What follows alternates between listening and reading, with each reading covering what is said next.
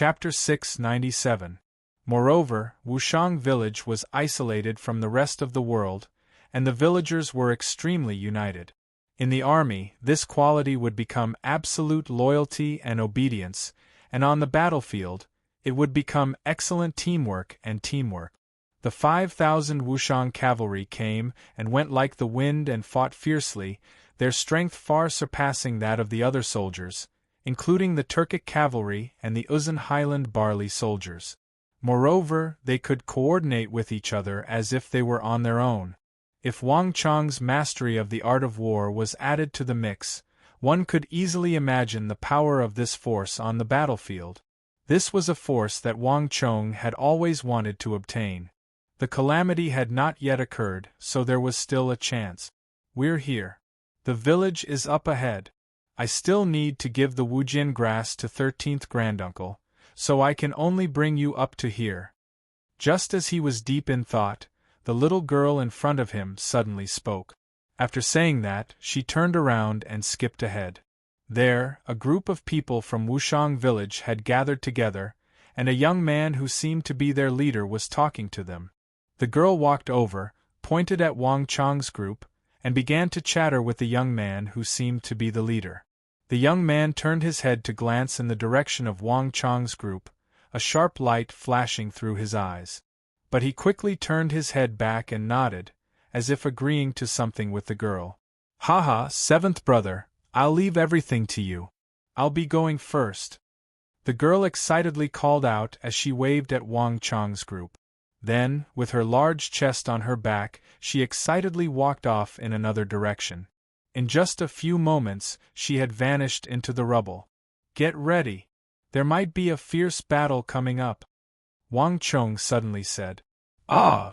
But didn't that girl already tell us what to do?" Gao Feng and Ye Yen were flabbergasted. On their journey here, they had already gotten used to the girl clearing the path for them. All the people who came up to investigate had been blocked by her.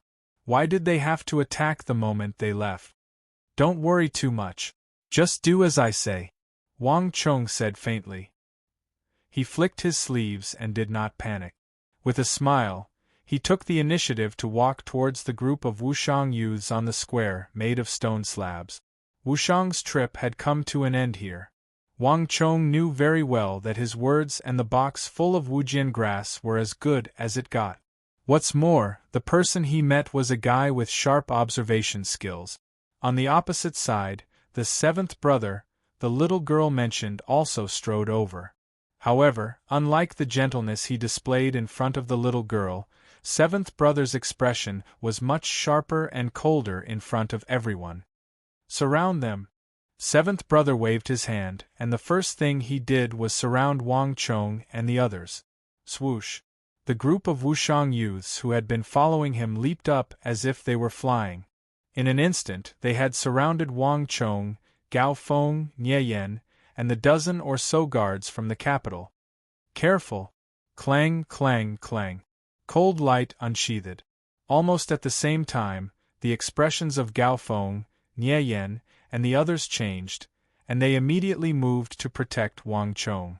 Seventh brother glanced at the swords in the hands of Gao Feng, Ye Yen, and the others, his eyes full of contempt. "The outsiders that ninth uncle and the others spoke of are you, right? Friends of the patriarch, your words can only deceive Shaoyan. Recently, the village has captured several outsiders. You're probably here for them, right?" Seventh brother's gaze was extremely sharp. With a glance, he could see into the hearts of Wang Chong and the others. Hearing this, Gao Feng, Ye Yen, and the others paled. I was right, wasn't I? Put down your weapons and surrender, and I'll spare your lives. Otherwise, I'll kill them all." His last words were directed at his companions from Wushang village. "You dare! Do you know who our young master is? To dare attack an official of the imperial court is a capital offense." Before Wang Chong could say anything, Gao Feng, Ye Yen, and the others could no longer hold themselves back, and the other guards also showed signs of anger. Wang Chong was from a clan of ministers and generals, the young marquis that the Holy Emperor had personally conferred upon him.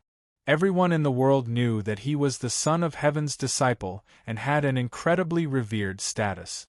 These people actually dared to kill the nobles of the imperial court at the slightest provocation. They were simply tyrannical and lawless. I don't know about the imperial court or not. I only know that this is our Wushang village. You've intruded into our village and even brought weapons, so you must die. As ninth brother spoke, his eyes turned even colder. He raised a hand and waved it into the distance. Swish, swish, swish. On the distant practice grounds and the nearby cliffs, the bare-chested Wushang soldiers began to fly over, their gazes cold. They moved with incredible speed. In the blink of an eye, the area around Wang Chong's group began to flicker, and the number of people surrounding them increased by several times. Gao Feng, Nie Yen, and the others all had cold expressions and were infuriated. From the stance of these people, they actually dared to attack them. If they had not seen it with their own eyes, they would have never dared to believe that there was such an arrogant faction in the Central Plains that completely disregarded the laws and dignity of the imperial court. Enough. Just when Gao Feng and the others were about to lose their patience, Wang Chong extended a hand and held them back. Leave this matter to me. The people of Wushang were a staunch and honest character that was publicly acknowledged by later generations. A fierce horse would never be so easily tamed, and this was even more true of the people of Wushang. Although Gao Feng and the others found this hard to accept, to Wang Chong, this was the true character of the people of Wushang. Qin Qiqing, you really haven't changed at all. Wang Chong faintly smiled, his first words causing the expression of seventh brother to change. Just who are you? How do you know my name? Qin Qiqing's pupils constricted, his expression extremely stern. Haha, not only do I know that your name is Qin Qiqing, but I also know that you often violate the rules of the village and sneak out of the village. Wang Chong smiled. Nonsense. Qin Qiqing's expression changed dramatically, and the corners of his eyes twitched uncontrollably as if his secrets had been exposed. Brothers, take them down. Before the others could act, Qin Qiqing's body crouched slightly, and he shot forward like a venomous snake. Without any warning, steel clattered, and a ring of light fell from his body. In an instant, thick smoke rolled out and enveloped his body, blocking Wang Chong's line of sight. Whoosh, whoosh, whoosh. In the blink of an eye, a pitch-black hand shot out of the thick smoke, leaving behind countless afterimages as it stabbed 3 times. Although it was just an ordinary body of flesh and blood, the sound of the 5 fingers stabbing out was like the sound of a sharp metal blade, and the slender fingers had a sword aura more than a foot long spitting out. If he was stabbed by these 5 fingers, Wang Chong had no doubt that even steel would be pierced through 5 holes. Ring of illusionary smoke. Hand of darkness. Wang Chong recognized at a glance that these were the 2 high-level techniques of Wushang village. The ring of illusionary smoke could confuse the opponent's vision, but it did not affect the cultivator in the slightest. Instead, it would increase one's agility and attack speed. The hand of darkness could only be used in conjunction with the ring of illusionary smoke. Once it was used, the entire arm would be as black as ink and incomparably sharp, like a sword. Once one's vision was confused by the black smoke, it was very easy for the opponent to deal a fatal blow and kill them instantly. Many of the people who had invaded Wushang village had died to this move. But to Wang Chong, this move was like showing off in front of an expert. Bang! With just one kick, before Qin Qiqing could even get close, he was kicked into the air by Wang Chong. With a rumble, he landed 7 or 8 zhang away, sending rubble flying. In that instant, the surroundings were completely silent. All of the Wushang villagers looked at Wang Chong, who stood out like a crane among chickens, with deep shock in their eyes. Although Qin Qiqing was not the strongest or the most powerful person in Wushang village, among his peers, he was definitely one of the more powerful experts. Moreover, it was not that the ring of illusionary smoke and the hand of darkness had never failed, but it was definitely not like this. where they had been defeated in one move. Most people did not even have the chance to see through the ring of illusionary smoke and the hand of darkness before they were already heavily injured and captured. Where did Xiao Yan bring these people from? The ring of illusionary smoke and the hand of darkness cannot be so easily defeated. This kid is strange. Everyone be careful. Don't be careless. From all directions, the Wushang villagers looked at Wang Chong and the others with a completely different gaze than before. The youth in front of them, who looked to be only 17 or 18 years old, had a faint smile on his lip. Although he was young, he gave off the feeling that he could see through all of their tricks. This made all of the Wushang villagers feel that it was extremely inconceivable. Boom! With a loud bang, Qin Qiqing, who was 7 or 8 zhang away, suddenly stood up from the ground with a carp flip. His gaze was as sharp as a sword as he locked onto Wang Chong. Impossible! I don't believe it. This is definitely a coincidence. Let's go again. Qin Qiqing gritted his teeth. Wang Chong's kick had greatly provoked him. With so many people watching, he could not maintain his dignity at all. He's still not as steady as before. Wang Chong could not help but laugh in his heart. After more than 20 years, the current Qin Qiqing was far from being as steady and insightful as before. He also lacked the strategic planning and calm leadership that came from experience. But this Qiqing is even more interesting, Wang Chong thought. He was used to seeing Qin Qiqing by his side, steady and mature. Suddenly seeing his old friend's reckless and impulsive appearance when he was young was a different kind of feeling. Boom! On the other side, Qin Qiqing did not know what Wang Chong was thinking. When he saw this outsider's smile, he only felt more and more angry and disgusted. Divine ape art! Qin Qiqing took a step forward, and black smoke surged out from all of his acupoints. In the next moment, his aura suddenly changed, and with a series of cracking sounds, his strength rose by several levels. From nimbleness, agility, and leaping, he became as heavy as a mountain. Roar. Chapter 698. In that instant, Qin Qiqing seemed to have become a completely different person. His entire being was different from before. He became tyrannical, dangerous, and filled with the desire to invade and attack. The divine ape technique was a divine technique that had been passed down in Wushang village for hundreds of years. It was a technique created based on the giant apes in the mountains.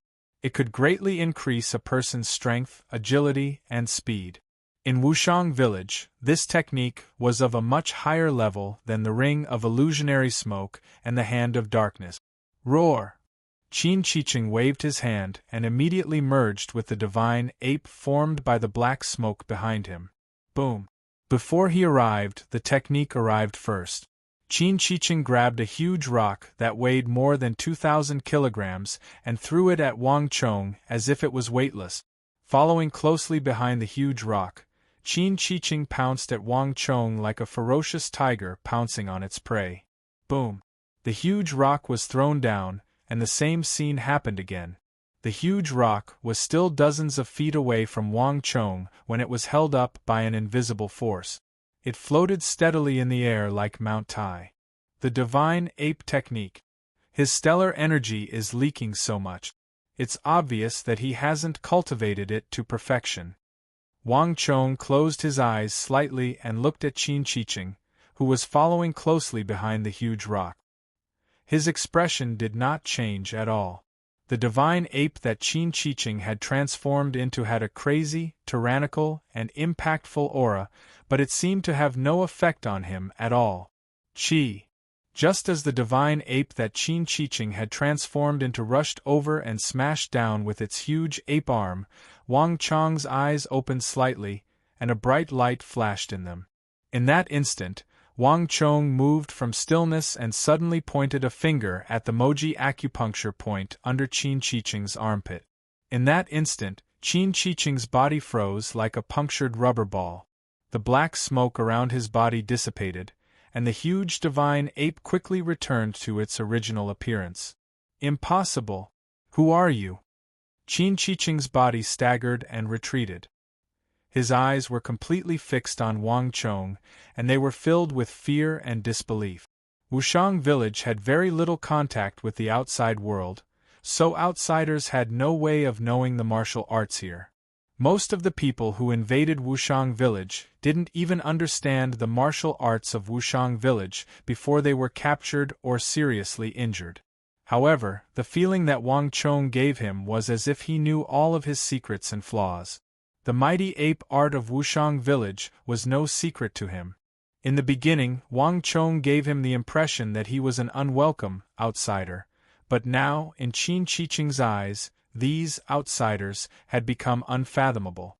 At the end of every month, the Yujing acupoint, Yuanchuan acupoint, and Longqi acupoint must be in unbearable pain. This is because you didn't cultivate properly, causing your qi to divert. Try circulating your qi through the Panshao, Yongquan, and Longwei acupoint. In about 3 days, you should be able to solve the problem of your stellar energy diverting and your meridians convulsing. Wang Chong faintly smiled. Qin Chicheng's eyes widened, and he looked as if he had seen a ghost. Impossible! Impossible! This was absolutely impossible! Qin Chicheng's mind rumbled like thunder. Even the fact that Wang Chong had broken through his mighty ape art with one finger was far less of an impact than these few words. The mighty ape art had flaws, and according to each person's talent, aptitude, and cultivation situation, the flaws were also different. Furthermore, no one would tell their own flaws to others. This meant that everyone was the only one who knew where their flaws were. The Yujing, Yuanchuan, and Longqi acupoints. Qin Chicheng hadn't even told the people closest to him about these 3 acupoints. How did this 16 or 17-year-old youth know that these were his weaknesses? Moreover, these 3 acupoints would only act up at the end of the month. This was something that only those who had cultivated the mighty ape art would know. How did this person know? At this moment, Qin Chicheng suddenly had a feeling that he had never felt before. His scalp was going to explode. How dare you attack Brother Chicheng? Everyone, let's attack together and kill them. Before Qin Chicheng could open his mouth, an angry voice suddenly came from the side. The people of Wushang village were the most united. Seeing that Qin Chicheng had suffered at the hands of Wang Chong twice in a row, everyone was filled with righteous indignation and anger.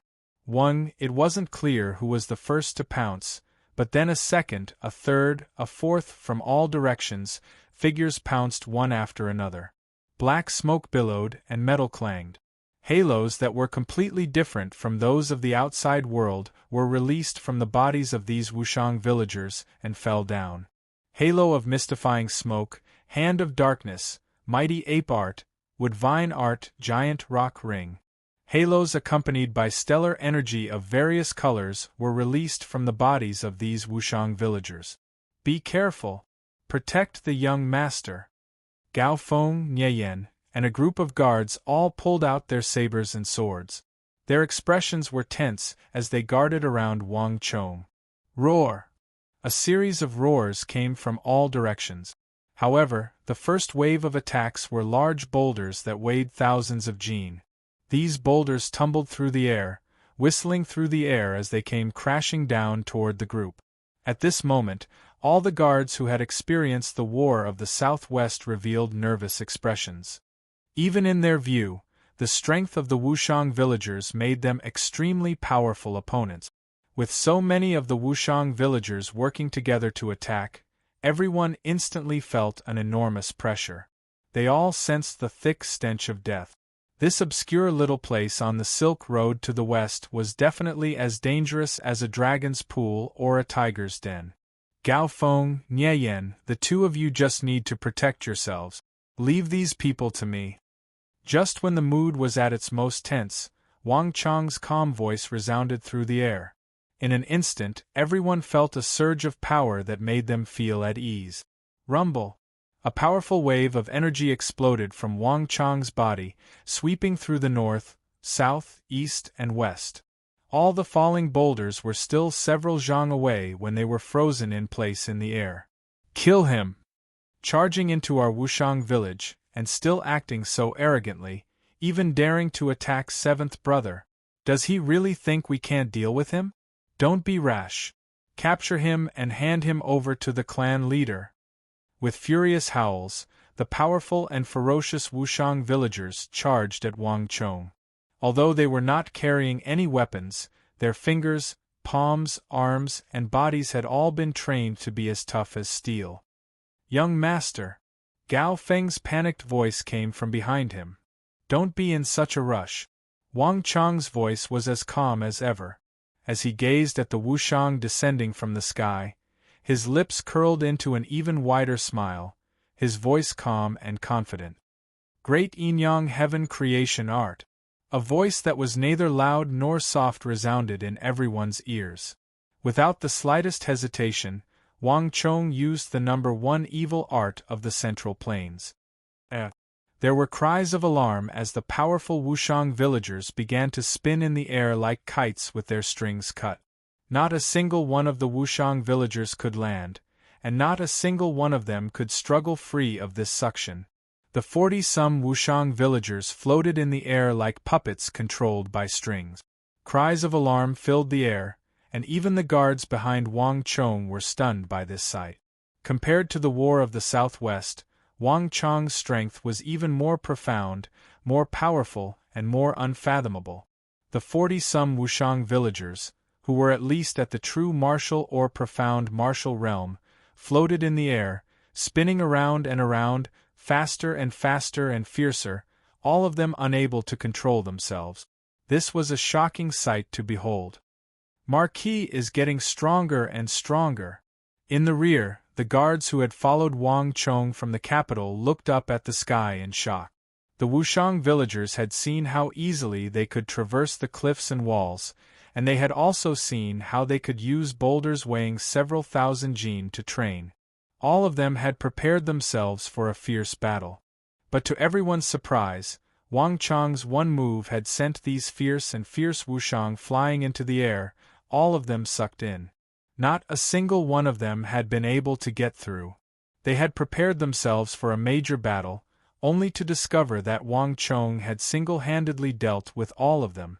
Marquis' strength truly is advancing by leaps and bounds. It's unfathomable. Everyone was stunned. Bang bang bang. On the other side, Wang Chong paid no attention to the people behind him. He stood motionless, looking up at the sky, the smile on his lips growing wider. The great Yin-Yang Heaven creation art could not only be used to devour the energy of an opponent, but it could also be transformed into a powerful martial art technique. This enormous suction force could push around any martial artist who was weaker than oneself, moving them around and toying with them in the palm of one's hand. The Wushang villagers were brave and fierce by nature, the best warriors on the battlefield. Wang Chong had even better plans for them, so he naturally would not suck away their inner energy and heavily injure them. My leg! Damn it, my inner energy is in complete chaos. I can't move at all. Mine is the same. My inner energy has completely gone awry. Bastard, just what kind of evil art did you use? Tell the clan elder. Quickly tell the clan elder to have Granduncle Jiu and the others come. These people are too strong. We can't deal with them. Several dozen Wushang villagers fell to the ground, their eyes filled with panic. Their injuries were not heavy, but their inner energy had completely gone awry. This made them feel even more uneasy and shocked than when Wang Chong had heavily injured them. This had completely surpassed their understanding of martial art. Bastard! Who are you people? Just what do you want in our village? Chapter 699. What am I doing? Didn't I say it already? I'm looking for a few friends. Wang Chong faintly smiled.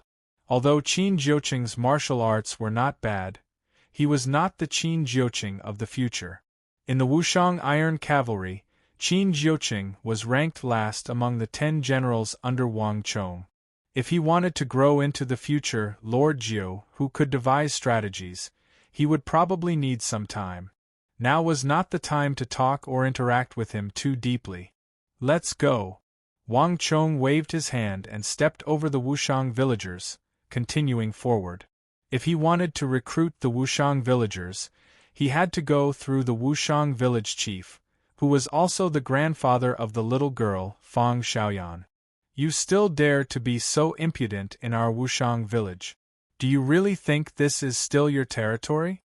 Just when Wang Chong was about to step past the Wushang villagers and enter the village, a bone-chilling voice rang out in his ear. You're right, Wang Chong.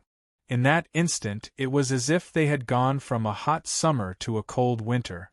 Everyone felt their bodies shiver. Then they saw a huge stone fall from the sky, smashing towards Wang Chong. What is that? A guard suddenly cried out involuntarily. At first glance, everyone thought that it was a huge stone. However, when the stone opened its fingers, everyone suddenly realized that it was not a stone at all, but a huge stone palm. Boom! The stone fist smashed down and the earth shook. Billowing dust rose into the sky and spread everywhere. In front of the stone fist, Wang Chong's robes fluttered. He stood not far away and dodged the attack by a hair's breadth. It's him. Wang Chong squinted his eyes and looked up at the sky. There was a solemn look in his eyes, completely different from the relaxed look he had before. In that instant, everyone could clearly see that what appeared in front of Wang Chong was not a huge rock, but a 30-meter-tall stone giant that looked like a military general. When everyone looked up, the giant only had one hand and one leg. But in the next moment, the cliffs on both sides rumbled loudly. Cracks appeared on the precipitous cliffs, and soon, huge rocks broke out of the cliffs under the control of an invisible force, flying towards the stone giant's right shoulder along with countless gravel. Rumble! In the blink of an eye, an identical stone arm appeared out of thin air. The assembly was complete, and it appeared before everyone's eyes. Arms, right leg, and left ear. In a short period of time, the stone giant was completely formed. Everyone raised their heads, seeing clearly that this was a giant that looked like an ancient general. His body was covered in stone armor, his expression dignified, making one feel intimidated. Furthermore, he was over 30 meters tall, which made everyone look like ants beneath his feet, tiny and minuscule. Stone General. As this thought flashed through Wang Chong's mind, he instantly recognized him. Stone General was one of the best martial arts of Wushang village. It could control all the rocks in a radius of 100 zhang, transforming one into a stone giant that looked like an ancient general. This was the Stone General. This martial art was extremely powerful, and the stone general that it transformed into was extremely powerful, belonging to the imperial martial realm. Moreover, as long as there was a large amount of stone around, the stone general could be constantly repaired. This also meant that those who cultivated the stone general were basically invincible. Moreover, with such thick stone armor, no weapon would be able to truly injure the martial artist inside the stone general. This was one of the powerful aspects of the stone general martial art. Wushang village was surrounded on all sides by towering mountains and precipitous ridges. What it didn't lack the least was hard stone. Thus, in this sort of environment, the stone general's greatest power could be displayed. But this wasn't the only thing that Wang Chong cared about. There weren't many people in Wushang village that could use the stone general, and Wang Chong could only think of one person who could do so: Huang Batian, one of Wushang village's outermost protectors. Before the great calamity, anyone who charged into the heart of the village would first encounter Huang Batian. Of the many protectors of Wushang village, his stone general was the most superb. He was a classic example of an imperial martial expert, and his strength was far above Qin Chicheng's. He was one of the backbone forces of Wushang village.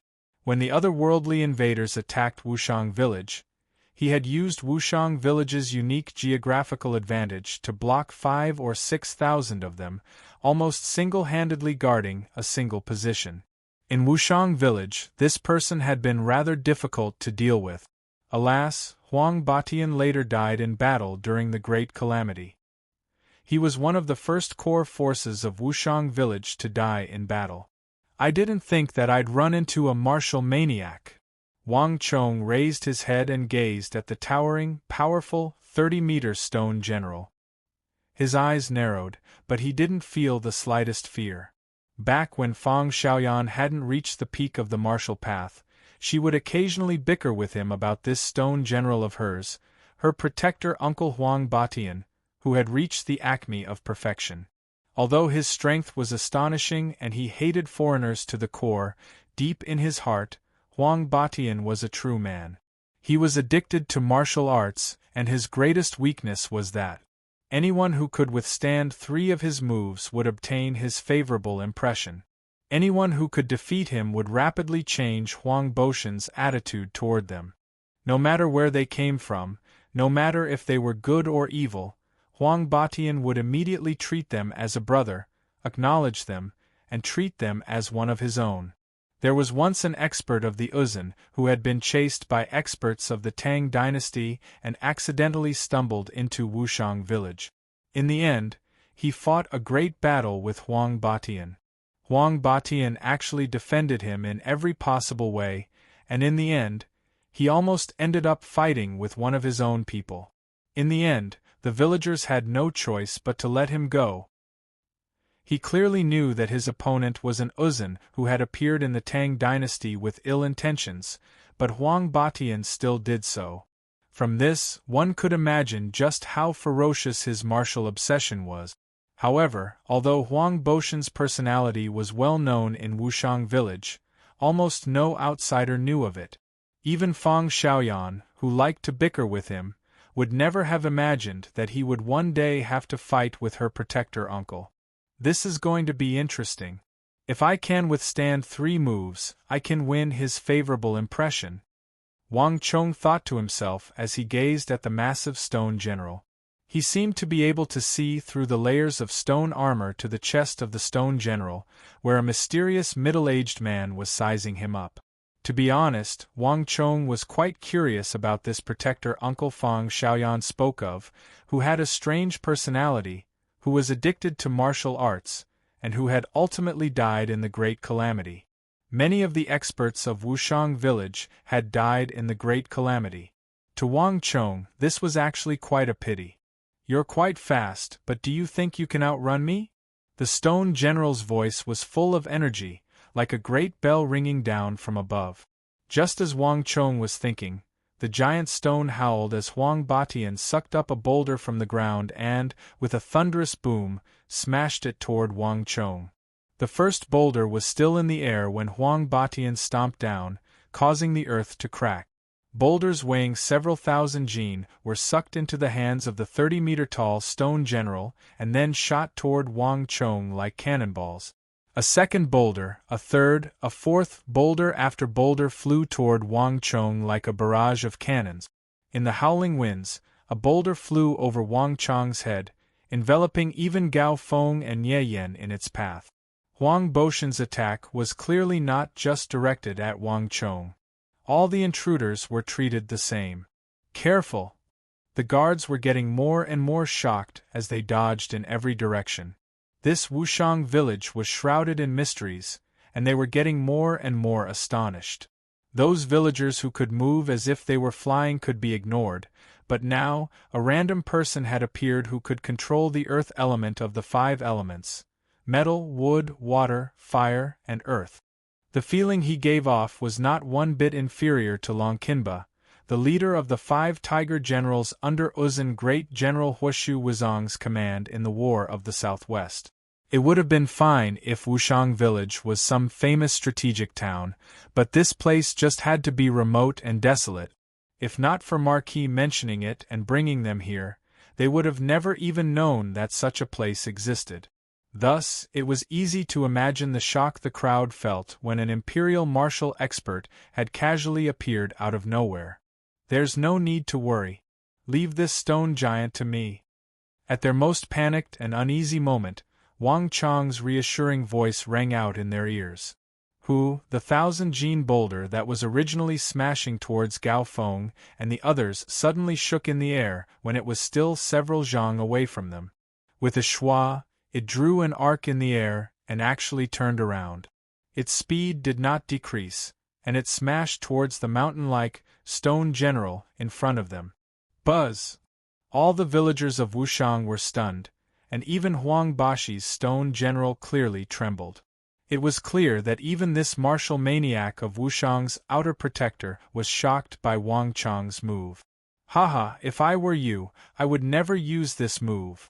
Wang Chang's laughter was still echoing through the air when a second, third, and fourth boulder began to howl through the air. With a flick of Wang Chang's finger, they all shot back at the stone general with astonishing speed. Not a single one of the boulders that Huang Batian had thrown out had been able to pose any real threat to him. Damn it! Huang Batian was infuriated. With a fierce punch, he sent Wang Chang's boulder-smashing fist back at him. He had lived in Wushang for so long, but he had never encountered such a situation. I truly underestimated you. It seems like a little move like this is completely useless against you. But you really shouldn't have used such a method to provoke me. I've stood guard here for so long, but no one has ever dared to act so impudently in front of me. Now pay the price. Chapter 700. As soon as the stone spear appeared, an invisible energy began to transform it. The inside of the stone grew denser and denser, and the stone powder on its surface began to scatter, revealing a spiral pattern. Bang! In a flash of lightning, the giant stone spear smashed into the ground where Wang Chong had been standing, leaving a giant hole in the ground. Pieces of stone flew dozens of feet into the air, and dust filled the air. You think you can escape? The stone general's thunderous voice resounded through the world. Just as Wang Chong leapt up to dodge, the stone general closed in. With a speed and agility that didn't seem to match its massive body, it punched at Wang Chong. Before the fist even got close, its enormous strength left a long ripple in the air. Everything in a radius of several dozen feet emitted a teeth-aching sound, and everything began to twist. If one were to be struck by this fist, there was no doubt that they would be smashed to smithereens. Ha ha ha, Protector Huang, your stone general truly has reached perfection, but alas, it's still lacking in maturity. Wang Chong had been heartily laughing when he first spoke, but his last words had become incomparably cold and solemn. Bang! In the blink of an eye, countless people watched as Wang Chong's robes fluttered in the wind, a smile on his lips. Amidst Huang Boshan's attacks, he seemed to be taking a leisurely stroll through the park, constantly dodging Huang Boshan's attack. But at the last moment, Wang Chong suddenly stood on the tip of his right foot and stepped on the stone general's giant fist. Bang! With this light step, the stone general's fist was pulled down by a tremendous force. With a boom, Wang Chong's foot landed on the ground, sending up a cloud of dust. Buzz! All the Wushang villagers who saw this scene widened their eyes. Huang Batian was the outermost protector of Wushang village, and his strength was obvious to all. People had tried to force their way into Wushang before, but most of them had been stopped as far as Huang Batian. No one had ever managed to tear off Huang Boshan's right arm. It's useless. You're no match for me here. Huang Boshan's voice was as cold and solemn as ever. Even though one of his arms had been torn off, it didn't affect him in the slightest. Rumble! Just as Wang Chong's right arm was about to fall, Huang Boshan's stone general thrust the spear in his left hand at Wang Chong.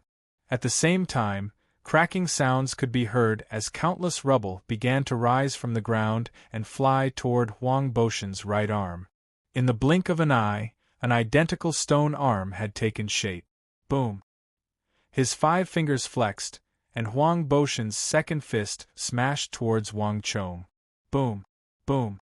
Boom! Huang Batian was thoroughly enraged.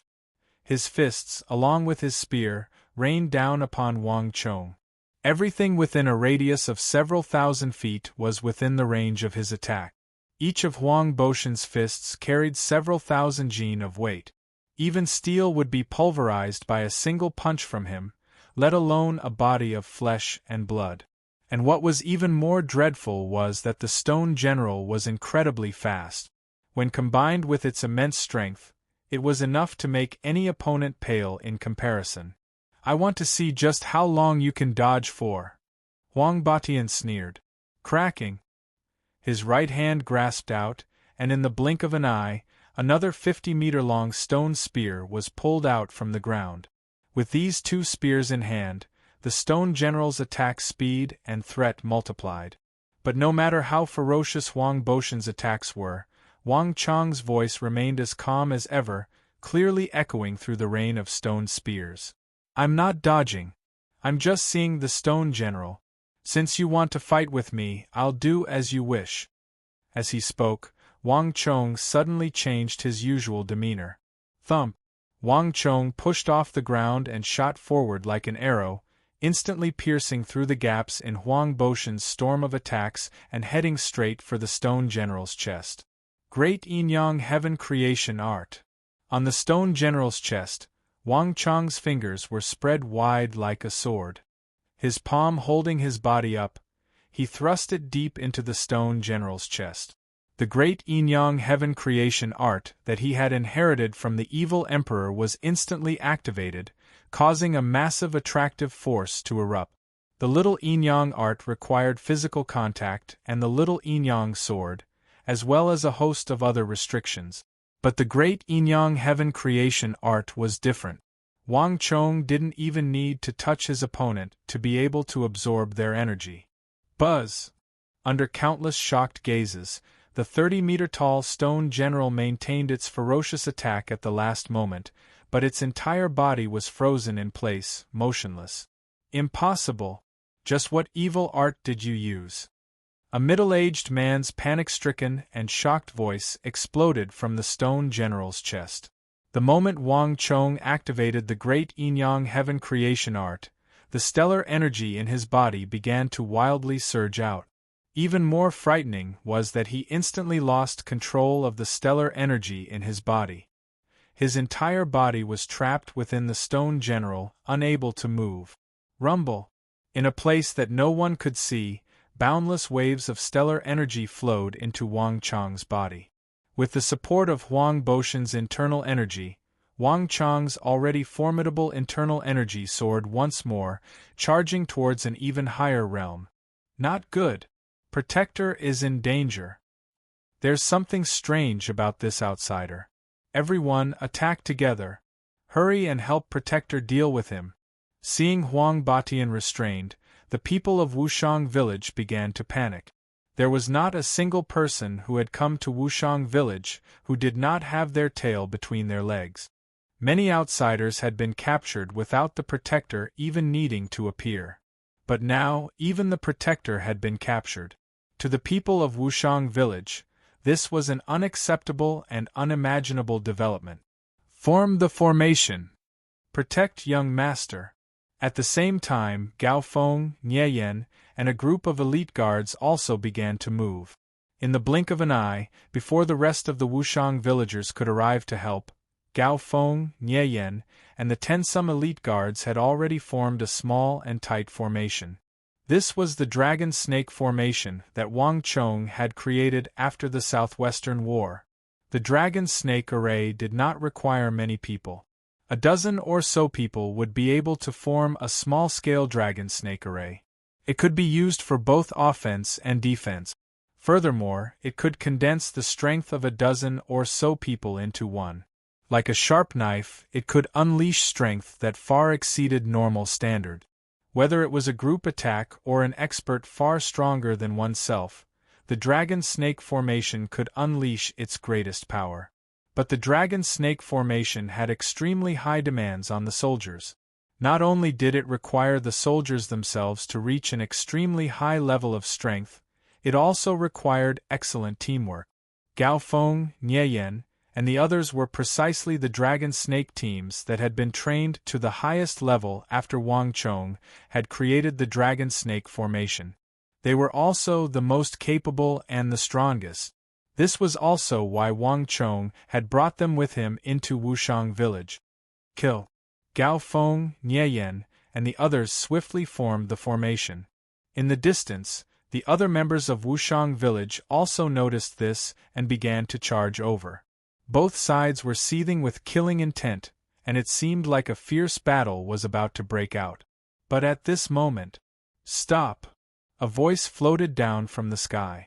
The fingers of Wang Chong's right hand moved slightly, and he shot back from the stone general's chest like lightning. He swayed lightly in the air, slowed down, and landed lightly on the ground without stirring up a speck of dust. As Wang Chong landed on the ground, countless rocks fell from the sky with a rumble. The 30-meter-tall stone general instantly collapsed, leaving only 2 legs and half of its body standing on the ground. And where the stone general's chest had been, the rocks collapsed, revealing a middle-aged man in his 30s. His face was weathered, and he looked extremely steady-going. "Enforcer Huang, can we end this battle?" Wang Chong looked up at the middle-aged man and smiled faintly. His expression was relaxed, and his bearing was calm. If not for the fact that the ground was in ruins and there were rolling boulders everywhere, it would be hard to believe that he had just experienced an intense battle. The battlefield was deathly silent. Even the charging villagers of Wushang and Qin Chicheng stopped and stared at the two in a daze. The ground was silent. The middle-aged man sat on the tall, broken stone general, looking down at Wang Chong. His eyes flickered, and no one could tell what he was thinking. At this moment, no one in Wushang knew what had just happened except for Wang Chong and Huang Batian. The reason the great Yin-Yang heaven creation art was known as the #1 evil art in the world, even one of the most powerful and legendary of the 10 great arts of the Central Plains, was not just because it was so powerful that it could easily defeat anyone of the same level, but also because anyone who cultivated the great Yin-Yang heaven creation art could easily challenge opponents a level higher than them, or even several levels higher. Many experts of the martial Dao world, even if they were stronger and stronger than those who cultivated the great Yin-Yang heaven creation art, would ultimately suffer a crushing defeat and die at the hands of those who cultivated the great Yin-Yang heaven creation art. One could easily imagine the fame and ferocity of the world's #1 evil art. However, Wang Chong had come to subjugate the villagers of Wushang, not to kill them. Thus, Wang Chong had controlled his energy this entire time. He had sucked Huang Boshan's energy back into his body, making it impossible for him to control the stone general. Buzz! Wang Chong looked up at the stone general. The middle-aged man's mouth opened and closed, but before he could say anything, the situation suddenly changed. Bang! Chapter 701. In the blink of an eye, Wang Chong had returned to normal. He turned his gaze to the cliff on his right. But at this moment, several large boulders tumbled down the cliff like bolts of lightning, crashing around Wang Chong. Wang Chong didn't care at first, but after taking 2 steps forward, his vision suddenly darkened and everything vanished. Wang Chong's expression instantly changed. At almost the same time, there was a flash of light and 2 figures flew down from the cliff. One was a yellow-robed elder in his 50s with graying sideburns. The other was a middle-aged woman in her 40s with a beauty mark at the corner of her eye. Batian, hurry and leave. I've already used an array to temporarily trap him. Hurry and call the patriarch and elders to deal with him. Rorong, are you all right? The yellow-robed elder supported the middle-aged woman, his face full of concern. Wansher Batian, be careful. This young man is very strange. My psychic thorns rarely fail, but when I used my psychic energy to deal with him, I only managed to control him for a moment before suffering a mental backlash. I've never encountered such a situation before. The middle-aged woman's face was pale, and she seemed to be in great pain. Elder Du, Elder Fong Yu, Huang Batian stood on top of the damaged stone general, hesitating to speak. In truth, Wang Chong had already shown him mercy. Unfortunately, Elder Du and Elder Fong had arrived too quickly. Before he could say anything, Elder Fong had already attacked him with the psychic thorns, while Elder Du had thrown down the boulders and formed an array to trap him within. Huang Batian was now riding a tiger, and it was already too late to say anything. Ha, what a powerful array! Being able to see it today made this trip worth it. Just at this moment, a familiar voice suddenly rang out in their ears. The three of them trembled and turned their heads at the same time. They saw a familiar voice. His robes fluttered in the wind, and he looked valiant and heroic as he calmly walked out from the formation. Behind him, Gao Feng, Nie Yen, and the others also walked out. All was silent. Elder Du, Elder Fong, and Huang Batian on top of the stone general were all stunned, their eyes filled with disbelief. This is impossible. It's impossible for anyone to escape from my four symbols yin-yang soul trap so quickly. Old Man Du was dumbfounded, as if he had received a huge shock. On the two sides, Huang Batian, Elder Fong, and the other villagers of Wushang who knew about the four symbols yin-yang soul bewildering formation felt waves of shock in their hearts. The four symbols yin-yang soul trap was the most powerful formation in Wushang village. Throughout history, only a few people could master it, and they would only use it when they encountered a very powerful opponent. The four symbols yin-yang soul trap contained the 8 gates of life: injury, rest, stop, and view. Moreover, it would change with time. If one were to accidentally step on the wrong spot, it would be a dead end. As for the exit formation, that was something only Elder Du and the others in control of formations knew about. Even Huang Batian would find it very difficult to escape if he were trapped in a formation. What's going on? No one knows how to get out of the four symbols yin-yang soul trap.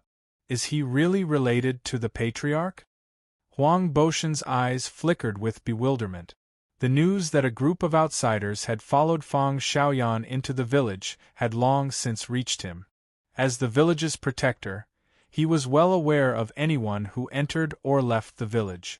These people could only deceive a little girl like Fang Xiaoyan. Huang Batian had never believed them from start to finish. But now, as he watched Wang Chong so easily walk out of the formation, Huang Boshan's faith was shaken. For Wang Chong to be able to walk out so quickly meant that he definitely knew how to get out. If he didn't have an inextricable relationship with the village, then none of this could be explained. Elder Du Batian, leave first. I'll deal with him. The middle-aged woman called Elder Fong nervously said. Right now, she was the only one who could obstruct Wang Chong. Wait a moment. Elder Du, Elder Fong, these people aren't bad people. The wind howled as Huang Batian hurriedly jumped down from the damaged stone general and tried to stop them. If they really harbored evil intentions, they would have already attacked me. Batian, what nonsense are you spouting? Do you not differentiate between friend and foe? Damn it, don't you see the time? Why are you acting like a martial idiot at a time like this?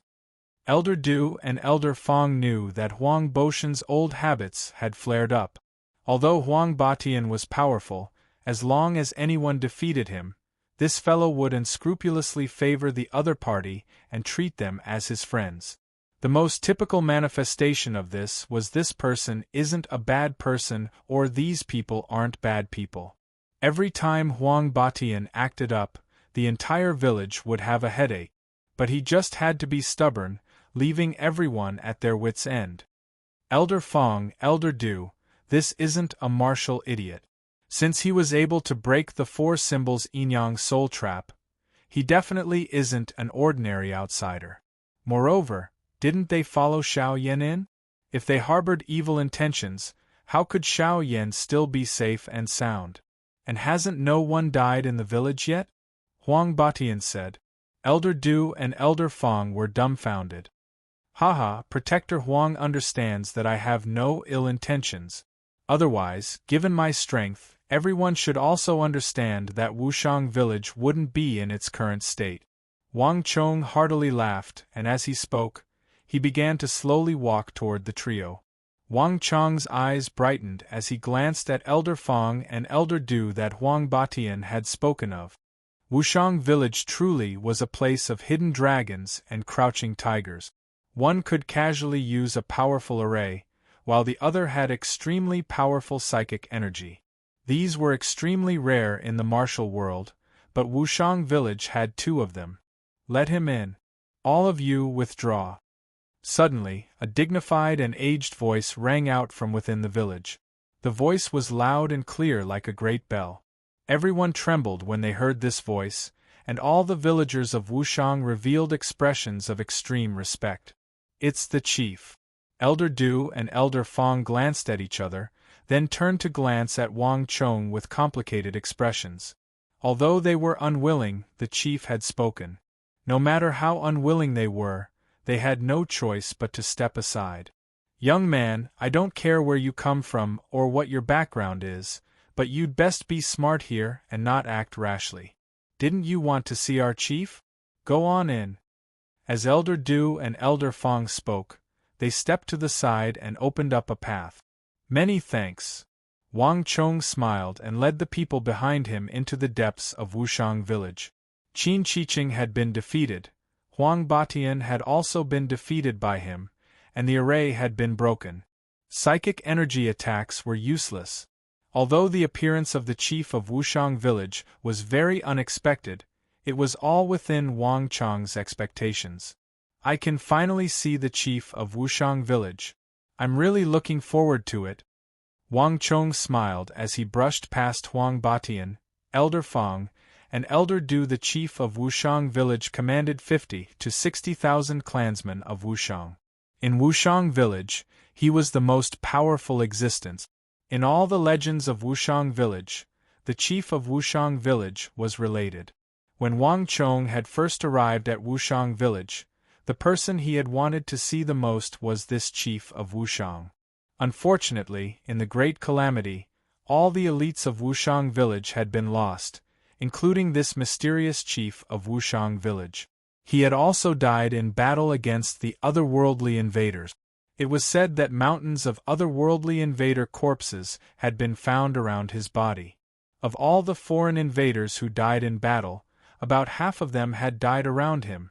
When Wang Chong had first heard of this, he had been rather respectful. Unfortunately, he had never had the chance to meet him. The appearance of Wushang village like a comet had shocked the entire world, but it had disappeared as quickly as it had appeared.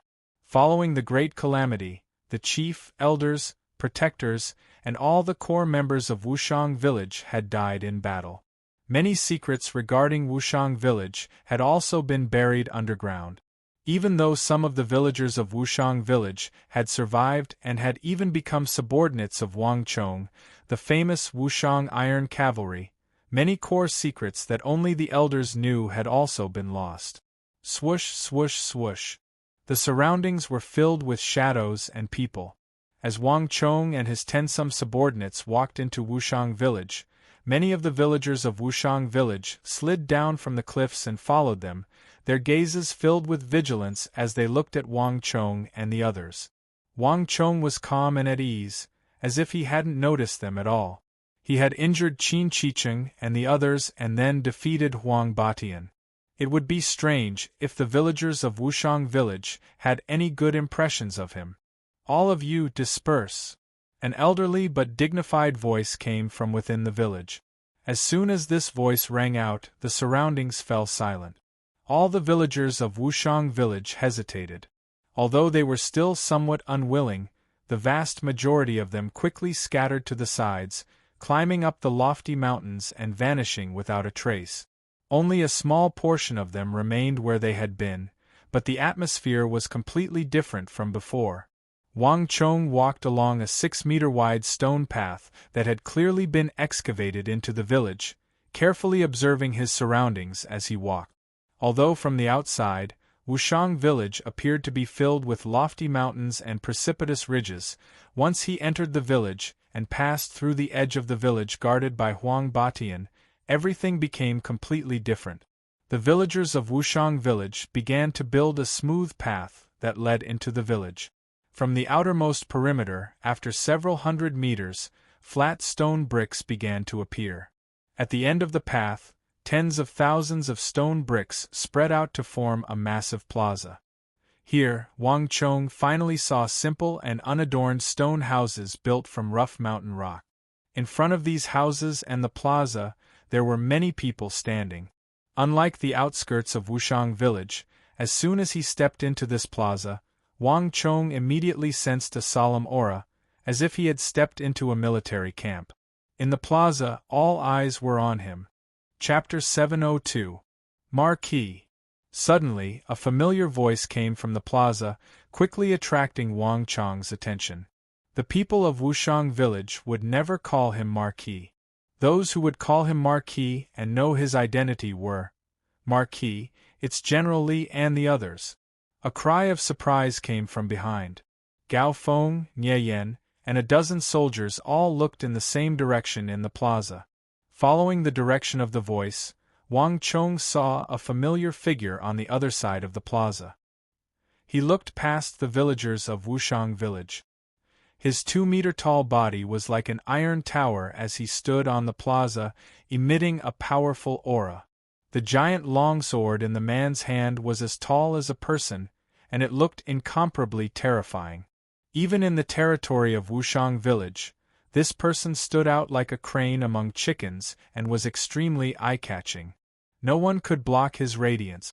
Although all the people of Wushang village had surrounded him, they were separated by a few meters, clearly showing their fear of this giant general. Invincible great general, Li Sai. After losing contact with him for many days, Wang Chong finally saw his most beloved general deep in the heart of Wushang village. His breathing was very messy, and there were many wounds on his body, but his body was still so straight and tall like a majestic mountain range. It was as if as long as he didn't want to fall, nothing in this world could defeat him. Generally, Gao Feng and Ye Feng had expressions of unease and worry when they saw Li Sai. They hurriedly rushed toward the plaza. Wang Chong didn't stop them, nor did he hurry to follow them. Instead, he frowned slightly. Li Sai's ability was unquestionable. The invincible great general was enough to prove his ability. Even when he was insignificant, this sort of person was not someone an ordinary person could compare to. Moreover, after his experience in the War of the Southwest, Li Sai had become even steadier, more dependable, and stronger. This was also why Wang Chong was willing to give him the mission of subduing the Wushang people. But Wang Chong had said that the goal of this mission was to subdue the people of Wushang, not to kill or suppress them. Thus, he was strictly forbidden from using weapons. But now, Li Sai had not only used the unstoppable Wuzi steel weapon that Wang Chong had forged for him, his body was also covered in wounds and his aura was in disarray. Wang Chong truly found it hard to imagine just what sort of opponent could force Li Sai, who was using all his strength with his Wuzi steel weapon, into such a state. It had to be known that the last time Li Sai had used his full strength, he had single-handedly exterminated the Black Dragon Bandit, which had occupied the Silk Road and had established its base in Qixi. Even its boss, Black Dragon Zhao, had been killed. But now Li Sai was being suppressed. Whoosh! With a wave of his robe, Wang Chong immediately strode toward the plaza. There was no one around to stop him. Wang Chong was the person the clan leader wanted to see, so no one would try to cause trouble at a time like this. Marquis. Surrounded by Wushang people, Li Sai held his sword with both hands. His resolute face was slightly haggard, and his mountainous physique slightly trembled as he breathed. It was clear that he had consumed a great deal of energy. Wang Chong solemnly nodded, his gaze quickly falling on the ground around Li Sai. Li Sai had led a group of 20-some people, but now only 7 or 8 were lying around him, heavily injured. The rest had all disappeared. Gao Feng and Nie Yen had rushed over and were already using the medicine of the army to treat them, but it was clear that their injuries were not light. Marquis. Upon seeing Wang Chong, one soldier after another opened their eyes and called out in low voices, expressions of extreme pain on their faces. Wang Chong nodded and waved his hand, indicating that they should rest. Marquis, I'm sorry. I did my best, but the mission still failed. For now I can only protect them. Li Sai's face was covered in shame, and for the first time, he lowered his proud head. This mission had been far more difficult than he had imagined. Li Sai had never expected that there would be so many rare experts hidden in such a small, inconspicuous village in the northwest. This trifling expedition mission was even more difficult than the War of the Southwest against the more than 500,000 soldiers of the Mengshi Yusang army. I know. I don't blame you. Leave the rest to me. Wang Chong waved his hand. That calamity in his memories had not yet occurred, and Wushang village had not yet been attacked by the otherworldly invaders. This was still that conservative and xenophobic village, but it was still a legend. Wang Chong had to admit that his thinking had been too simple. The Wushang cavalry, hailed as the future #1 force in the world, were not so easy to subdue. I still have to do it myself. Wang Chong mentally sighed and turned his head to face Li Sai. In his last life, he had been the one who had personally subdued the Wushang cavalry. In this life, he would probably have to do it himself. It seemed like even a future invincible great general like Li Sai would not be able to replace him. You are the young marquis that this warrior speaks of? Before Wang Chong could speak, an elderly and deep voice rang out in his ear. Wang Chong opened his eyes and saw that across from Li Sai were a group of stern-faced, plain-robed elders. These elders were all 40 or 50 years old, and some of them had gray hair at their temples. They were at least 70 or 80 years old. But even so, these elders showed no signs of age. Wang Chong sensed a frightening aura from them, one that no ordinary elder could possess.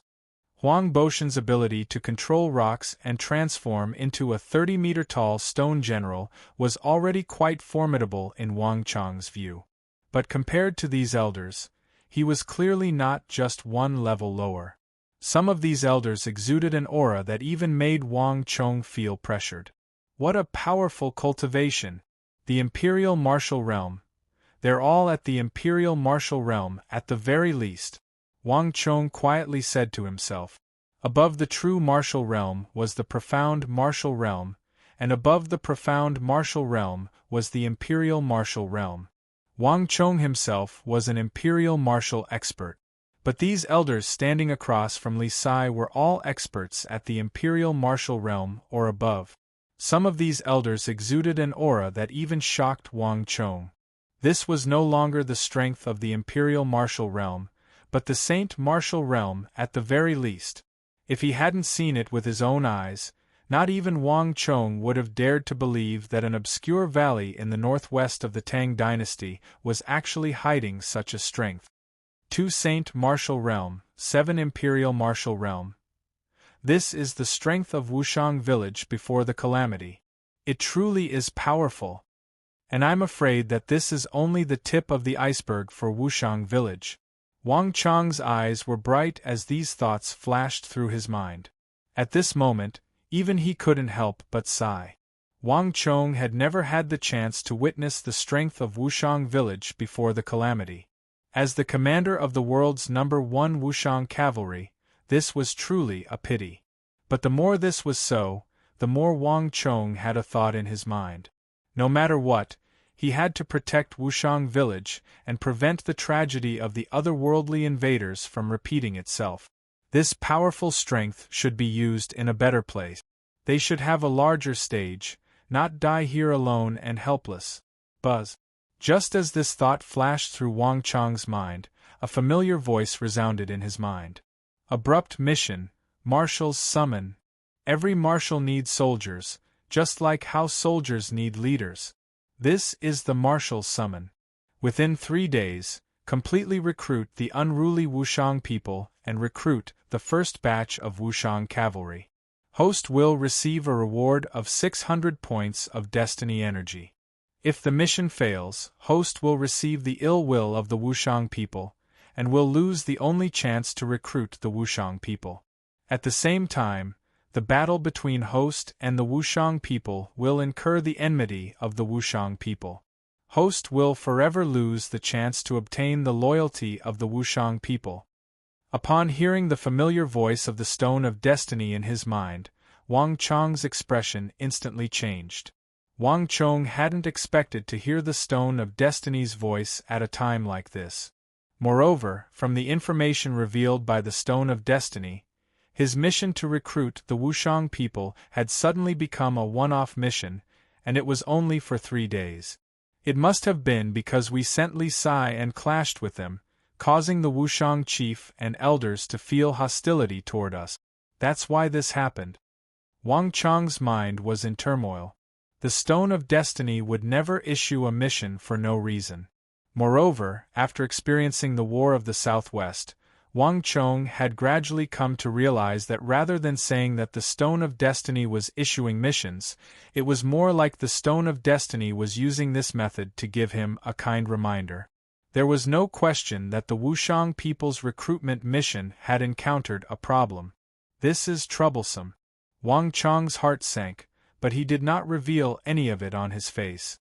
However, the more difficult the mission, the more determined Wang Chong became. No matter what, he had to subdue the Wushang people. Correct, this one is. Wang Chong raised his head, his expression calm and devoid of fear. Buzz! The mood on the plaza instantly changed at Wang Chong's words. The Wushang village elders glanced at each other, frowning as they realized that this was a thorny problem. Wushang village was remote and surrounded by mountains. Not even bandits and brigands were willing to enter this place, let alone other people. But no matter how ignorant and inexperienced the people of Wushang were, even they knew that the land belonged to the king. As long as they lived in the Central Plains, they would be bound by the imperial authority of the secular world. To put it simply, the people of Wushang had to obey the orders of the imperial court. They had already noticed the words young marquis when they had obtained the token, but they had never imagined that this noble and lofty marquis of the secular world would personally appear before them.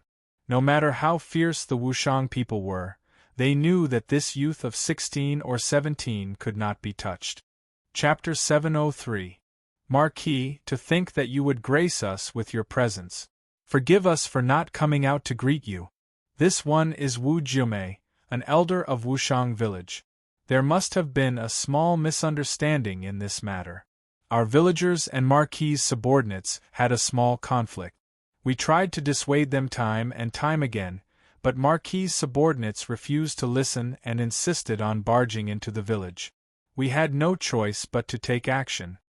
But even so, we've already shown mercy. Marquis's subordinates are temporarily imprisoned in the village, and we haven't done anything to them. In a moment, I will have them hand over Marquis's subordinate. The speaker was an elder in his 70s or 80s. His temples were grizzled and his hair was silver, but his spirit was hale and hearty. His expression was solemn, and his words exuded a dignified aura. It was clear that he had an extraordinary status in the village. Before Wang Chong could speak, Li Sai behind him gave a long sigh of relief. This was the first time he had heard of the whereabouts of his missing subordinate. Marquis, these people are very powerful. If I hadn't taken out my Wuzi steel sword, I would have been captured by them. Marquis, you must not be careless. Li Sai suddenly took a few steps forward and whispered into Wang Chong's ear. I know. Have a good rest first. Wang Chong didn't even turn his head as he spoke in a light and breezy voice. Old sir, this one bears no ill will. The imperial court is in trouble in the desolate border, and the smoke of war is rising in all directions. It is time to mobilize the army. As the saying goes, everyone has a responsibility for the rise and fall of the world. The people of Wushang are brave and skilled in battle, and this one just happens to be building a city in Wushang, so I sent my subordinates to Wushang to recruit brave soldiers. If we can defend the desolate border and protect the people of the Central Plains, we will contribute to the country and the people. I believe that this will be a glorious matter for the people of Wushang. Wang Chong went straight to the point and stated his intentions. If he wanted to subdue Wushang's people, using trickery or schemes would only backfire on him. He might as well state his intentions directly. In fact, now that things had developed to this point, Wushang's people probably already knew why he was here. If he were to be secretive at this time, he would be looked down upon. Sure enough, upon hearing Wang Chang's words, Wu Jiumei and the other elders of Wushang village appeared to be completely unsurprised, clearly having anticipated his intentions. It is our Wushang village's honor to receive Marquis's favor. It's just that our Wushang village has always been isolated from the rest of the world and is used to peace. I'm afraid it's not suitable for war. Wu Jiumei immediately rejected Wang Chang's request. Moreover, our Wushang village is just a bunch of mountain villagers with limited abilities. How can we help Marquis conquer the world? I'm afraid that we will not be able to live up to Marquis's expectations. Marquis should look for someone else. The world is vast, and there are bound to be people more suited to Marquis's vision than our Wushang village. That's right, Marquis should look for someone else. The other elders also chimed in. Wushang village had lived in seclusion in the mountains for nearly 1,000 years, living a peaceful and aloof life. This had already become a tradition that no one could break, so how could it be easily changed just because of a few words from Wang Chong? Elder is too modest. If even the Wushang village's abilities are limited, then I'm afraid that no one else in the world is capable. My subordinates are all seasoned warriors, elites who can fight against 100 on the battlefield, but when they arrived at Wushang village, they were immediately captured by the warriors of the village. The Wushang village is definitely the most valiant warriors in the world. If we can obtain the help of the Wushang village, the Tang dynasty will definitely be able to pacify the borders and bring peace to the people. We will also be able to protect more people from the chaos of war. Moreover, the imperial court has always treated warriors who can fight for the country generously. I can also promise you that as long as Wushang village responds to my recruitment, I will bestow upon Wushang village a large amount of gold, silver, and resources. Wang Chong sincerely said. With the Wang clan's current influence and power, as long as Wang Chong was willing, he could bestow upon Wushang village unimaginable wealth, status, and reputation. On the other side, Wu Jiumei and the other village elders all had wonderful expressions on their faces. If Wang Chong's words had been a little more forceful, they would have immediately refused, but Wang Chong's words were extremely tactful, and his words were filled with praise and reverence for the Wushang village. This left everyone speechless. And most frightening of all was that Wang Chong's subordinates had truly been wounded by the villagers. Wu Jiumei had never imagined that these soldiers lying on the ground were elites who could fight against 100 soldiers. This, Wu Jiumei and the other elders glanced at each other, their expressions hesitant, momentarily at a loss for words. The young Marquis's eloquence is worthy of this old man's admiration, but I advise Marquis to stop wasting his breath and scheming. Just when all the elders were stumped by Wang Chong, a voice came from a stone house deep within Wushang village. This is... Wang Chong's eyes widened, as if this familiar voice had evoked something in his mind. It was this voice that had let him in during his battle with Huang Batian outside the village. But now that he was in the village, Wang Chong could no longer hear this voice. Chief. As Wang Chong was thinking, he suddenly heard Wu Jiumei's respectful voice. The Wushang village elders turned their heads and bowed in the same direction, expressions of subservience and respect on their faces. Wang Chong turned his head in that direction and saw a hunchbacked white-haired elder dressed in linen, leaning on a wisteria cane as he slowly walked out of a stone house several dozen zhang away. Wang Chong hadn't paid much attention at first, but after a single glance, Wang Chong couldn't help but widen his eyes.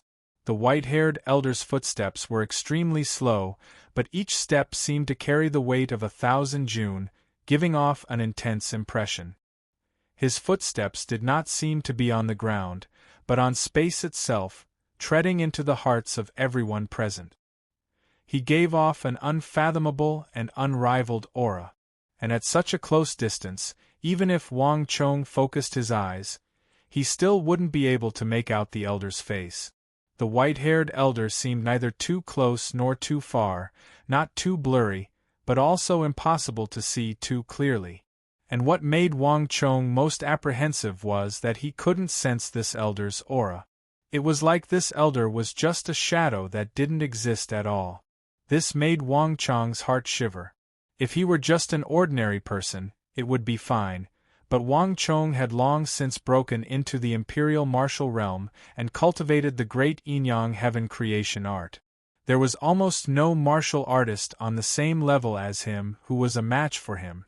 Even an expert like Huang Batian, who had cultivated the stone general to a superb level, had been powerless against Wang Chong, completely toyed with in the palm of his hand. But now, in front of this ordinary white-haired elder, Wang Chong couldn't even sense his aura. This was simply inconceivable. Saint Martial Realm. Wang Chong's pupils constricted as a thought flashed through his mind. He wasn't unfamiliar with this feeling. Wang Chong had felt it before, from Zhangzhou Jianxiong, Huashu Wuzong, Duan Gechuan, and the other great generals. And as the former Grand Marshal of the world, a supreme Saint Martial expert, Wang Chong couldn't be more familiar with the aura of someone on the same level as him. How could this be? At this moment, Wang Chong's mind was in turmoil. He had never imagined that this tiny Wushang village would be hiding an expert of the great general level. Any country or faction that possessed an expert of the great general level would assuredly have a massive rise in influence and status, instantly becoming an influential figure among the other countries. For such an expert to be hidden in Wushang village was a massive blow to Wang Chong. Wang Chong suddenly understood why the otherworldly invaders had been so heavily wounded when they had charged into Wushang village. An expert of the great general level leading several Saint Martial experts, many Imperial Martial experts, and 50 to 60,000 true martial and profound martial realm villagers. Wushang village had the strength of a regular army, and it was on the level of a small protectorate. This was the first time Wang Chong had seen the true resources of Wushang village. However, Wang Chong still sensed a hint of disharmony. Although the white-haired elder had done his best to hide it, Wang Chong had still sensed an abnormal ripple of chaos from his body. It seems that not even he was able to escape that fate. Wang Chong thought of something and immediately understood. "Elder, my apologies for my lack of manners." Wang Chong clasped his hands and respectfully bowed to the Wushang village chief. Elders were respected, and this person was as old as Wang Chong's grandfather. The white-haired elder's eyes flashed at Wang Chong's respectful attitude, but his stern face did not soften in the slightest. For a young master to be made a marquis at such a young age is truly a dragon among men, leaving a deep impression on others. However, a country has its laws and a clan has its rules, and Wushang village also has its own rules. All the villagers of Wushang village are not to lightly leave the village and involve themselves in the struggles of the outside world. This is a rule set down by our ancestors. Marquis, there's no need to waste your efforts. Please return," the white-haired elder sternly said as he walked toward the group. His steps seemed slow, but they were actually fast. When he first spoke, he was still several dozen zhang away, but by the time he finished speaking, he was only 10 zhang from Wang Chong's group. "Elder, Marquis, please return." The white-haired elder's expression was inflexible and inflexible. With these words, he loosened his hand and gestured toward the exit of the village, clearly intending to send the guest away, not giving Wang Chong a chance to speak. Buzz. Chapter 704. In the end, Wang Chong was a marquis of the imperial court and a disciple of the Son of Heaven bestowed upon him by the Holy Emperor. Wushang resided in Wang Chong's territory and was under Wang Chong's jurisdiction, so it was reasonable for Wang Chong to respond to the recruitment. But no one had expected Wushang village to be so unreasonable. Without any room for negotiation, they had directly rejected the proposal. and when they thought about how their soldiers had been injured, their complexions turned even more unsightly. It had to be known that someone of Wang Chong's status was completely capable of mobilizing an army to besiege Wushang village. Impudent! Gao Feng was the first to stand up and defend Wang Chong.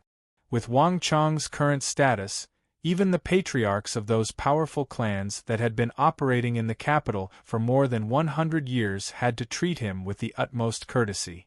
These people from Wushang village were going too far. Gao Feng, Wang Chong extended a palm and stopped Gao Feng. He had come to recruit the people of Wushang village, not to start a feud. And there was one thing that the Wushang village chief was probably not lying about. Wushang village truly did have its own traditions that forbade anyone from leaving the village to involve the outside world. Otherwise, Wushang village wouldn't have remained hidden for nearly 1,000 years, waiting until now. Wang Chong had heard of this rule from Fang Xiaoyan, so he was well aware of it. However, rules were dead while people were alive. If the rules were truly unchangeable, he would never be able to recruit 5,000 Wushang soldiers and become the highest commander of the famous Wushang cavalry. No matter what the Wushang village chief said, Wang Chong still believed that he had a way to change their traditions and accept the recruitment. "Grandfather, why are you here?" In the blink of an eye, just when the atmosphere was at its deadliest, a familiar, childish voice suddenly rang in everyone's ears. Wang Chong turned his head around and saw a petite girl at the edge of the square. Her footsteps were light and agile like a raccoon. She was carrying a large metal box that was even taller than her and was skipping toward the square. Big brother, you're here too?" The little girl bounced around and finally noticed Wang Chong, who was opposite the white-haired old man. Her face was filled with surprise. Buzz. With the appearance of the little girl, with just a few words, the originally stiff atmosphere immediately relaxed and became much more relaxed. "This child," the white-haired old man laughed wanly. His originally stern, inflexible, and aloof expression instantly melted like ice, and he could no longer maintain it. "Xiao Yin." As the white-haired old man spoke, he waved his hand towards the distance. Looking at the time, it should be about time. Wang Chong glanced at the little girl who appeared at the edge of the square and smiled, as if he had already expected this scene. "Grandfather, I forgot to tell you. This is a friend I met outside. They gave me a big box of Wujian grass. Haha, then I can stay in the village for a few days and play with my luo-luo." The little girl bounced around like a raccoon and slipped to the white-haired old man's feet in a flash. She hugged his thigh and rubbed it against his leg like a kitten, making the white-haired old man not know whether to laugh or cry. "By the way, big brother, this box of yours is not bad. I gave the Wujian grass to the elder and kept this box. It's perfect for my luo-luo to make a nest." The little girl turned her head to look at Wang Chong said. "Hee, as long as you like it." Wang Chong smiled. "Xiaoyan, you've been busy all day. Are you tired?" Grandaunt prepared some snacks. "They're on the table. Take them." "Little fellow, don't always care about the fox. Remember to practice your martial arts."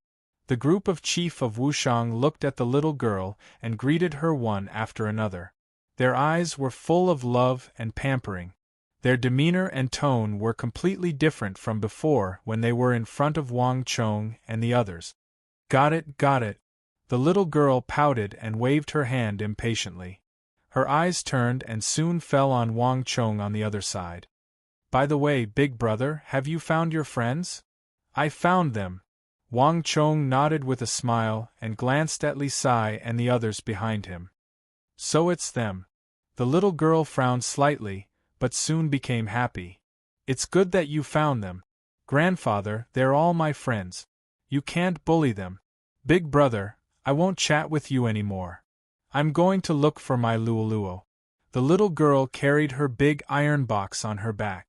Without saying anything, she ran across the square like a wisp of smoke, heading to the other end of the square in high spirits. Looking at the little girl's back and the huge iron box, The white-haired old man and the group of elders smiled helplessly. However, after the little girl's antics, they couldn't keep a cold face anymore. Marquis, Xiao Yin has never been very willing to get close to outsiders. Since she's willing to speak up for you, at least your character is not bad and you're not evil people. It's just that Wushang village has its own rules, which were set by the ancestors. Even if I'm the chief, I can't disobey them. I hope that Marquis can understand this. It's not that Wushang village is unwilling to help. So, Marquis, please go back, the white-haired old man said. This time, his tone was much gentler. However, the meaning he expressed was not the slightest bit different from the first time. Li Sai, Gao Feng, and Ye Yan looked at Wang Chong. Wushang village would definitely not respond to the recruitment. Everything now depended on how Wang Chong would deal with it. Haha, old mister, since that's the case, I can't force you. However, it's already late and Wushang village is surrounded by mountains. There are towering mountains and steep cliffs everywhere. One misstep and you'll fall into a bottomless abyss. Can you let me stay here for a while and leave tomorrow? Wang Chong looked up at the gradually darkening sky and said. This, the white-haired old man frowned slightly. He instinctively wanted to refuse, but when he thought of the little girl, he hesitated. All right, but you have to leave tomorrow morning. Ninth Elder, take them to the village to rest and settle down. When they leave at dawn tomorrow, release their subordinates as well. Yes, Chief. Wu Jiumei solemnly nodded and then turned to Wang Chong. Everyone, please follow me. But only for one night. After one night, you must all leave no matter what. Wang Chong nodded, but his feet did not move. Old mister, I know that you have already made up your mind, and will not easily change it. I also know that no matter what I say, you will not easily believe me. However, I still have a word of advice. I hope that old mister will listen to it. Oh! The white-haired Wushang chief frowned, a look of confusion on his face. Even Wu Jiumei stopped. He didn't understand what this young marquis of the Tang dynasty was trying to do. This was especially true now that the chief had clearly refused him. Don't eat rock salt. After saying this, Wang Chong led Li Sai, Gao Feng, Nye Yan, and the others into the distance. The white-haired and bearded chief of Wushang village was left behind. His body trembled slightly as he looked at Wang Chong's back with a thoughtful look in his eyes. The sky gradually darkened and stars filled the sky. In a few stone houses at the edge of Wushang village, Wang Chong, Li Sai, Gao Feng, Nye Yan, and a group of guards from various aristocratic families gathered together. Marquis, what should we do? We have to leave at daybreak. Are we really going to give up just like that? In the stone house, Gao Feng suddenly broke the silence. Although the people of Wushang village are very unruly and difficult to subdue, they are not easy to deal with. But if we can really recruit them, it will indeed be a very powerful force. Nye Yan also said from the side, a thoughtful look on his face. Although the people of Wushang village were very xenophobic and completely indifferent to the summons of the imperial court, even a fierce general like Li Sai had almost died in Wushang village. Frankly speaking, this was also a testament to the strength of Wushang village. Such a hidden village that was not coveted by any faction was simply a paradise for recruiting elite soldiers. It would be a pity to let it go like this.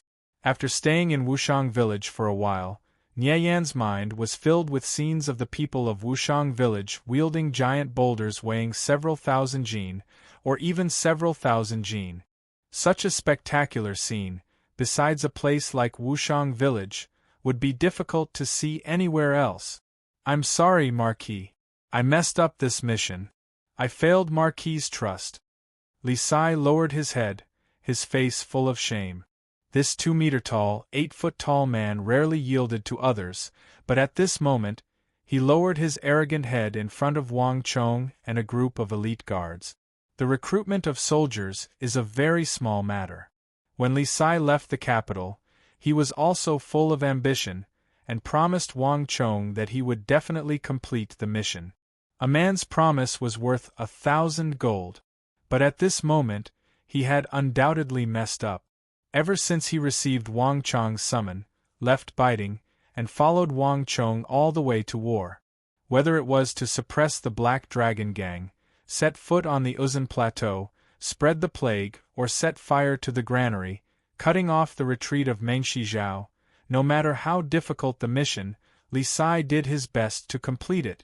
But this time, in this unknown Wushang village, Li Sai stumbled for the first time. Not only did he not complete the mission, but even half of the soldiers under him were captured.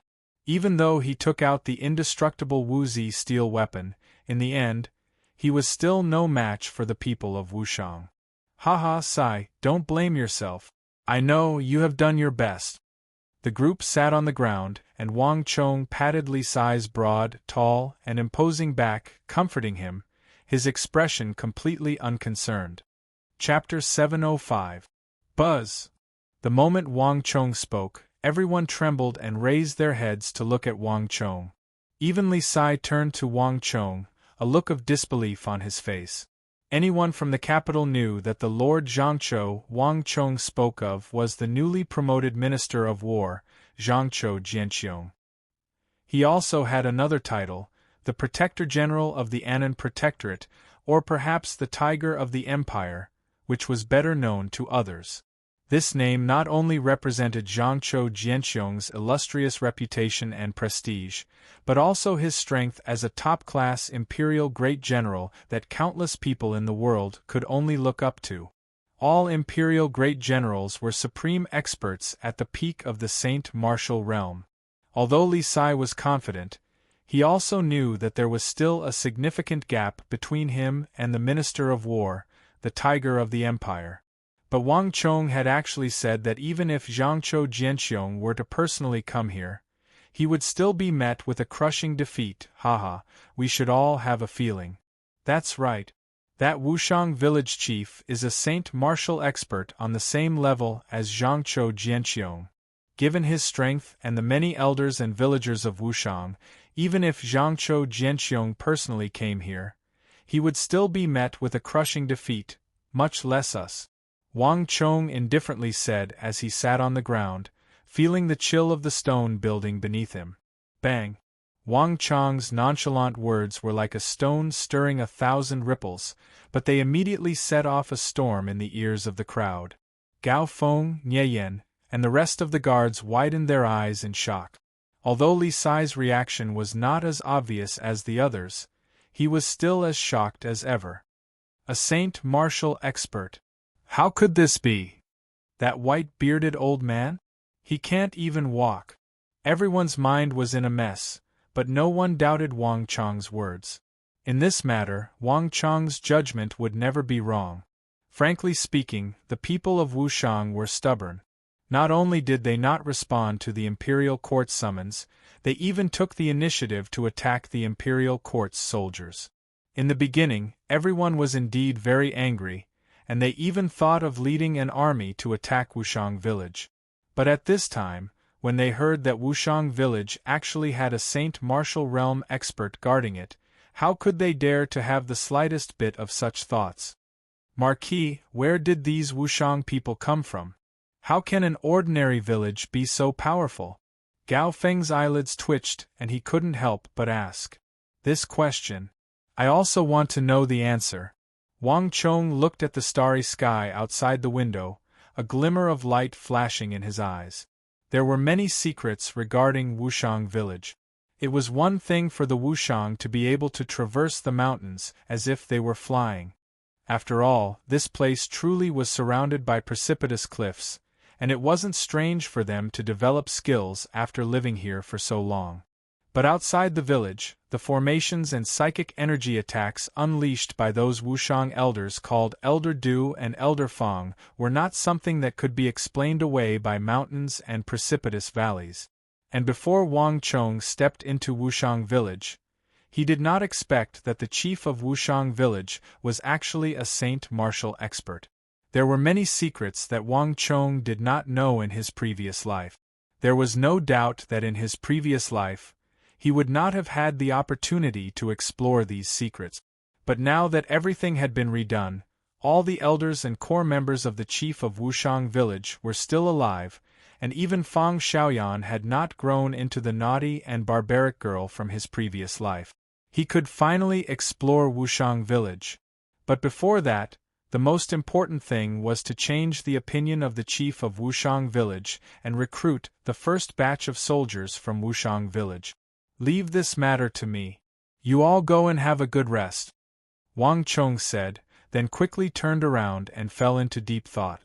Rome was not built in a single day, and the traditions of Wushang village could not be changed overnight, especially before the calamity had even occurred. But no matter how difficult it was, Wang Chong would find a way to change it. As the former commander of the Wushang people, at this time, he needed the help of the world-famous Wushang Iron Cavalry. If there are no accidents, that thing should happen very soon. This thought flashed through Wang Chong's mind. He slowly raised his head and looked at the sky. High up in the sky, a crescent moon hung alone. This kind of night was all too common in Wushang village. But if one looked carefully, one would find that the crescent moon in the sky was changing little by little. The crescent moon was becoming thinner and fainter at a speed visible to the naked eye. And as the crescent moon changed, the stars in the sky and the whole of Wushang village also quickly became dim. Everything seemed to be covered by layers of black gauze. This was a lunar eclipse. Wang Chong clearly remembered that before the catastrophe, an incident had occurred in Wushang village. Many of the elders and villagers of Wushang village had suddenly died one night. On that night, at least 2,000 or 3,000 Wushang villagers had died. Even Fang Xiaoyan's grandfather, the white-haired elder that Wang Chong had seen during the day, had been heavily injured in that incident. Half his body had been paralyzed, and his strength had plummeted. The great-uncle Jiu that Fang Xiaoyan spoke of, Wu Jiumei, had also died in that incident. If it weren't for this, Wushang village wouldn't have suffered so many losses and suffered so many casualties. It would have been fine if Wang Chong had not seen him during the day, but now that he knew that this white-haired elder was a peak saint martial expert on the same level as imperial great generals like Zhangzhou Jianxiong, Geshu Han, and Fomen Linta, Wang Chong could not allow this incident to occur. Every peak saint martial expert was a precious treasure to the Tang dynasty. Nothing could be allowed to happen to them. If he allowed a peak saint martial expert like Wushang village chief to die before his eyes, it would be a deep regret for Wang Chong. There wasn't much information left behind about that incident.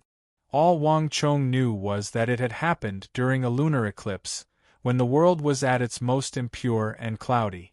This was also why Wang Chong had gone to the Bureau of Rights and the Bureau of Agriculture to calculate this before leaving the capital. In the 10 years before and after the calamity, the Tang dynasty experienced a total of 3 lunar eclipses.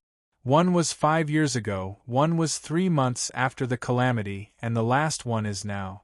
If there are no accidents, this is the most likely time for that incident, Wang Chong quietly said to himself. Ah! While Wang Chong was thinking, a scream came from outside the room, shattering the peace of Wushang village. "Elder Du! Someone, hurry!" The quiet Wushang village suddenly fell into chaos. Before he could finish speaking, another scream came from another part of Wushang village. Wang Chong paled, and like an arrow released from a bow, he bolted out of the room without a second thought. "Li Sai, Gao Feng, Nie Yen, and everyone else, come with me. Bring the things I asked you to prepare." Wang Chong's voice was still echoing through the room, but he had already disappeared. The night in Wushang village was extremely quiet. This place was isolated from the rest of the world and surrounded by mountains. Everyone maintained the habit of working at sunrise and resting at sunset. Thus, when Wang Chong and the others entered the stone houses to rest, they could hear nothing from outside. But right now Wushang village was in complete turmoil. Wang Chong stood on the plaza of Wushang village. The pitch-black Wushang village was now beginning to be illuminated. At the start, Wang Chong had only heard one or two screams, but now, he could hear them everywhere. The wailing of women and the crying of children, as well as the voices of those people who had been woken up by the screams and rushed out of their houses to investigate and help, were all coming from every direction. "It's really happening!" The wind howled. Wang Chong raised his head to look at the sky. The moon had completely disappeared, and the land was covered in darkness. In that instant, Wang Chong's hair danced wildly, and his heart was in a mess. Even though he had long heard of the huge incident that had happened in Wushang village, he only knew how serious it was after experiencing it himself. It was no longer a problem of 1 or 2 people, nor was it a problem of 100 or 200 people. It was a matter of 2 or 3,000 people dying at the same time. As the former commander-in-chief of the Wushang tribe, it would have been fine if he hadn't experienced it personally. But now that he was in Wushang village, he couldn't just sit back and watch this happen. After all, although the Wushang tribe was a little arrogant in this catastrophe, they were the most courageous, loyal, and respectable troops in the entire world. The 5,000 Wushang Iron Cavalry had fought to the last man, and none of them had retreated. Until the very last moment, they had fought to the death against the foreign invaders, defending this land and this divine continent. They were the best warriors, the most loyal troop. This was also the reason why Wang Chong had to subdue them no matter what. Although the Wushang tribe were unruly, xenophobic, difficult to tame, and had deep-rooted traditions, once they were subdued, they were the most reliable warriors. A wild horse is hard to tame. This was a principle that every cavalry soldier understood. Great Uncle Jiao. Suddenly, a heart-wrenching cry reached his ears. Wang Chong's expression changed, and he flew out without thinking, flying in the direction of the sound. The wind howled on both sides, and in the dark night, countless stone houses flew in 2 directions. In that instant, many thoughts flashed through Wang Chong's mind. In all of Wushang village, there was only one person who was called Great Uncle Jiao, and that was the Wu Jiumei he had seen during the day. In Wushang village, Wu Jiumei was the elder with the highest seniority, apart from the chief. Although he was old-fashioned, this Great Uncle Jiao doted on Fang Xiaoyan very much. Thus, apart from her grandfather, Fang Xiaoyan's Great Uncle Jiao's death had been the saddest and most regretful. And for a very long time after that, she still couldn't get over it. On the day of Great Uncle Jiao's death, Fang Xiaoyan would be especially depressed and sad, and her mood would be gloomy the entire day. Chapter 706. Wang Chong's speed was extremely fast. In the blink of an eye, he approached the place where the scream was coming from. From afar, Wang Chong saw a stone house. It was brightly lit, and there were many people from Wushang village surrounding it. Their faces were filled with anxiety. "Who is it?" "It's the outsiders." "What do you want to do?" "Leave now." "Stop. Stop. Otherwise, don't blame us for being impolite." When the villagers of Wushang saw Wang Chong from afar, they were already on their guard. Some of Wushang's men immediately stepped forward and shouted, hoping that Wang Chong would stop and keep his distance. "It's too late." Wang Chong was secretly anxious. The people of Wushang village still maintained a high degree of vigilance and rejection of him. This was also the reason why Wang Chong did not mention this tragedy during the day. Because no one would believe it. On the contrary, if things went wrong, the people of Wushang might even think that he was cursing them and might even chase him out on the spot. However, this matter was different. Perhaps even Wushang himself did not know how many people they would lose tonight. Wushang was too strong. Even people like Gao Feng and Nie Yan, who had fought with him on the battlefield, were shocked by their strength. However, Wang Chong knew very well that Wushang's strength came with a price. On the surface, they were also suffering from flaws and pain that ordinary people didn't know about. This kind of flaw would be fine under normal circumstances, but it would manifest itself during the night of a lunar eclipse. This was also the Achilles heel of the Wushang people. Out of the way. Wang Chang's eyes flashed with a cold light. Before he could say anything, he flicked his wrist, and a massive wave of stellar energy erupted from Wang Chang's body, forming a vortex dozens of meters wide. Boom! Before the villagers of Wushang could even get close, when they were still several feet away, they were all sent flying by an invisible force.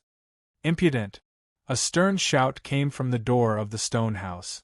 In the depths of the darkness, the old chief of Wushang, whom Wang Chong had met during the day, suddenly dashed out with an ashen face. Along with him, there were also 5 small swords floating in the air. Buzz! The 5 small swords were only the size of a thumb. They floated in the air, looking as light as a feather. However, the feeling they gave off was exactly the opposite. Each of the swords was extremely powerful, and the aura they emitted was as heavy as a mountain. It made people feel as if Mount Tai was pressing down on them. Metal ability. Wang Chang's expression also changed slightly. Wushang village was surrounded by mountains, and it was very easy to cultivate earth-type abilities, especially rock-type abilities. Huang Boshan's stone general was one such example. But this old chief of Wushang was actually able to use metal-type abilities, and he seemed even stronger than Huang Boshan's stone general. In a place like Wushang village that was covered in rocks, it was truly inconceivable. It's the 5 elements sword mountain. Wang Chong suddenly thought of something. It was true that the majority of the people of Wushang village had martial arts and abilities related to rock-type and earth-type abilities, but nothing was absolute. Wang Chong knew that there was an elder of Wushang village who cultivated metal-type abilities. His martial art was called the 5 Elements Sword Mountain, and it was extremely powerful. He was the only metal-type martial artist in Wushang village. The 5 Elements Sword Mountain was powerful, and its greatest characteristic was its 5 small sword. Each of these 5 small swords weighed over 1,000 catties, their weight boundlessly heavy. Unlike other sword daos, it did not rely on the sharpness of the sword itself, but on the weight of the sword. Any opponent who dared to underestimate it would be torn to shreds. Alas, this metal-type elder had been short-lived. Like the others, he had died in the Great Calamity. Wang Chong hadn't expected that he would run into this elder. My apologies, I've offended you. Knowing the other party's identity, not only did Wang Chong not retreat, he even accelerated toward the metal element elder. Seeking death. In the shadows, the metal-type elder's eyes chilled. Elder Wu Jiumei was injured, so this was a critical moment. No matter how high Wang Chong's status was, he was still an outsider. If he dared to force his way in, he could not be blamed. Boom! There was a sharp sound in the void, and the 5 small swords suddenly trembled. The small swords that were only a few inches long were like giant whales in the sea. In an instant, they stirred up waves of air in the void, dragging out 5 huge vortexes. In that instant, the 5 small swords suddenly sped up, charging toward Wang Chong like 5 mountains. If Wang Chong were to be struck, he would probably be reduced to a bloody pulp in an instant. Wang Chong gave a slight snort at this sight, but he showed no fear. The 5 Affinities Sword Mountain was indeed powerful. A small sword was equivalent to a mountain. However, no matter how powerful the 5 Affinities Sword Mountain was, it could not compare to the great Yin-Yang Heaven creation art, ranked first among the 10 great mystical arts of the Central Plains. Rumble! Wang Chong's robes flapped in the wind as he stepped forward. Instead of retreating, he shot forward like a cannonball. As he charged forward, Wang Chong pushed the great Yin-Yang Heaven creation art to its limit. Bzzz. In the blink of an eye, an enormous attractive force exploded from Wang Chong's body. The air in a radius of 10 zhang began to twist and distort under the influence of this force field. Inside the stone house, the metal element elder only saw a flash before his eyes. In an instant, everything became distorted. Looking out from the house, everything became blurry. Not only that, even the 5 elemental small swords that he shot out were guided by an enormous and inconceivable force at this moment, causing them to change directions. Not good. The metal department elder paled. He knew that he had underestimated this young marquis of the Tang dynasty. Gathering his stellar energy, his dantian rumbled as he tried to change his attack and stop Wang Chong, but it was too late. A slender, white hand suddenly pressed against the dantian of the metal element elder's abdomen like a ghost. In a flash, the stellar energy in the metal element elder's body surged into Wang Chong's body like water breaking through a dam. But the domineering nature of the great yin-yang heaven creation art was not as simple as absorbing energy. The moment their bodies came into contact, the stellar energy in the metal element elder's body began to surge, and he instantly lost control of his stellar energy. And if a top-notch expert could not control the stellar energy in his body, it would mean that he would instantly fall from a top-notch expert to an ordinary person without the strength to truss a chicken. He would not be able to launch any effective counterattack. This was precisely the tyranny and terror of the great yin-yang heaven creation art. Once one got close, only death awaited them. Or they would be sucked dry. Senior, I'm sorry. Wang Chong took control of the metal department elder's stellar energy, and with a fling of his hands, he tossed the metal department elder out of the stone house and over his head. With a thump, the metal department elder landed on the ground, simultaneously sealing off his meridians and stellar energy. If the great yin-yang heaven creation art did not want to kill, this was the most direct move. The demonic Emperor Old Man had used this method to subdue countless top-class experts of the older generation in the martial arts world, humiliating them in this manner. Wang Chong had long ago practiced this move to perfection under the orders of the evil emperor. After capturing the metal department elder of Wushang village with a single move, Wang Chong flung up his robes and charged through the doorway, bursting into the stone house. Inside the simple and crude stone house, a turpentine oil lamp was lit, illuminating a circle of dim light. In the innermost corner of the room was a stone bed. On the stone bed, the chief of Wushang that Wang Chong had seen during the day, old Wu Jimei, was lying on the bed. His eyes were rolled back and he was foaming at the mouth. His emaciated body was stiff, and his entire body was suffused with an abnormal black iron color. Beneath his skin, veins swelled and bulged, wriggling like earthworms. "What are you doing? Marquis, haven't we come to an agreement? Stay here until daybreak and leave. The matters of the village have nothing to do with you. Let's go. Let's go. If you don't leave, don't blame us for being impolite." When the Wushang village enforcers and elders saw Wang Chong, their strength no less than Huang Boshan's, they immediately became wary and solemn. Although Wang Chong and the others had been allowed to stay in the village, the wariness that the people of Wushang felt towards outsiders was not so easily dispelled. Especially at a time like this. "Marquis, please conduct yourself with dignity."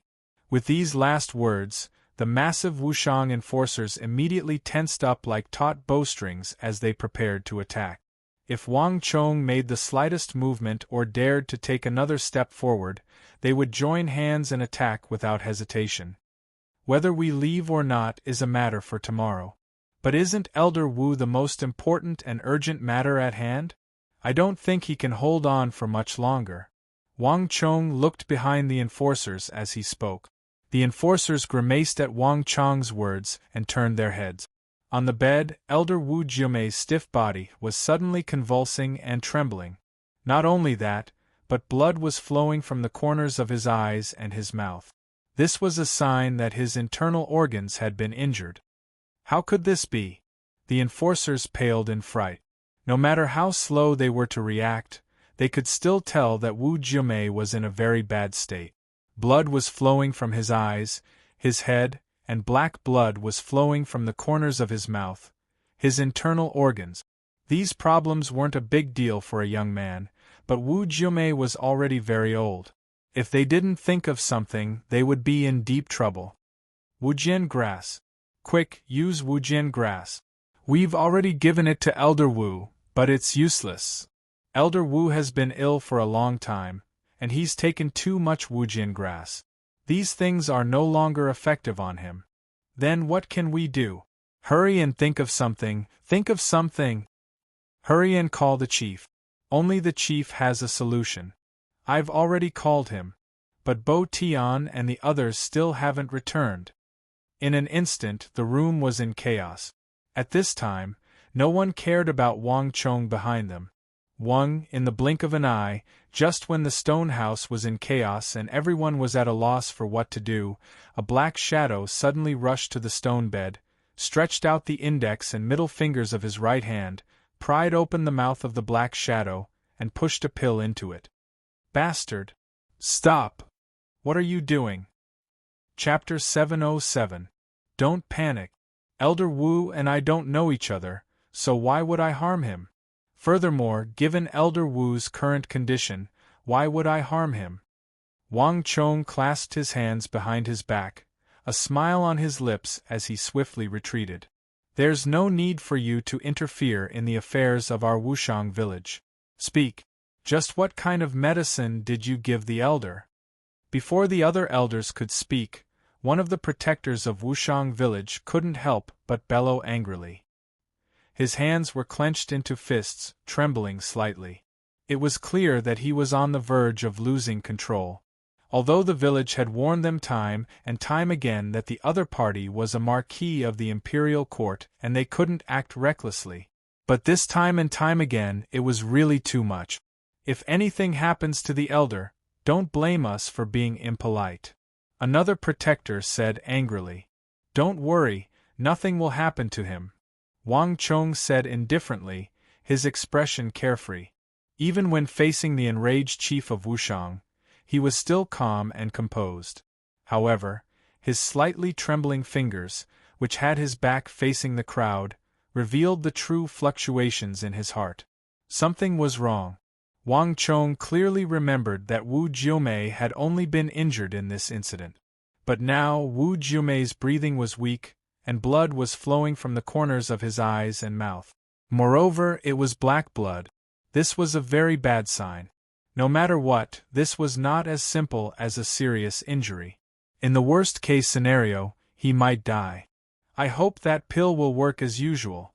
This thought flashed through Wang Chong's mind, and he felt a little worried. He could sense that the events in Wushang village seemed to be a little different from his previous life. Wu Jiumei had only been seriously injured at first, but if things went wrong, he might even die in this incident. Things had already changed, and there were many things that he couldn't be sure of anymore. Ah! Just as he was feeling a little uneasy, an old and drawn-out voice suddenly rang out in the stone house. Hearing this voice, everyone's body trembled violently. One by one, they looked toward the stone bed. On the stone bed, Elder Wu Jiumei's eyes had turned white and black blood flowed from the corners of his mouth and eyes, accompanied by white froth. Suddenly, the whites of his eyes slid down, revealing his slightly murky but pitch-black pupils. As he let out a long sigh, his original black iron-like skin faded away like a receding tide. First the face, then the neck and arms, then the entire torso and feet. A crimson color gradually emerged from Wu Jiumei's body. Not only that, Wu Jiumei's eyes swiveled, quickly noticing the Wushang village protectors and elders not far from the bed. Chongli, Yunwen. Wu Jiumei called out the names of several elders. Although his voice was faint, it was extremely clear. Elder. In the room, a few villagers who were serving at the side, serving water and towels, were overjoyed. They were the first to pounce on the stone bed. That's great. The elder is awake. The elder had woken up. A few moments later, Wu Jiumei rubbed his head and slowly sat up on the bed before everyone's shocked gazes. Shock. Incomparable shock. As they looked at Wu Jiumei, who acted as if nothing had happened, they turned to Wang Chong at the door, the shock in their eyes indescribable. In particular, the protectors who were filled with hostility toward Wang Chong had complicated expressions on their faces. Impossible! There can't be any medicine that can be so powerful. The elder Wu Jiumei, called Yunwen, suddenly strode over and grabbed Wu Jiumei's arm, which was hanging by the side of the stone bed. Wu Jiumei's pulse was very stable and was gradually recovering, beating faster and faster, becoming more and more stable. Not only had it completely recovered, but it was also much calmer than Wu Jiumei's pulse had ever been. The elder Wu Jiumei, called Yunwen, abruptly turned his head to look at Wang Chong at the door, shock, astonishment, and an indescribable excitement in his eyes. Wang Chong only smiled and said nothing. "Brother Jiu, how do you feel? How do your shoulders, neck, right leg, back, and organs feel? Does it hurt?" Elder Yunwen quickly turned around and tightly grasped Wu Jiumei's hand as he asked anxiously. "Very good, it doesn't hurt." "What's wrong?" Wu Jiumei slowly moved his body as he asked in confusion. At first, he didn't understand why Yunwen was asking this, but when he subconsciously said these words, he immediately sensed something and froze, his face full of astonishment. In an instant, the room fell into a deathly silence. Countless pairs of eyes looked in the same direction, and they were all extremely excited. Impossible! Although the people of Wushang village are powerful, every one of us will feel a dull pain from the age of 3. At the end of every month, or when the stars dim and the yin energy in the world is at its densest, the pain will flare up and our bodies will twitch. Many people don't even live past 50 before they die. The village once invited an arcane master who said it was a problem with the feng shui of the village. Elder Wu is already 70 or 80 years old. His condition is more serious than anyone else in the village. How could he suddenly recover? Someone in the stone house muttered to himself, voicing the thoughts of everyone present. Those who arrived at Wushang village for the first time would only marvel at the great strength the Wushang people had trained in the mountains and precipitous ridges, but few knew the price of this strength. Every person in Wushang had to endure a kind of internal pain from the moment they were born. As they grew older, the pain would only grow more and more severe. Generation after generation, batch after batch, no one had ever been spared. The reason why Elder Wu's pain flared up so fiercely, even causing black blood to flow from the corner of his mouth, was related to his age and this kind of injury. In that instant just now, many people had thought he was going to die. But no one had imagined that he would actually recover in such a short time. Not only did he recover, even his messy pulse had calmed down. Elder Wu's injuries couldn't have healed for no reason at all. It could only be because of the pill Wang Chong had fed him. Shock, astonishment, disbelief, as well as deep excitement and desire. In that instant, all kinds of emotions flashed across the faces of everyone in the room. If Wang Chong's pill could be effective on someone of Elder Wu's age, then didn't that mean that the pill would be effective on everyone? At this moment, even the enmity in the hearts of Wushang village towards Wang Chong melted like ice. They looked towards Wang Chong as if he was their savior. "Marquis, if you don't mind, can you tell me what pill you fed Elder Wu?" Yunwen asked, forcefully suppressing the excitement in his heart. Wang Chong only smiled and didn't say much. He loosened his fingers and handed over the other pill. Wang Chong's painstaking efforts hadn't been in vain. He could clearly feel that the attitude of the Wushang villagers towards him had undergone an earth-shattering change, and all of this was because of the pill he had brought. Slap! Before Yunwen could take the pill, a hand suddenly reached out and slapped the pill in Wang Chong's palm onto the ground. "Elder, are you crazy? He's an outsider, how could he be so kind? How could he know how to cure the hidden illness of our Wushang villagers? This is a problem that the Wushang villagers haven't been able to solve for hundreds of years. How could an outsider solve it? This must be a coincidence. It must be because Elder had swallowed a large amount of Wujian grass. The medicinal properties of the Wujian grass had accumulated over the years and erupted at this time, curing Elder Wu's illness. A burly man in his 30s from Wushang village with a bright red scar on his left cheek suddenly shouted. His eyes were filled with malice as he stared at Wang Chong. It seemed that his hostility towards Wang Chong was deeper than anyone else's. It's him.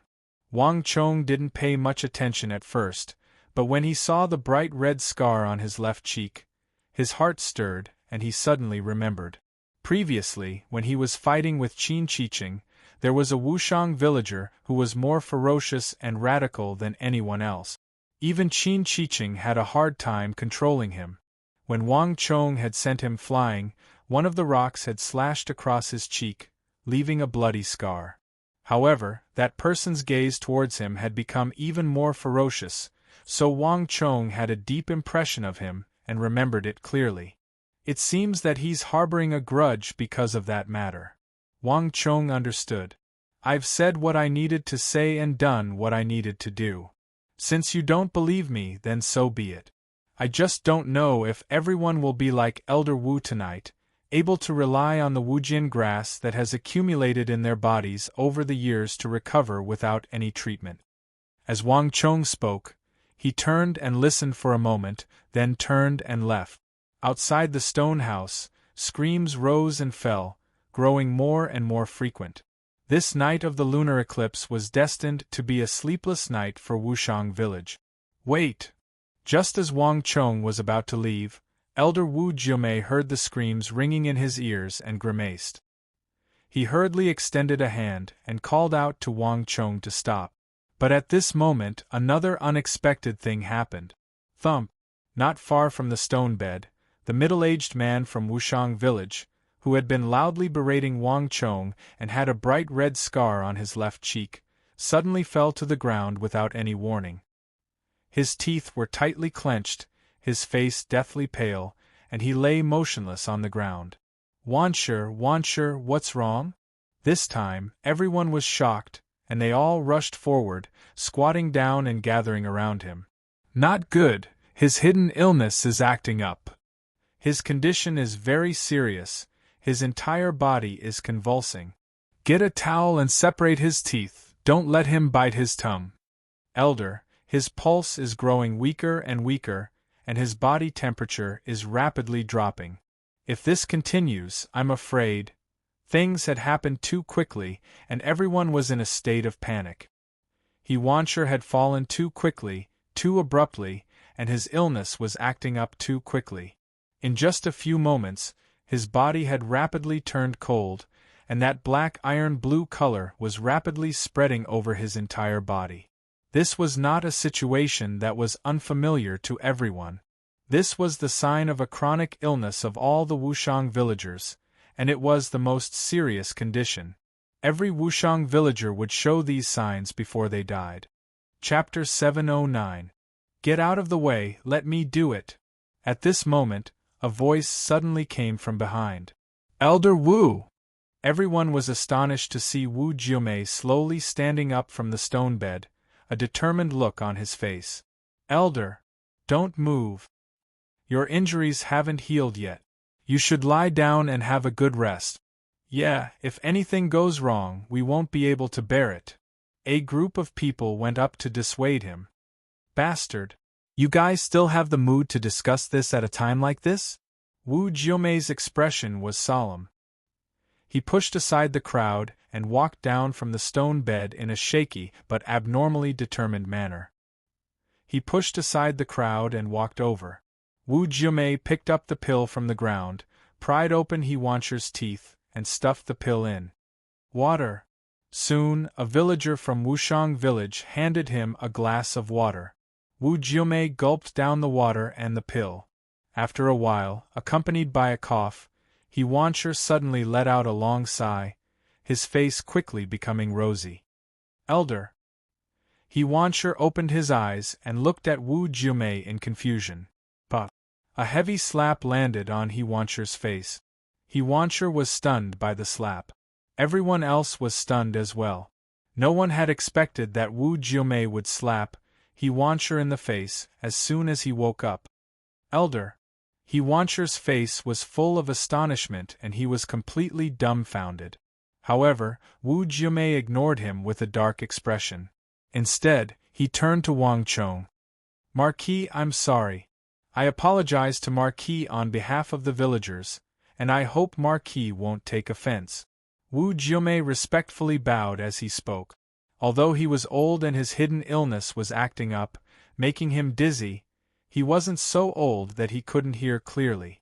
Although he couldn't speak, he could clearly hear what had happened in the outside world.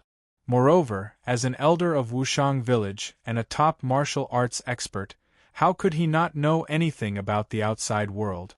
However, Wu Jiumei hadn't expected that the people who had barged in to save him would be a group of outsiders who had been completely rejected during the day.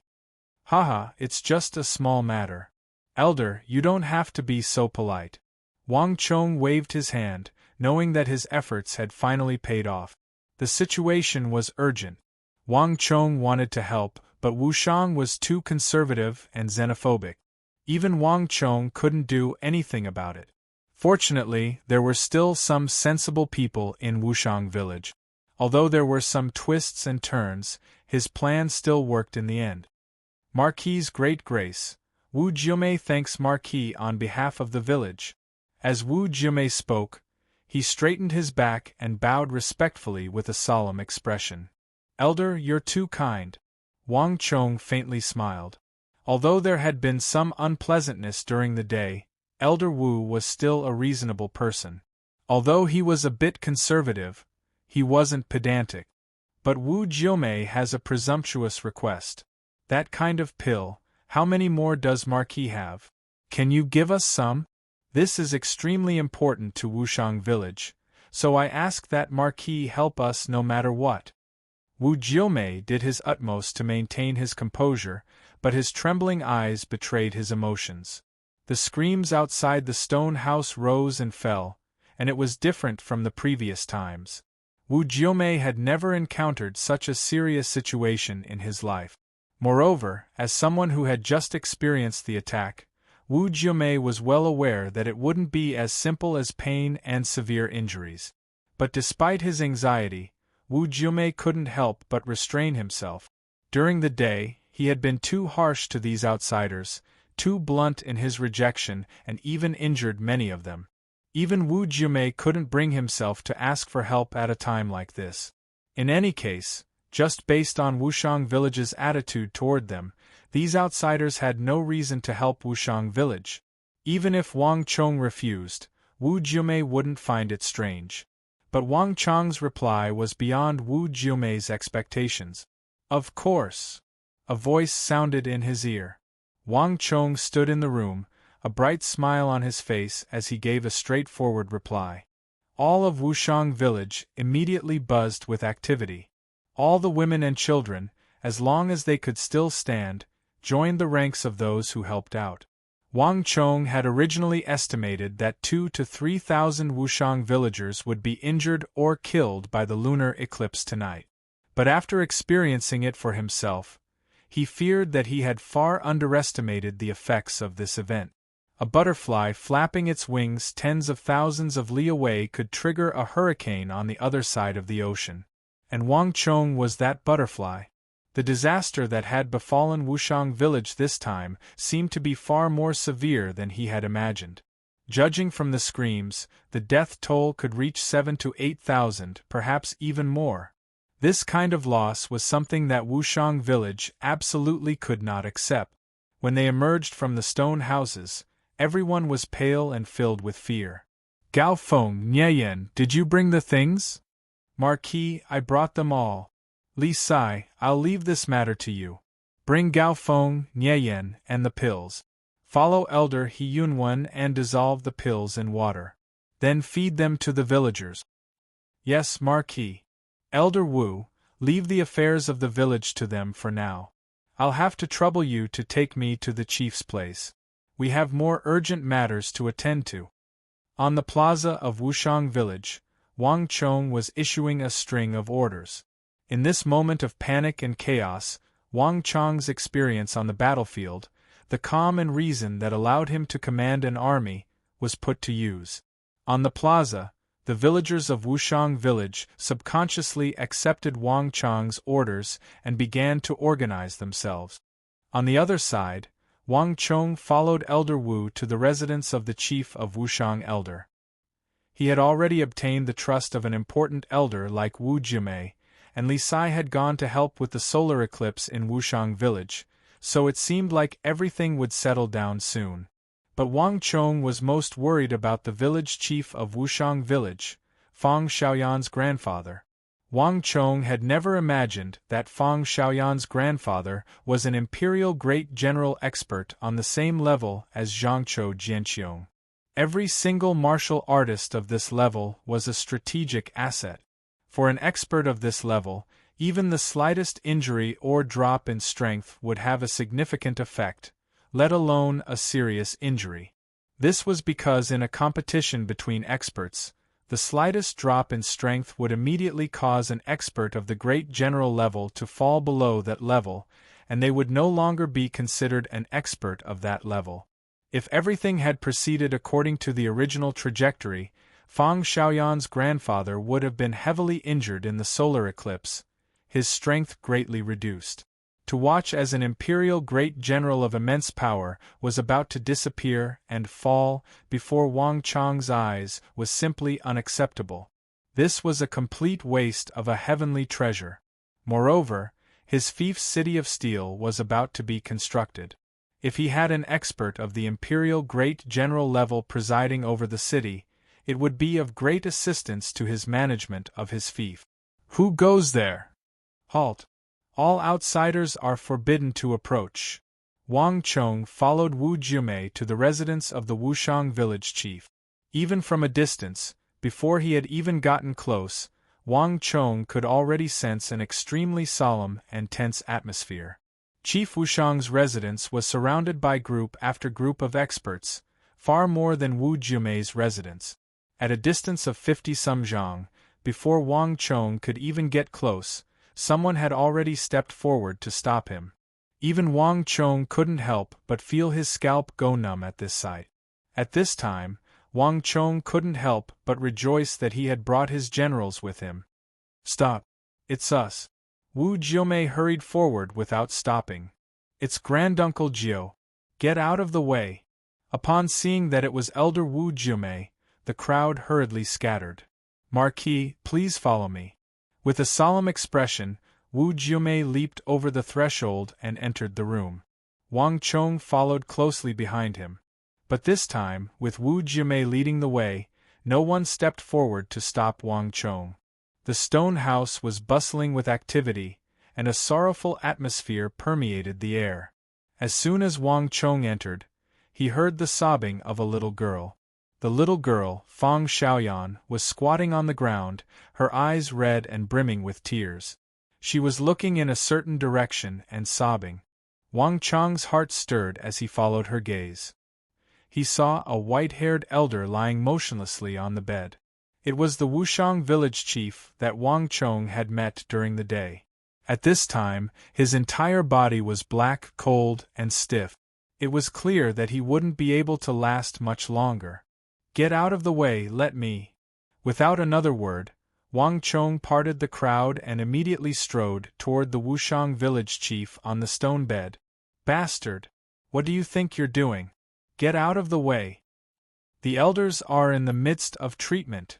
Do you think this is your territory? Get out of the way. Everyone in the room had angry looks on their faces. What are you all standing there for? Get out of the way. I called him over to help. Suddenly, a harsh shout resounded in everyone's ears. There was no need for Wang Chong to speak. Just as the crowd was at its most enraged, Wu Jiumei immediately began to curse, his expression extremely stern. Many people were dumbfounded by this sudden outburst. No one had expected Great Uncle Wu Jiumei to speak up for an outsider. Great Uncle Wu Jiumei, what are you all standing there for? Didn't you hear? Get out of the way, let him pass, Wu Jiumei said with a dark expression. Everyone was dumbfounded and confused, but they still subconsciously stepped aside. In Wushang village, besides the chief, Great Uncle Wu Jiumei had the highest status. Now that the chief was unconscious, no one dared to disobey great uncle Wu Jiumei. With Wu Jiumei as his imperial sword, the resistance that Wang Chong faced was greatly reduced. Parting the crowd and squeezing to the stone bed, Wang Chong pushed open the Wushang village chief's teeth with his right hand and swiftly stuffed a dark brown pill into his mouth.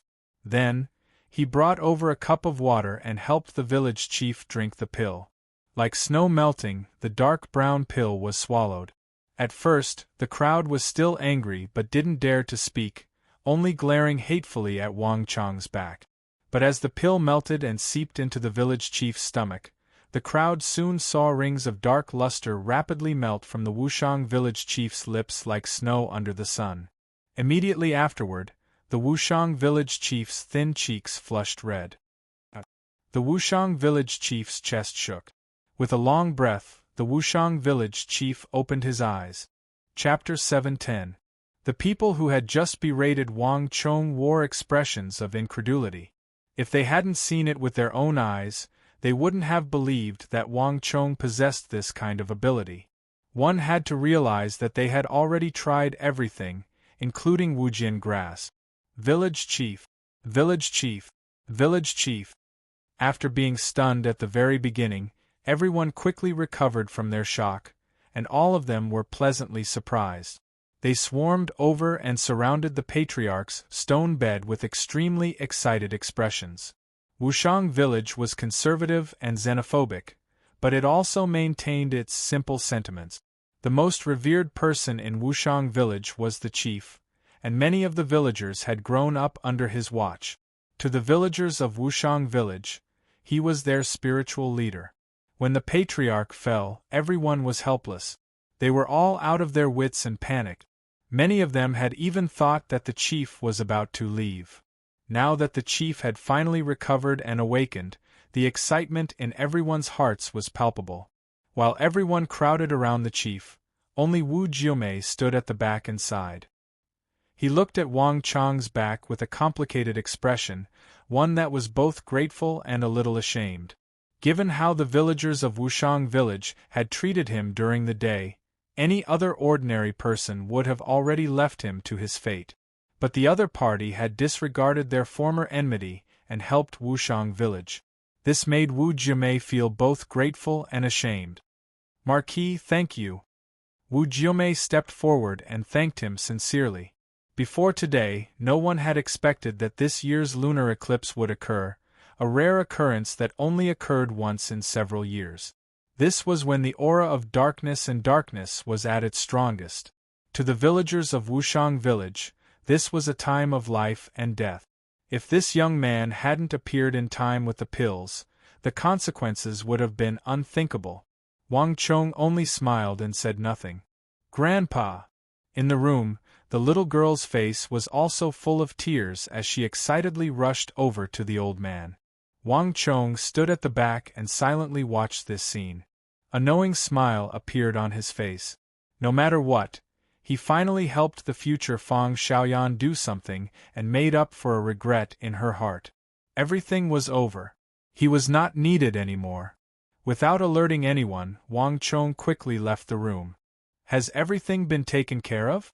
It was pitch black outside the room.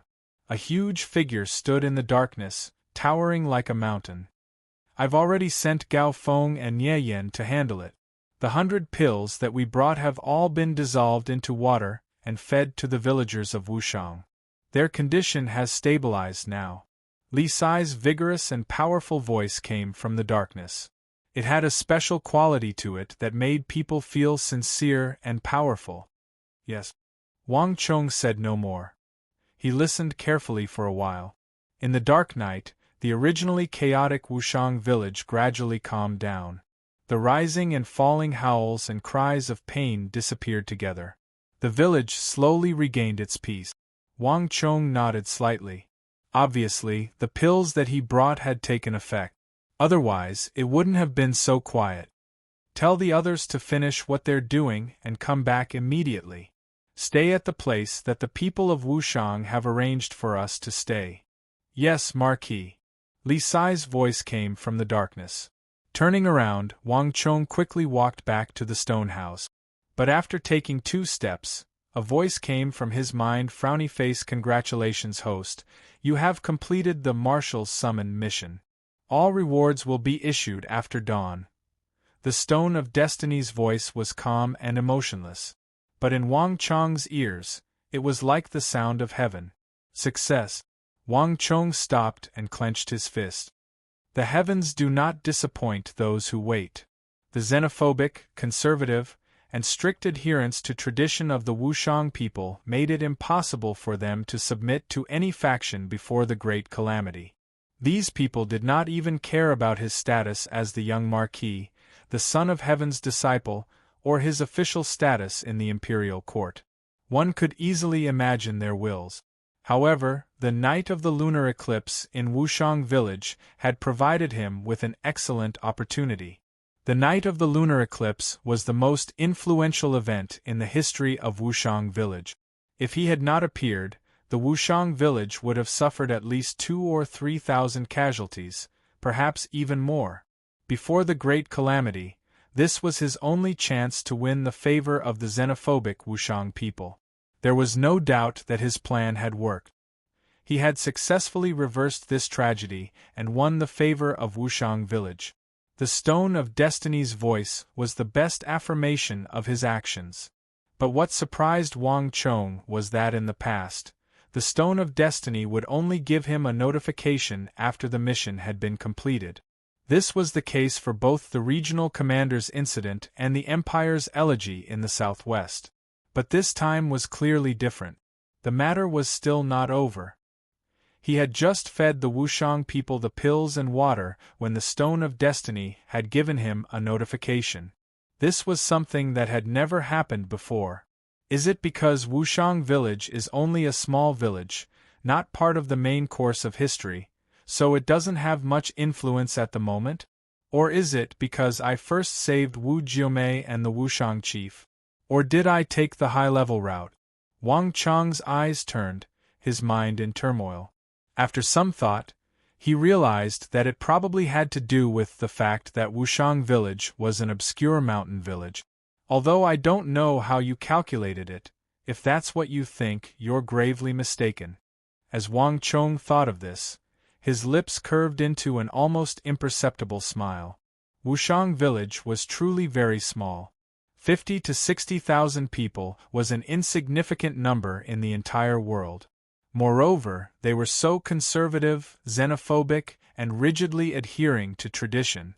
In terms of influence, they truly did have very little influence at the moment, but as long as he was given a chance, his influence in the future would be immeasurable. 5,000 Wushang cavalry had already followed him to conquer the world, sweeping through all obstacles and making illustrious contributions. The Great Calamity had yet to occur, and the Wushang people had yet to suffer heavy losses. 50 to 60,000 Wushang people, this flood of strength was unimaginable. The reward will be distributed at daybreak. Interesting. As he recalled the Stone of Destiny's final words, a hint of interest flashed through Wang Chong's eyes, but Wang Chong quickly regained his composure. Gao Feng, Nie Yen, and the others finished their work and returned to the stone house. The night was peaceful until daybreak. The moon had set and the stars had sunk. A bright red sun rose from the horizon, radiating rays of light. Rays of red light dyed the mountains, and the surrounding mountains of Wushang village were covered in a red glow. Unknowingly, it was already daybreak, and it was finally time to leave. Marquis, what do we do? At the entrance, Li Sai sat cross-legged, his back straight like a tiger or a dragon. In his hand was a giant Wuzi steel sword that was as tall as a human. He seemed to have not slept for the entire night, and when he opened his eyes, they were bloodshot. He looked like he had a lot on his mind, as if he was suffering. Are we really going to leave empty-handed like this? Li Sai's face was full of struggle. The task that Wang Chong had given him had been rejected by the village chief of Wushang village, and it had been a complete failure. In Li Sai's life, this was something that had never happened before. Seeing that it was time to leave, Li Sai's heart was filled with unwillingness. Let's go. Why not? Gao Feng and Ye Yan are awake, right? It's about time we should prepare to leave. Unexpectedly, after waking up, Wang Chang's face was calm, and there was no sign of frustration from the failure of the recruitment task. Ah! At that moment, everyone was stunned. No one had expected that Wang Chong would make a decision so easily, and without the slightest burden. But since Wang Chong had spoken, no one dared to disobey. Everyone could only stand up, pack their things, and prepare to leave. In the morning, Wushang village was quiet and peaceful, and there was no sign of the hustle and bustle from last night. Wang Chong bowed slightly and walked out of the stone house. Outside, rays of light shone on the barren mountains, and also on the rows of stone houses and the wide stone plaza of Wushang village. Everything was bathed in the morning sun, and it was a picturesque scene. How beautiful! I hope that I will always be as peaceful as this, Wang Chong said to himself. It was precisely because he had seen the crumbling of the mountains and rivers that he felt the preciousness of the present. No matter what, Wang Chong hoped that this paradise-like village, and the central plains beneath his feet, could forever maintain this picturesque beauty. Marquis! A voice came from behind him, pulling Wang Chong back from his thoughts. In just a few moments, all the guards, Gao Feng, Nye Yan, Li Sai, his soldiers, and even the captives walked out of the stone house. Last night, after everything had been arranged, Wu Jiumei had released these captive generals. Let's go! Without the slightest hesitation, Wang Chong waved his robe and strode like the wind, leading Li Sai, Gao Feng, Nye Yan, and the others toward the mountains to the west. He had come from the west, where Zhang Shouji and the others had been waiting for him. Now that the matter was over, it was naturally time to return there. Wait a moment, Marquis, please wait a moment. In the blink of an eye, just as Wang Chong was about to lead his people away from Wushang village, a voice suddenly came from the other end of the plaza. Accompanying the voice was a series of footsteps that were getting closer and closer. Wang Chong turned his head and saw a group of Wushang villagers hurrying toward him from the other end of the plaza, illuminated by the morning sun. The man in the lead was the chief of Wushang village, and accompanying him were Wu Jiumei, Huang Batian, and the other elders and protectors of Wushang village, as well as the other backbone of the village. Chapter 7:11. This is... What are the people of Wushang trying to do? Everyone was shocked. This was no small matter, and it made them feel a little uneasy. Could it be that they wanted to stop them and prevent them from leaving? Only Wang Chong smiled without saying a word. As expected, they still came. Wang Chong's expression was indifferent, as if he had already predicted this scene. Greetings, Chief. Wang Chong's heart skipped a beat. Without waiting for the chief of Wushang to come over, he led the crowd, turned around, and took the initiative to greet them. Marquis, I'm sorry, I've come late. Last night, Marquis let bygones be bygones and lent a helping hand. Jin Wen and the villagers will remember your kindness, and will never forget it. The white-haired old man said with a straight face. Chief, you're too kind. It was nothing. Wang Chong waved his hand and said nonchalantly. The medicine was originally prepared for them. Big brother, thank you for saving my grandpa. A soft voice came from the side. The little girl, Fang Xiaoyan, also raised her head and said sincerely. Seeing the sincere look on this lass's face and thinking about her barbaric, willful, and unreasonable appearance in 25 years, Wang Chong almost laughed out loud. You're welcome, it's just a small matter. Wang Chong patted her head and said. With the little girl's intervention, the atmosphere between the two sides suddenly eased a lot. Lord Marquis, there are no words to express my gratitude for this great favor. Yesterday we were rude. No matter what, I request that Lord Marquis stay in our Wushang village for a few more days so that we can express our gratitude as a host. The white-haired old man said. Many things can only be realized after a long time. Last night, despite Wang Chong's help, there were still 8 Wushang villagers who acted up prematurely, and before Wang Chong's antidote, they died on the night of the lunar eclipse. They died with the same symptoms as the others. Just thinking about the 4,000 to 5,000 clansmen who acted up on the night of the lunar eclipse, everyone felt a lingering fear in their hearts.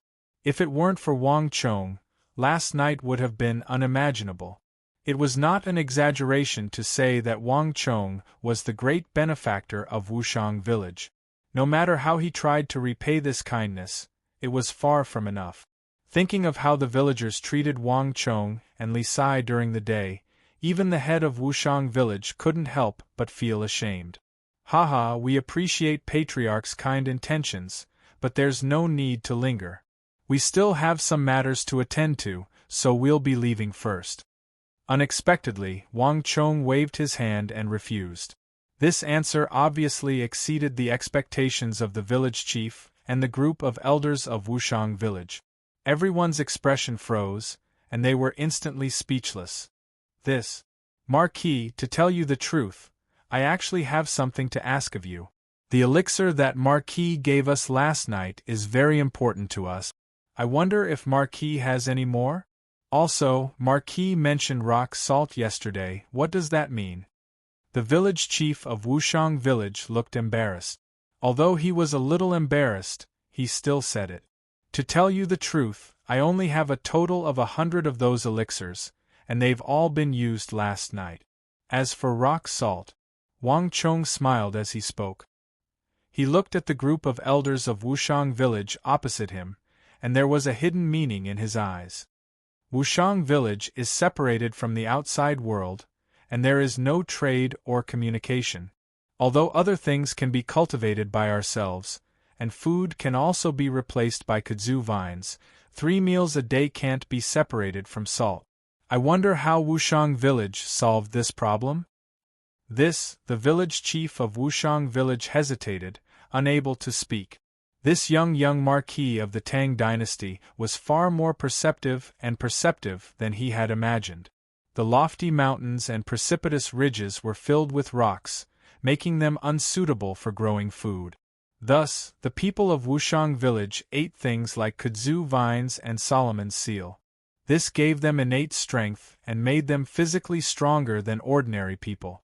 But there was one thing that they could not solve with ordinary methods: the salt that Wang Chong spoke of.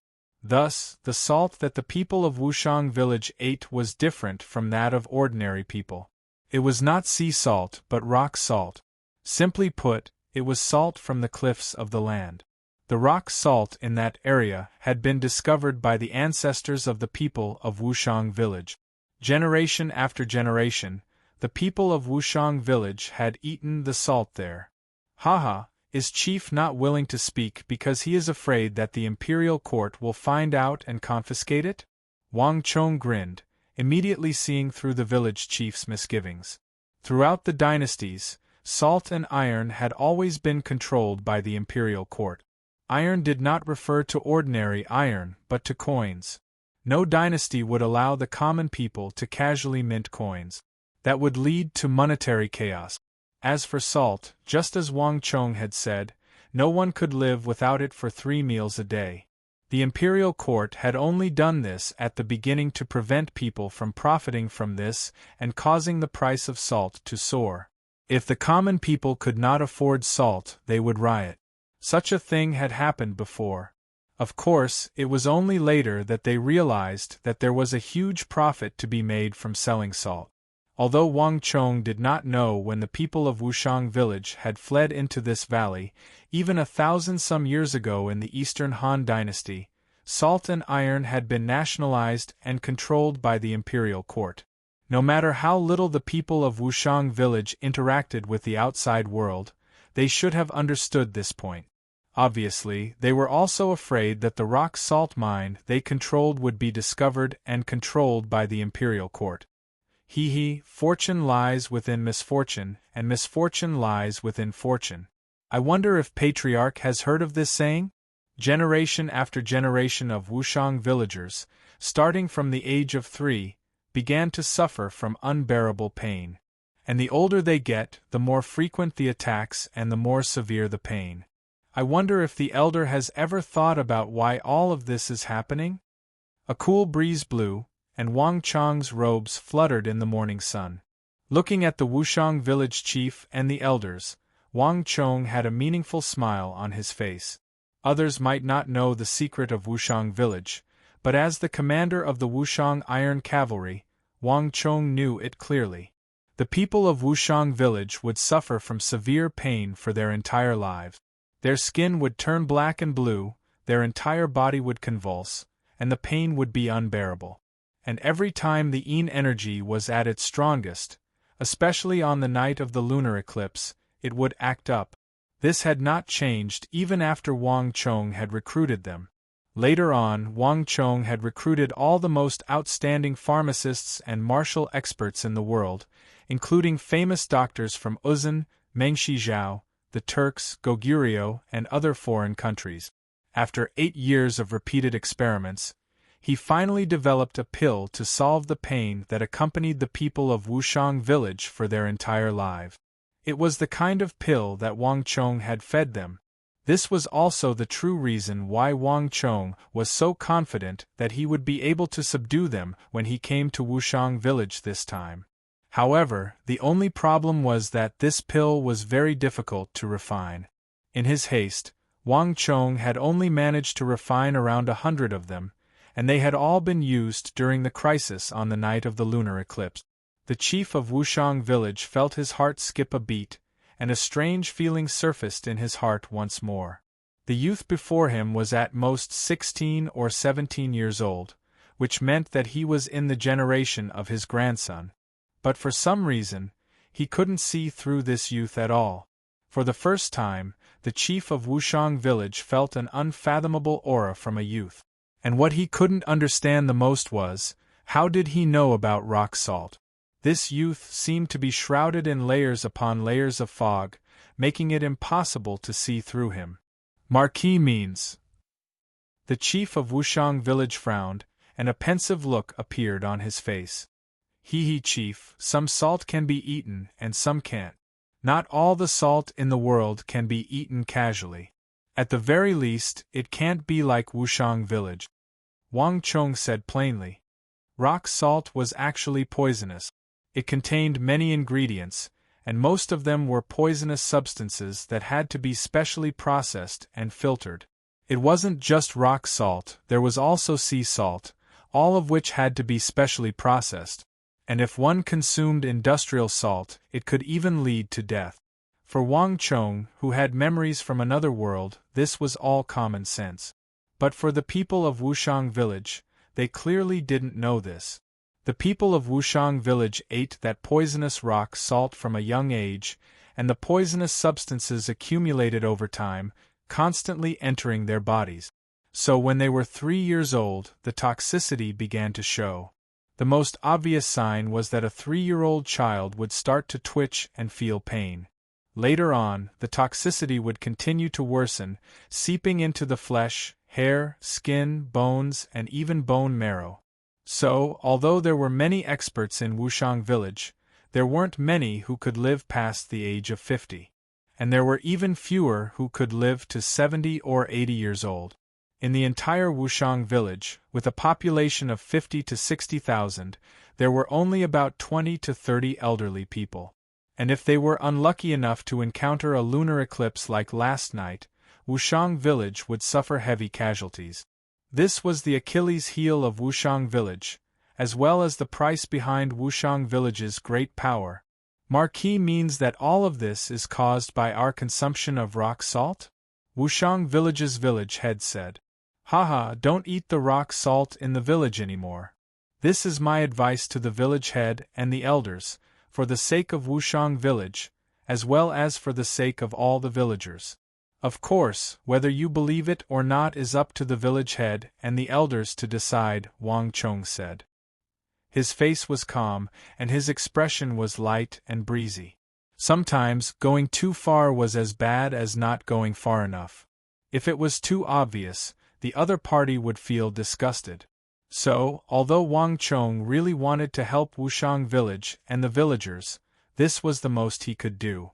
Anything more would only be superfluous. As soon as Wang Chong's words fell, the village head and the elders of Wushang village looked at each other. There were many theories as to why the villagers would get that disease, including curses, heredity, environmental factors, and so on. But no one expected Wang Chong to say that all of this was related to the most inconspicuous and common rock salt that they consumed daily. This was like saying that the reason a person bled was because they took in an extra breath of air. Chapter 7:12. Thank you, Marquis. Even though he was still doubtful, the Wushang village chief still expressed his gratitude politely. Regardless of whether it was caused by the rock salt or not, there was still another matter that he was concerned about. Also, even though Marquis has already said that there's no such pill in the world, this old man would still like to ask if Marquis can tell us the formula for that pill so that we can concoct it ourselves. The greatest taboo for pill-forging apothecaries was for others to ask about their pill formulas. Even the prestigious clans wouldn't easily reveal their precious pill formulas. The Wushang village chief was just probing Wang Chong with this question, so he didn't expect that Wang Chong would agree to it. But contrary to his expectations, Wang Chong agreed without any hesitation. Sure. Wang Chong chuckled, as if expecting the Wushang village chief to ask such a question. Without any hesitation, Wang Chong quickly reported the contents of the pill formula. It's not difficult to concoct this pill, but the ingredients are a little troublesome. It requires 30-year-old red sand fruit, 60-year-old Gogrian ginseng, 100-year-old violet coral from the bottom of the ocean, 300-year-old nanmukor, Arabian date palm, pomegranate from the western regions, and palm leaf powder from overseas. Wang Chong reported 70 to 80 different ingredients. The faces of the Wushang village chief, Wu Jiumei, and the other elders turned increasingly awful, and eventually, their faces turned ashen. The group had also thought of obtaining Wang Chong's prescription as soon as possible so that they could concoct it themselves. But none of them could have imagined that the pill formula would be so complicated and troublesome. There were many things that they hadn't even heard of before, let alone seen. Furthermore, Wushang village had been isolated from the outside world for many years, and the village didn't have much wealth. Even the simplest date palm and pomegranate were more than enough to drive them into despair, needless to say, concoct a pill themselves. Wang Chong's eyes were like torches. He could clearly see the reactions of the elders. It was not out of his expectations at all. In fact, he wasn't deliberately making things difficult for Wang Chong by giving him a fake medicine formula. On the contrary, everything Wang Chong said was the truth. Every single medicinal ingredient in it was a real medicinal pill. Wushang's hidden illness had been around for a long time, and it was very difficult to cure. Ordinary prescriptions were useless. Wang Chong had used his status as the world's Grand Marshal to gather a large number of experts and famous doctors, spending 8 years to develop it. Because it took a long time and there were many participants, the final prescription required a lot of medicinal ingredients. On top of that, the people involved weren't just the Tang people of the Central Plains. Uzan people, Mengshi Zhao people, Gogurians, Turkic shamans, Abbasid Caliphate, and even Karak Spazinu were also involved in the project. As a result, the ingredients in the prescription came from all over the world. But even though it was complicated, there was one thing that was certain. This pill was indeed useful to the people of Wushang. Furthermore, as long as one consumed it for 3 months, the root of the illness would be completely eradicated. Wang Chong had used the immense influence of his clan and the resources of the other clans in the capital to forge 100 dark brown pills in a short period of time. The Wang clan was a clan of ministers and generals. Given the Wang clan's strength, it was still difficult for them to forge the pill, let alone the isolated Wushang village. This old man would like to ask if this pill can cure the root of the illness? The Wushang village chief asked. Wang Chong nodded and gave an affirmative answer.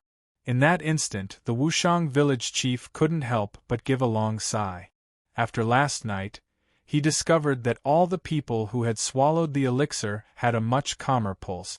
Although the rules of the ancestors couldn't be disregarded, for the sake of all his clansmen, he could only make an exception. Marquis, this old man has a deal that I wonder if Marquis is willing to accept? Marquis said before that he wants to recruit soldiers from our Wushang village. If Marquis can help us gather those ingredients and forge that special pill, relieving the pain and illness that our Wushang village has been afflicted with for generations, this old man can make the decision and agree to Marquis's request to recruit soldiers from the village. However, the number of soldiers will be limited to the number that Marquis helped last night. It can't exceed 5,000. The Wushang village chief said. As soon as his voice fell, Li Sai, Gao Feng, Nie Yen, and the other soldiers' eyes lit up, their faces filled with surprise. The stubbornness of the Wushang villagers was something that everyone had experienced before. No one had expected that just when everyone was at their lowest point, thinking that they had failed the mission and were about to leave Wushang village, there would be such a turn of events. This was something that no one had expected. Deal. Wang Chong smiled and agreed without hesitation. Although it was only 5,000 people, to Wang Chong this was a good start. As long as the Wushang villagers could break the tradition and come out, then they could recruit the second and third batch of 5,000 people. In the end, all the Wushang villagers would be under his command. In the future, the whole world would be shocked by these Wushang villagers.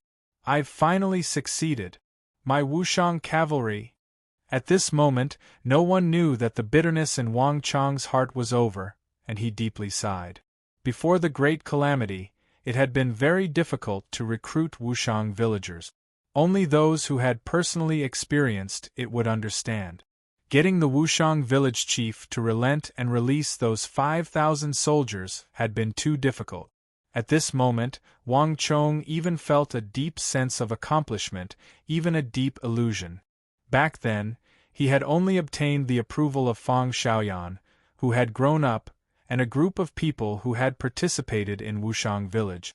But now it was more like everything was starting over.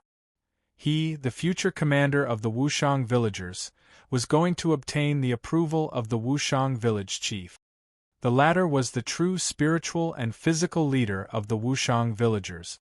Congratulations, host. You have completed the Marshal's summon mission. You have been rewarded with 400 points of destiny energy. At almost the same time, Wang Chong's mind was shaken. The Stone of Destiny's voice suddenly rang out. The promised mission reward had finally been issued. Wang Chong's trip to Wushang village this time had been a great success. Behind Wang Chong there was a wave of cheers. Everyone was incredibly excited. Although they had clashed a few times with the Wushang villagers, which had caused them some displeasure, even a man like Li Sai had to admit that the Wushang villagers were the best warriors. To Wang Chong, recruiting them would definitely be of great help. With this exchange of pills for conscription, and the night before, Wang Chong had helped the Wushang villagers avoid the deaths of 4,000 or 5,000 people. He was the true savior of the Wushang villagers. The entire Wushang village had a much more favorable impression of Wang Chong and the others. Coupled with the fact that they had previously injured Wang Chong's villagers, they felt ashamed. As a result, they were even more friendly to Wang Chong and the others. This was also something that Wang Chong and the others did not expect. Thinking about the Wushang villagers' reclusive, xenophobic, and conservative character, it was extremely difficult to win their favor before the great calamity. Although the Wushang villagers were quite conservative, and it was difficult for them to open their hearts and embrace outsiders. But once they opened their hearts, they would treat you as one of their own. They were quite warm and friendly. That night, Wushang village held a grand banquet to celebrate the victory. Come, drink, eat big chunks of meat, drink big bowls of wine. Come. Ha ha, delicious, really delicious. The Wushang village was filled with cheers and laughter. All the guards were mingling with the Wushang villagers. On the table, there were all kinds of chicken, duck, fish, deer, roe deer, seafood, and all kinds of delicacies. Give me another bowl of rice. I've never eaten such delicious food. This is a duck? It's so soft. Our Wushang village should raise a whole flock of them. So this is a fish. It's so soft and smooth. It's really delicious. The Wushang villagers were all immersed in this feast. The Wushang villagers' diet was extremely simple and plain. These chicken, duck, fish, deer, roe deer, and seafood were naturally not from the Wushang villagers. This time, Wang Chong came to Wushang village prepared. For this trip to Wushang village, he did not only bring medicinal pills and Wujian grass to help the little girl. This time, when entering the mountains, everyone brought a few big boxes. The boxes were not filled with heavenly treasures, pearls, or gems, but the simplest ingredients, which were the chicken, duck, beef, pork, lamb, and roe deer. Not only that, Wang Chong even brought along a specially selected cook from the army cook's army. The poor Wushang villagers had always been trapped in the mountains. They usually ate kudzu vines and sealwort, so they had never eaten such delicious food before. This delicacy left the women and children of Wushang village drooling, their mouths dripping with oil. Even the adults, drinking the fine wine Wang Chong had brought from the outside world, felt so moved that they wanted to cry. Think about it, a group of people who had been eating plain food for decades, thinking that the best food in the world was sealwort or kudzu vines. Suddenly they tasted delicious food that looked, smelled, and looked good. One could imagine how moved they were. Overnight, all the Wushang villagers' impression of Wang Chong and his group changed greatly. If the expedition was said to be based on the chief's opinion at the beginning, then now, everyone had a good impression of Wang Chong and his group from the bottom of their hearts. Come, cheers. We won't go home until we're drunk. Good brother, another bowl. Haha, one bowl is nothing. At least 3 bowls. If you follow our marquis, you will eat and drink well and conquer the world. That will be great. That's right. It's a waste to waste such good martial arts in this valley. You should follow us to conquer the world. That's what a man should do.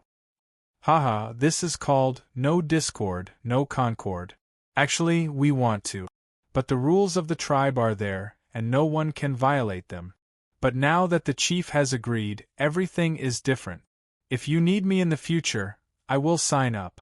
Haha, a real man, another cup. Chapter 7:13. Marquis is formidable. With this, our recruitment won't be a problem at all. On the plaza, the 2-meter-tall giant Li Sai was sitting next to Wang Chong.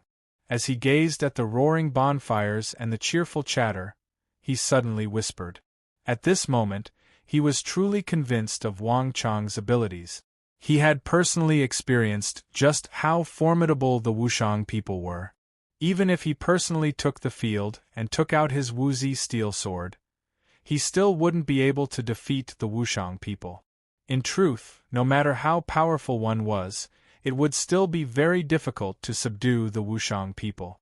The strength of these people could no longer be described as a village, a clan, or a tribe. But Li Sai had not expected that the problem that he had spent so much time and effort to accomplish would be easily solved by Wang Chong's arrival. He thought about how the Wushang village chief had personally refused Wang Chong. But now, not only had he agreed to Wang Chong's request for the recruitment, the two sides had even become friends, enjoying the bonfires, eating large pieces of meat and drinking large bowls of wine. It was truly inconceivable. The more he interacted with Wang Chong, the more Li Sai sensed that Wang Chong was inconceivable. There seemed to be no problem in this world that he could not resolve. This was true in the War of the Southwest, and this was also true in Wushang village. His abilities seemed to have no limit. Li Sai truly couldn't think of any problem in this world that could truly stump him. Of course, what convinced Li Sai the most was that Wang Chong had actually had people bring these ingredients for this operation. Marquis's decision to have people bring these ingredients was truly a wise one. I feel that these chickens, ducks, fish, beef, and mutton are even more useful than last night's operation," Li Sai sincerely said. The breadth of Wang Chang's thoughts was always unimaginable to others. For example, the Uzun Plateau spreading plague, or the destruction of the Mengshi granary at the final moments of the War of the Southwest, or Wang Chang's conquest of the Wushang villagers while having his entourage bring so many chickens, ducks, fish, beef, and mutton. These seemingly useless or insignificant actions didn't seem like anything out of the ordinary at the time, but only after everything was over would one deeply understand just how deep and broad Wang Chang's thoughts were behind these seemingly ordinary actions, making them even more willing to prostrate themselves before him and follow him. Wang Chong just smiled indifferently and didn't say anything. "Once I'm done here, I'll go to Steel City. I'll leave the matter of Wushang village to you. In addition, I have arranged for a large amount of food to be sent to Wushang village. 50 to 60,000 Wushang people, relying on our food alone is far from enough. This general understands. I will definitely complete this task beautifully," Li Sai deferentially said. Then it's fine." Wang Chong smiled, patted Li Sai on the shoulder, and drained the bowl of Bamboo Grove hut. Then, under Li Sai's flabbergasted gaze, he put down the bowl and walked to the edge of the plaza, to a place where the light from the bonfires could not reach. Over there, a rock-like figure stood there, towering like a mountain range, silently guarding the darkness. "Warrior, how should I address you?" Wang Chong smiled. In the darkness, the stalwart figure glanced in surprise at Wang Chong, but he quickly looked away. After a long while, a muffled voice could be heard. "Chui Piaoqi. Chui Piaoqi, a good name. Do you drink?" "My apologies, I can't drink because of my duty." "Haha, good. I truly can't drink because of my duty. But even if I can't drink now, it doesn't mean I can't drink at other times. This is a jar of wine I brought from outside. Take it." This, in the darkness, the sturdy figure finally raised his head, looking at the young man in front of him with some surprise. He seemed to be a little confused. There were so many people in Wushang village. Why did he find him, and why did he give him a jar of wine? "Haha, take this jar of wine, I won't disturb you any more." Seeing that the man seemed to still have some resistance in his heart, Wang Chong finally said, "All right." The man answered in a muffled voice, and finally took the jar of wine from Wang Chong's hand. At the moment he lowered his head, with the help of the light from the bonfires in the plaza, a few words were clearly written on the grayish-brown jar of wine. "Overlord's Blaze." The man raised his head, and his eyes finally showed a hint of surprise. However, Wang Chong had already turned around with a carefree expression, and walked away into the distance. At that moment, no one knew that a complicated look flashed across Wang Chong's eyes.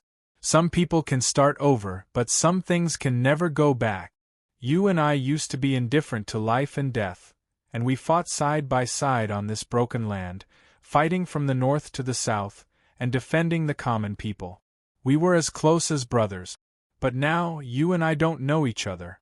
I recognize you, but you don't remember me anymore. That jar of wine used to be our favorite strong drink back in the day. Take it as a tribute to our friendship back then.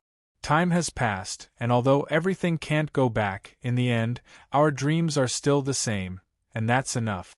With this thought, Wang Chong quickly left Wushang village.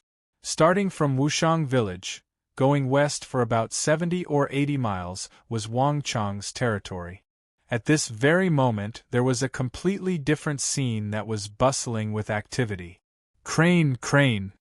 Be careful, pay attention to the structure of all the parts.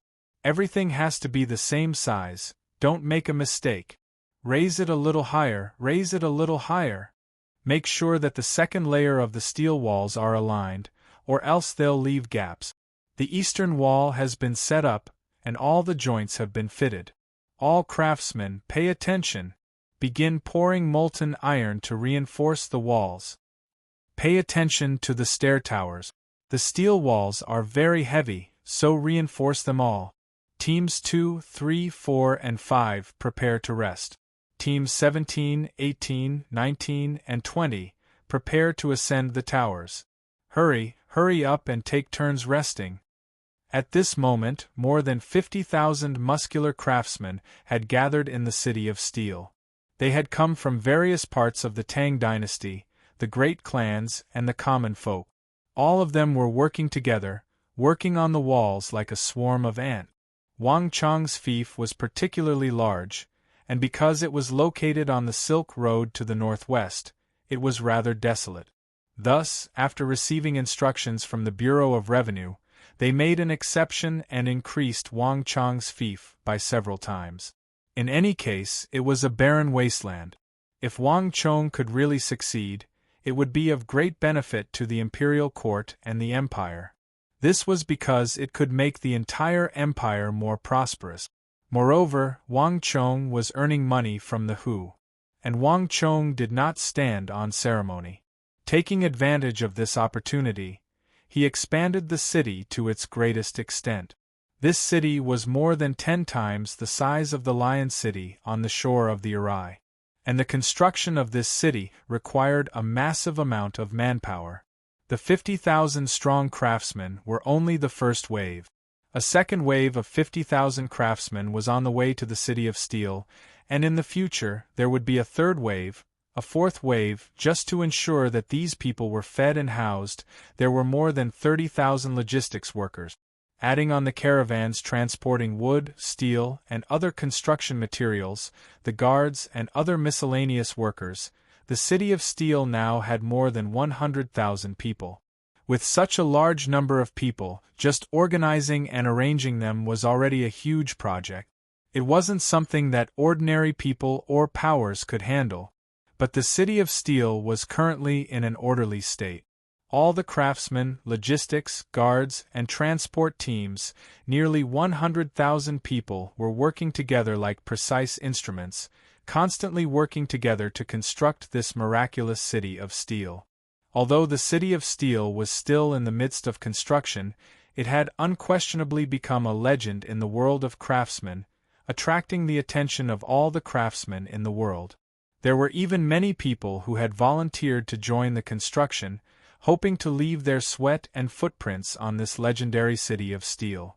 They wanted to brand their names on the city. As a craftsman, there was nothing more worthy of pride. Marquis, the initial materials have all arrived. The sword-smithing clans of the capital and the various prefectures of the Tang dynasty are all working to construct the steel modules we need. There are already more than 10,000 sword-smiths and sword shops helping us forge refined iron and steel modules. In addition, I've already dispatched people to the various sword-smiths, sword shops, and sword-smithing clans to control the quality of the refined iron. The City of Steel is no small matter, and I don't want anything to happen to it. On the walls of the bustling City of Steel, Zhang Shouji and Wang Chong stood side by side, confidently chatting.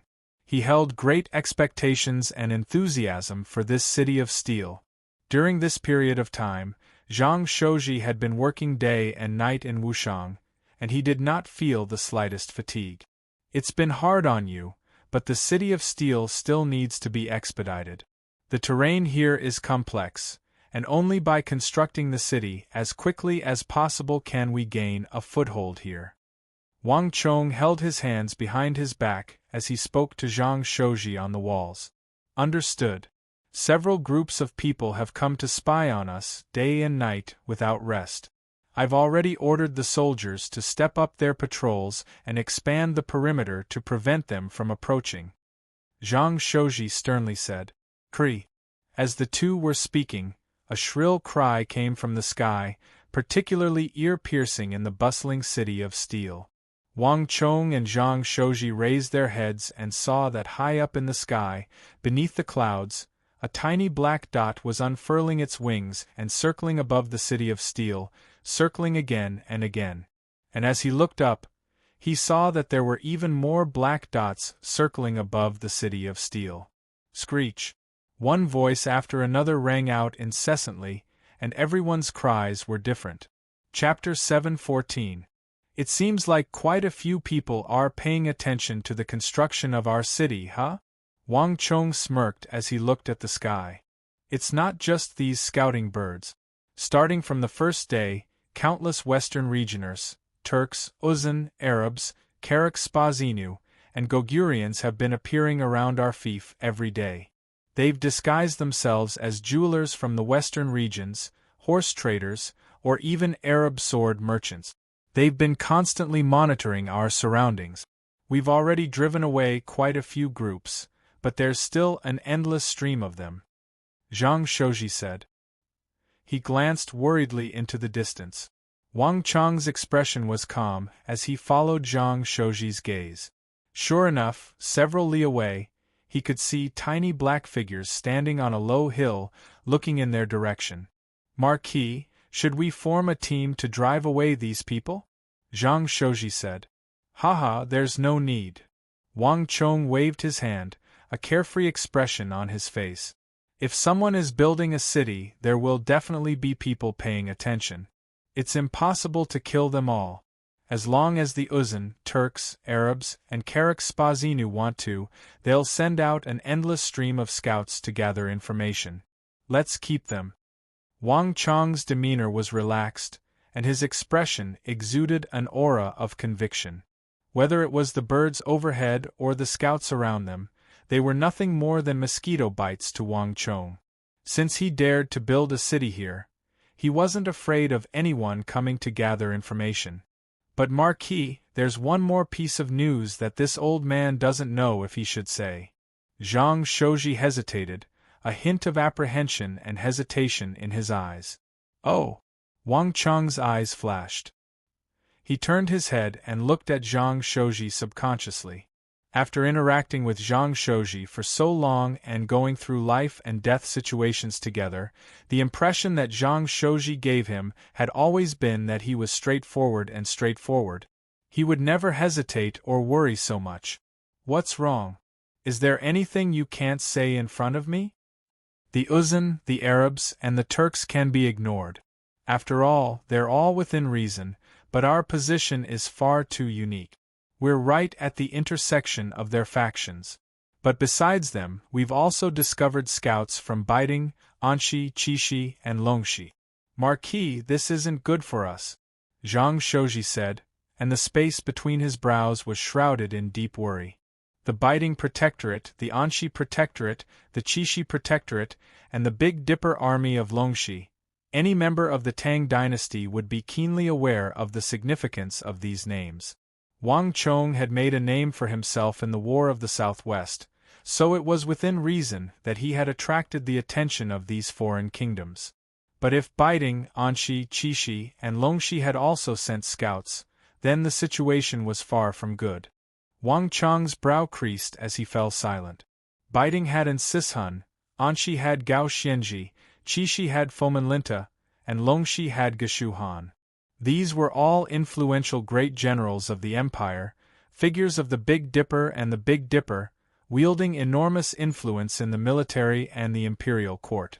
It was already extremely difficult for an ordinary person to obtain the attention of even one of them, but Wang Chong had received the attention of 4 great generals at the same time. The regional commanders' incident. With a flash of understanding in Wang Chong's mind, he understood. These 4 great generals were usually far apart from each other and rarely interacted with each other in private. In truth, the empire strictly forbade these powerful great generals from colluding with each other in private. But even so, the 4 of them had one thing in common. In the regional commanders' incident, Wang Chong's memorial had thoroughly offended them. All 4 of them had submitted memorials to the imperial court requesting that Wang Chong be executed and that he be imprisoned in the imperial prison. They're settling accounts after the fall, Wang Chong quietly said to himself. During the regional commander's incident, he had been in the distant capital and had the protection of his clan. Not even Geshu Han, Fomenlinta, and the other great generals had been able to do much to him. But the situation was different now. He had come to Wushang and was establishing a fief and a city on the border of the 4 great generals. Given their tempers, it would be truly strange if they allowed him to build a city right under their noses. Although Wushang was close to the Silk Road, its geographical position was very unique. Several hundred li to its left was the edge of the Uzun Plateau, where the Uzun cavalry could descend. And to the northeast, 500 some li, was the border of the Western Turkic Khaganate, the territory of the Turkic Ishbara Khagan. Although it was 500 some li, this distance was nothing to cavalry. And if one followed the Silk Road to the northwest, one would reach the end of the road, where the Anxi Protectorate, commanded by Anxi Protector General Gao Xianji, was located. This road was far too important, so any attempt to build a city on the Silk Road would attract the attention of all sides. The imperial court had originally established the Chishi Protectorate here to fend off the Western Turkic Khaganate to the east and the Uzun Empire to the west. With the assistance of the Anxi Protector, the Biting Protectorate, and the Longxi Big Dipper Army, it was completely capable of protecting the merchants traveling the Silk Road. But it just so happened that all these protector generals had been offended by Wang Chong. Now that Wang Chong was building a city in Wushang, it was hard to say if these protector generals would play any tricks. If the Uzun or Western Turks really did charge over, it was hard to say if these protector generals or great generals would help. It was even possible that these protector generals and great generals would intentionally let the Uzun and Turks pass. After all, no one could blame them for having such a long defensive line. These were all problems that Wang Chong had to consider. Relax, it won't be a big problem. To his surprise, Wang Chong grinned and quickly regained his composure. Since I dared to build a city in Wushang, I've made thorough preparations. In addition, the City of Steel has only just been established and I've only just been made a marquis, so everyone is paying attention to this matter. Even if Geshu Han, Gao Xianji, Fomenlinta, and Insishun have any ideas, they wouldn't dare to make any careless mistakes at a time like this. Otherwise, it would be too obvious. They're all great generals of the empire, powerhouses of the major powers. They wouldn't do something so childish.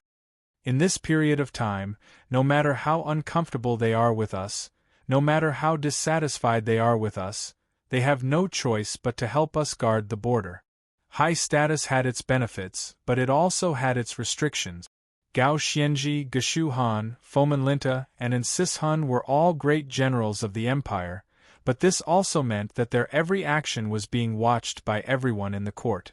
Thus, there were many things that could not be done, or at least, they could not be too obvious. This truly is the case. Zhang Shouji nodded. After all, he was a master architect of the imperial palace and had interacted with many high officials and nobles, so he had a rough understanding of the politics of the court. He knew that what Wang Chong said was the truth. No matter how much the great generals and protector generals disliked and loathed Wang Chong, they had no choice but to endure for the time being. Not only did they have to endure, they also had to think of a way to protect him. Otherwise, if something happened, even the Holy Emperor would place the blame on them. After all, there were so many people who were watching over Wang Chong's fief. But even so, this is only the beginning. After we build a city in Wushang, it's still their territory. After this period of time, what should we do? Zhang Shouji said. The Silk Road was very long, very long. Wang Chong's decision to build a city here seemed very casual, but this was actually not the case. This was because the merchants of the Silk Road would only find a place to rest when they had a very long journey ahead of them, and when the road was barren and they couldn't find a place to rest. Thus, if Wang Chong's city wanted to gain the favor of these merchants, it could not be too close to a city or village. And there were not many places that satisfied this condition. And Wushang was the best of them all. First of all, it was very far from the capital, and the merchants would be very tired from the journey. Chishi was not far from Wushang, and not far from it was a vast desert. Qi was a desert, and this was where the name Chishi came from. The influence of the desert meant that the weather here was extremely dry, and it was easy for people to get tired.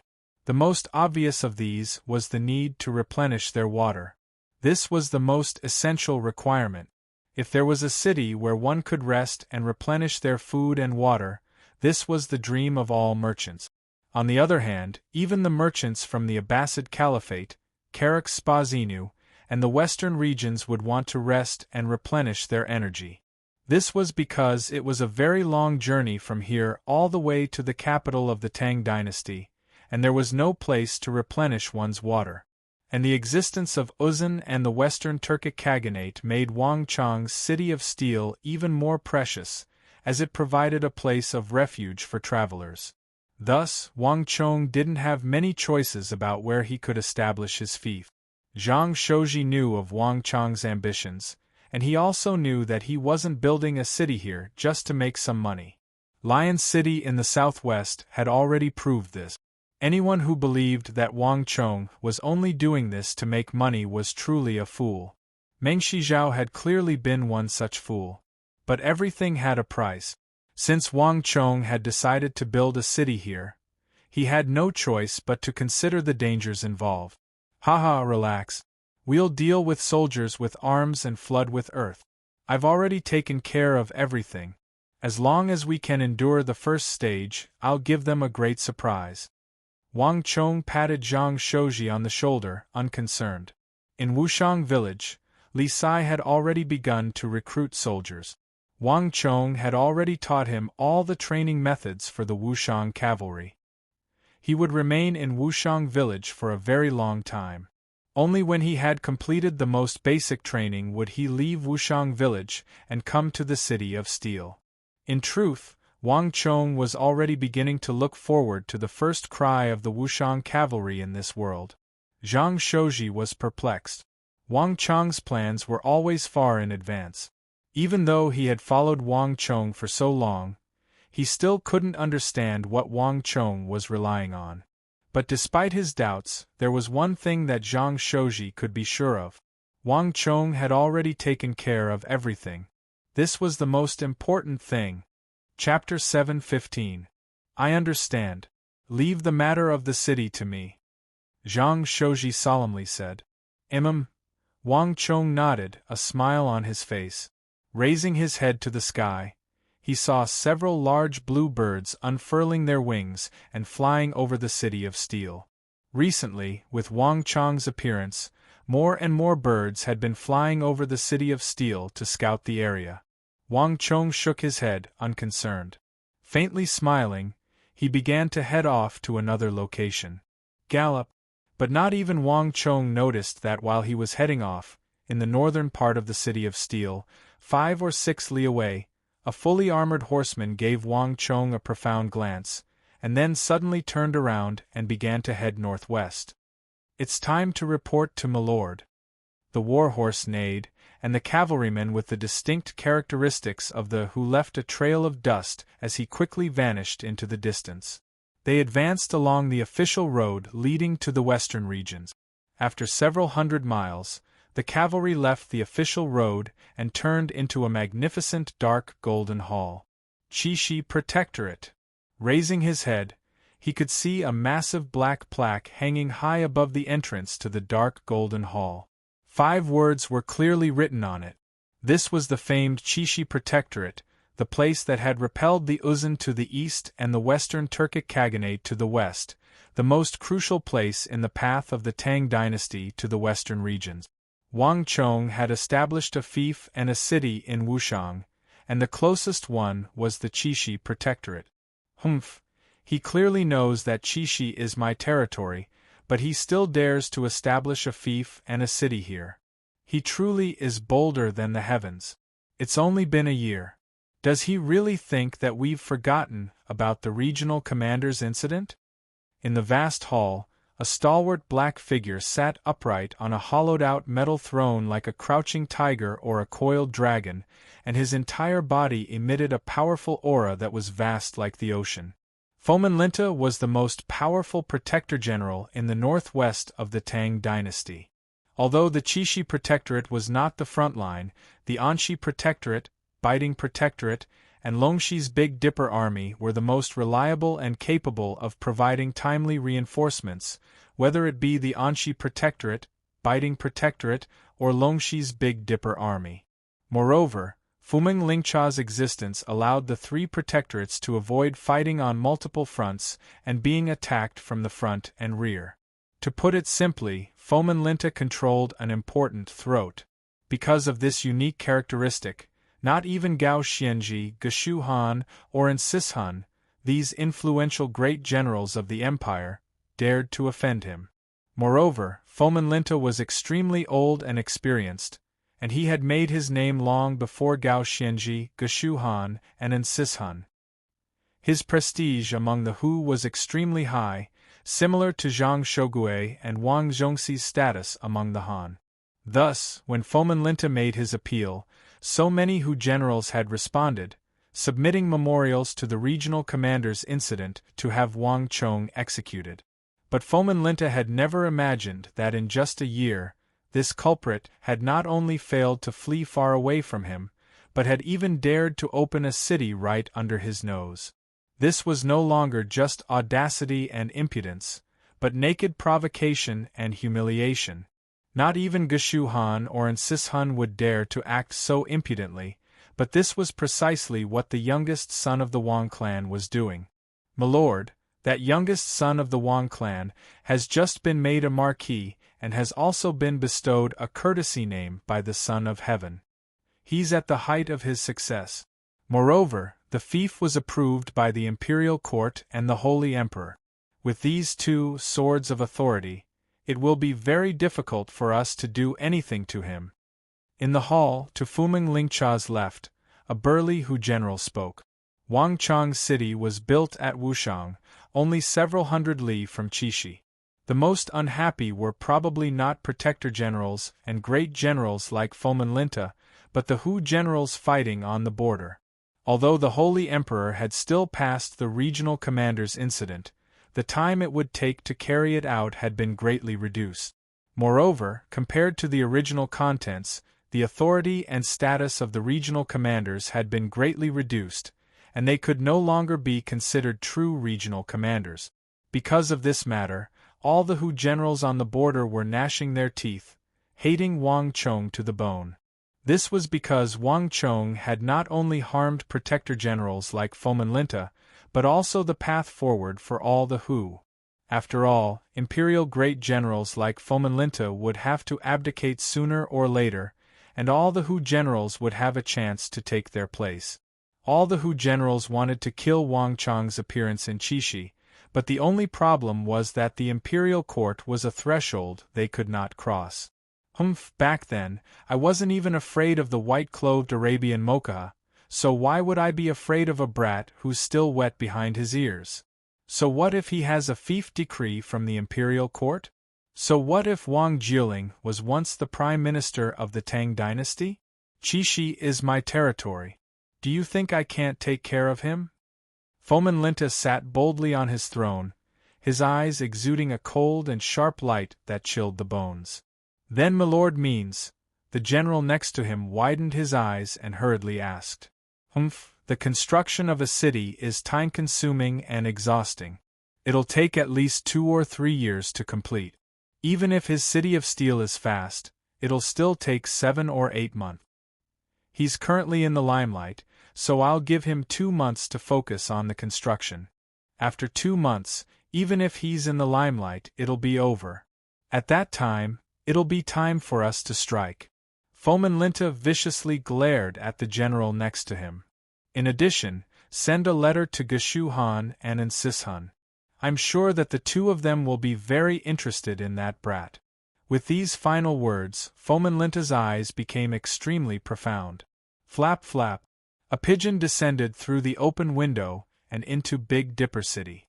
In an elegant and quiet study. The study was lined with bookshelves, and the shelves were piled high with scriptures, histories, biographies, collections, and some ancient book. A crane-shaped cauldron stood in the corner, exhaling a thick sandalwood fragrance that permeated the study, making the place seem ancient, quiet, and elegant. If one had not seen it with their own eyes, they would have found it very difficult to believe that a study like this could exist on the front lines of the empire, a place where wars were frequent. "You've come?" A gentle and dignified voice came from the room. An arm stretched out. The 5 fingers were slender and pure white, and at the same time, they contained boundless power. With a light pinch, a letter was extracted from the pigeon's leg. Upon opening the letter, there were only a few simple words. "Wang Chong has arrived in Wushang." As expected, Geshu Han appeared unsurprised, and with a shake of his finger, the letter shattered and scattered onto the table. "Lord Protector General, what should we do next?" A deep voice came from behind Geshu Han. Around 3 paces away, a Big Dipper army general was standing there, waiting for some time. "That Wang Chong is now the young marquis of the imperial court, and the entire world knows that the Son of Heaven has bestowed him a courtesy name. Do we really have to move against him? And from a certain perspective, that brat actually helped us out in the War of the Southwest. Do we really have to deal with him? What do you think?" Geshu Han calmly replied without turning his head. Behind him, the Big Dipper army general was taken aback. He didn't expect Geshu Han to ask such a question. The Wang clan is currently in the limelight, and it has that relationship with the King of Song. It truly isn't wise to deal with them now. Moreover, that brat was too disrespectful to Lord Protector General in the regional commander's incident. Even now, our brothers still have some complaints about him. In addition, he could have built his fief anywhere, but he chose to build it in Wushang right under our noses. This is simply too disrespectful to Milord. If we don't teach him a lesson, let alone Milord, even our brothers won't be able to take it lying down. In addition, Chishi's Fomenlinta has also sent a letter to Milord, hoping that we can work together with him to put some pressure on that Wang Chong. If we don't do anything, given how close we are, Fomenlinta will probably have some complaints about us as well. The Big Dipper army general said. "Haha, it seems like you understand." Geshu Han put down the spring and ottomans in his left hand and stood up from his desk. His back was ramrod straight, and invisible waves of energy roiled around him. An aura as vast as the mountains and seas exuded from his body. At this moment, Geshu Han was looking up to a lofty mountain. Even the general behind him had slightly lowered his head in respect. Wushang's geographical location is unique. How can it be that easy for him to build a city there and take advantage of it? Moreover, the War of the Southwest is for the Empire, but the construction of Wushang is for private interest. These are 2 separate matters, so there's no need to worry. Besides, if he doesn't have the ability to establish a foothold in Wushang, we might actually be helping him by pressuring him a little. Isn't that a good thing as well? That way, he'll understand that the world isn't as easy as he thinks. Geshu Han indifferently said. "Milord's words are reasonable." The bearded Big Dipper army general nodded obediently. However, his eyelids suddenly twitched, and as if recalling something, he hurriedly exclaimed, "That's right. But, Milord, Wushang City isn't just his problem. He's also pulled in nearly 80% of the great clans of the capital. If we move now, we'll offend nearly all of them." Upon hearing those words, the Big Dipper army general frowned in deep melancholy. Meanwhile, the confident and carefree Geshu Han couldn't help but frown and fall silent. The study was eerily still. It had been some time since the construction of Wang Chong's City of Steel began, but no one had made any major moves. It wasn't because of the Wang clan's influence and status, but because of the 80% of the great clans in the capital that Wang Chong had bound to his war chariot. In the many years that the Tang dynasty had developed, these great clans were no longer ordinary clans. Their influence extended deep into the court, the military, and the prefectures of the empire. They represented the strongest factions of the empire. Chapter 7:16. No matter how powerful the Wang clan was, it was just one clan. Moreover, as the Big Dipper great general guarding the Longxi border, someone of Geshu Han's status really did not need to fear the Wang clan. At the very least, if someone of Geshu Han's status were to side with King Qi, the Wang clan would have a massive headache. But the great clans of the 8 cities of the capital, no one in the Tang dynasty would dare to believe that. Once 80% of the great clans rejected one would have no place to stand in the Tang dynasty. Not even Geshu Han dared to think about such a thing.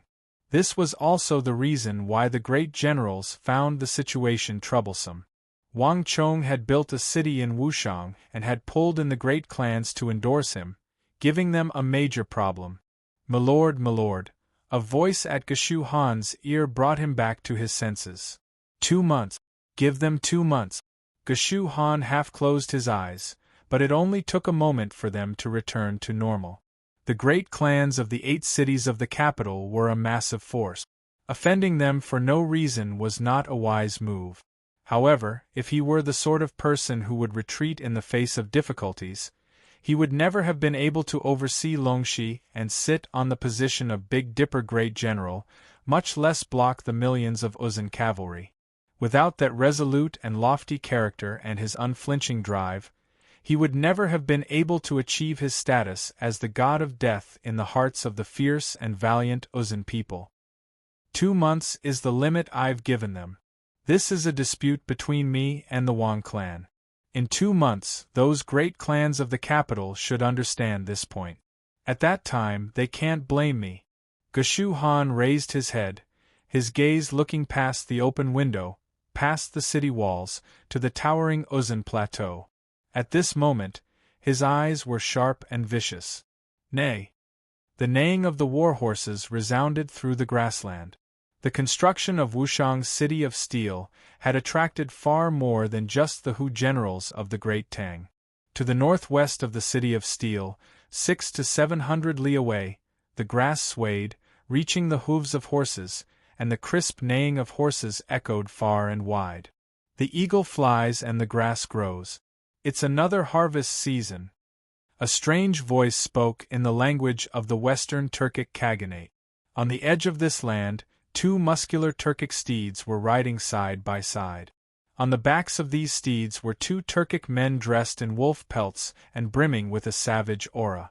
From the snow-white fox furs around their necks, it was clear that they had significant status in the Western Turkic Khaganate. Yeah, the 8th great general of the Tang dynasty, the young Marquis, the disciple of the Son of Heaven of the Tang dynasty. The Great Khan had already declared that no matter what, they had to find a way to keep him here. If we can kill him, it will be another season of harvest. The other Turkic nobleman next to the man agreed. Both of them had sharp eyes as they looked in the direction of the southwest. There, they could clearly see thick black smoke rising from the horizon, piercing through the clouds. Although they couldn't see anything, they knew that the place where the black smoke was rising was the city being built by the 8th great general of the Tang dynasty. Truly a pity. Such a young and promising star has fallen so quickly. The Turkic nobleman on the right clicked his tongue, but there was no pity on his face. On the contrary, there was a hint of cruel anticipation. If he hadn't killed so many of Meng Shizhao's people in the south, Meng Shizhao's crown prince wouldn't have secretly sent so much gold to the Khagan for his father's sake. If he was just passing by and came here to play, that would have been fine. But he just had to build a city here. Isn't that just seeking death? Even without the matter with Crown Prince Meng Shizhao, the Khagan wouldn't have let him off just because he built that city. Haha, since he's seeking death, he can't blame anyone else. It seems that this person isn't as formidable as the rumors say.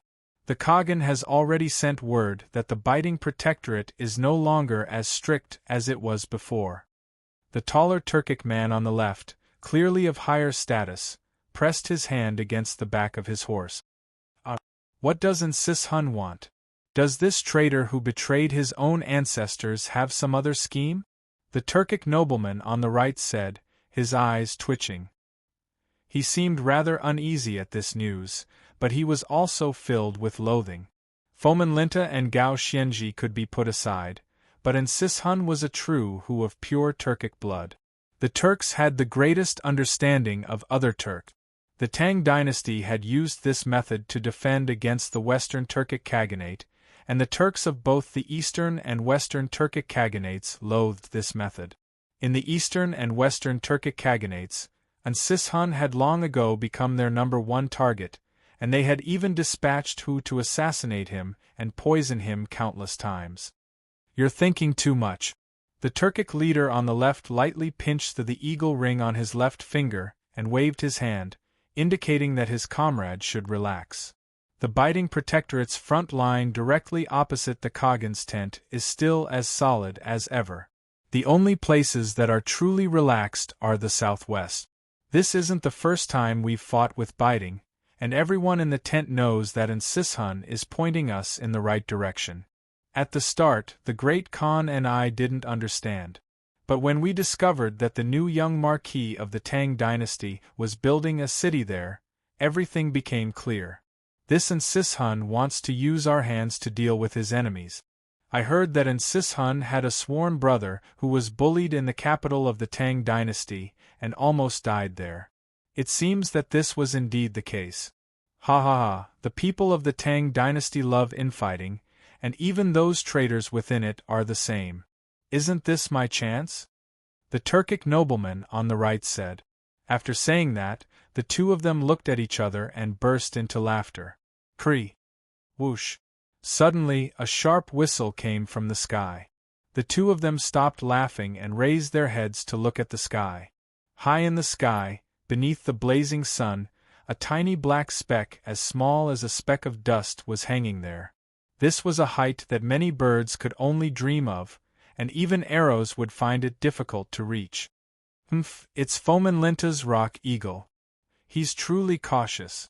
The Turkic leader on the left sneered as he reached behind him and took a golden bow that was taller than a man. Knocking an arrow to the bow, he aimed at the black speck in the sky and fired. Twang! The earth rumbled.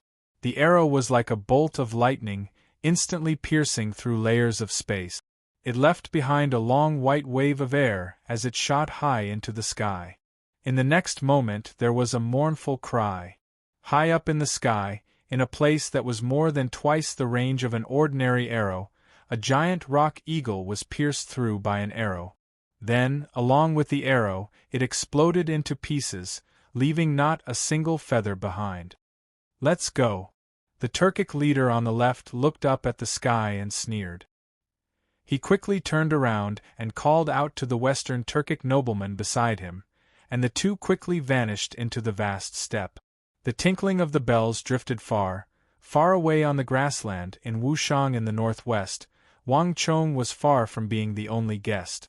Behind him, wave after wave of people arrived at this place from thousands of miles away.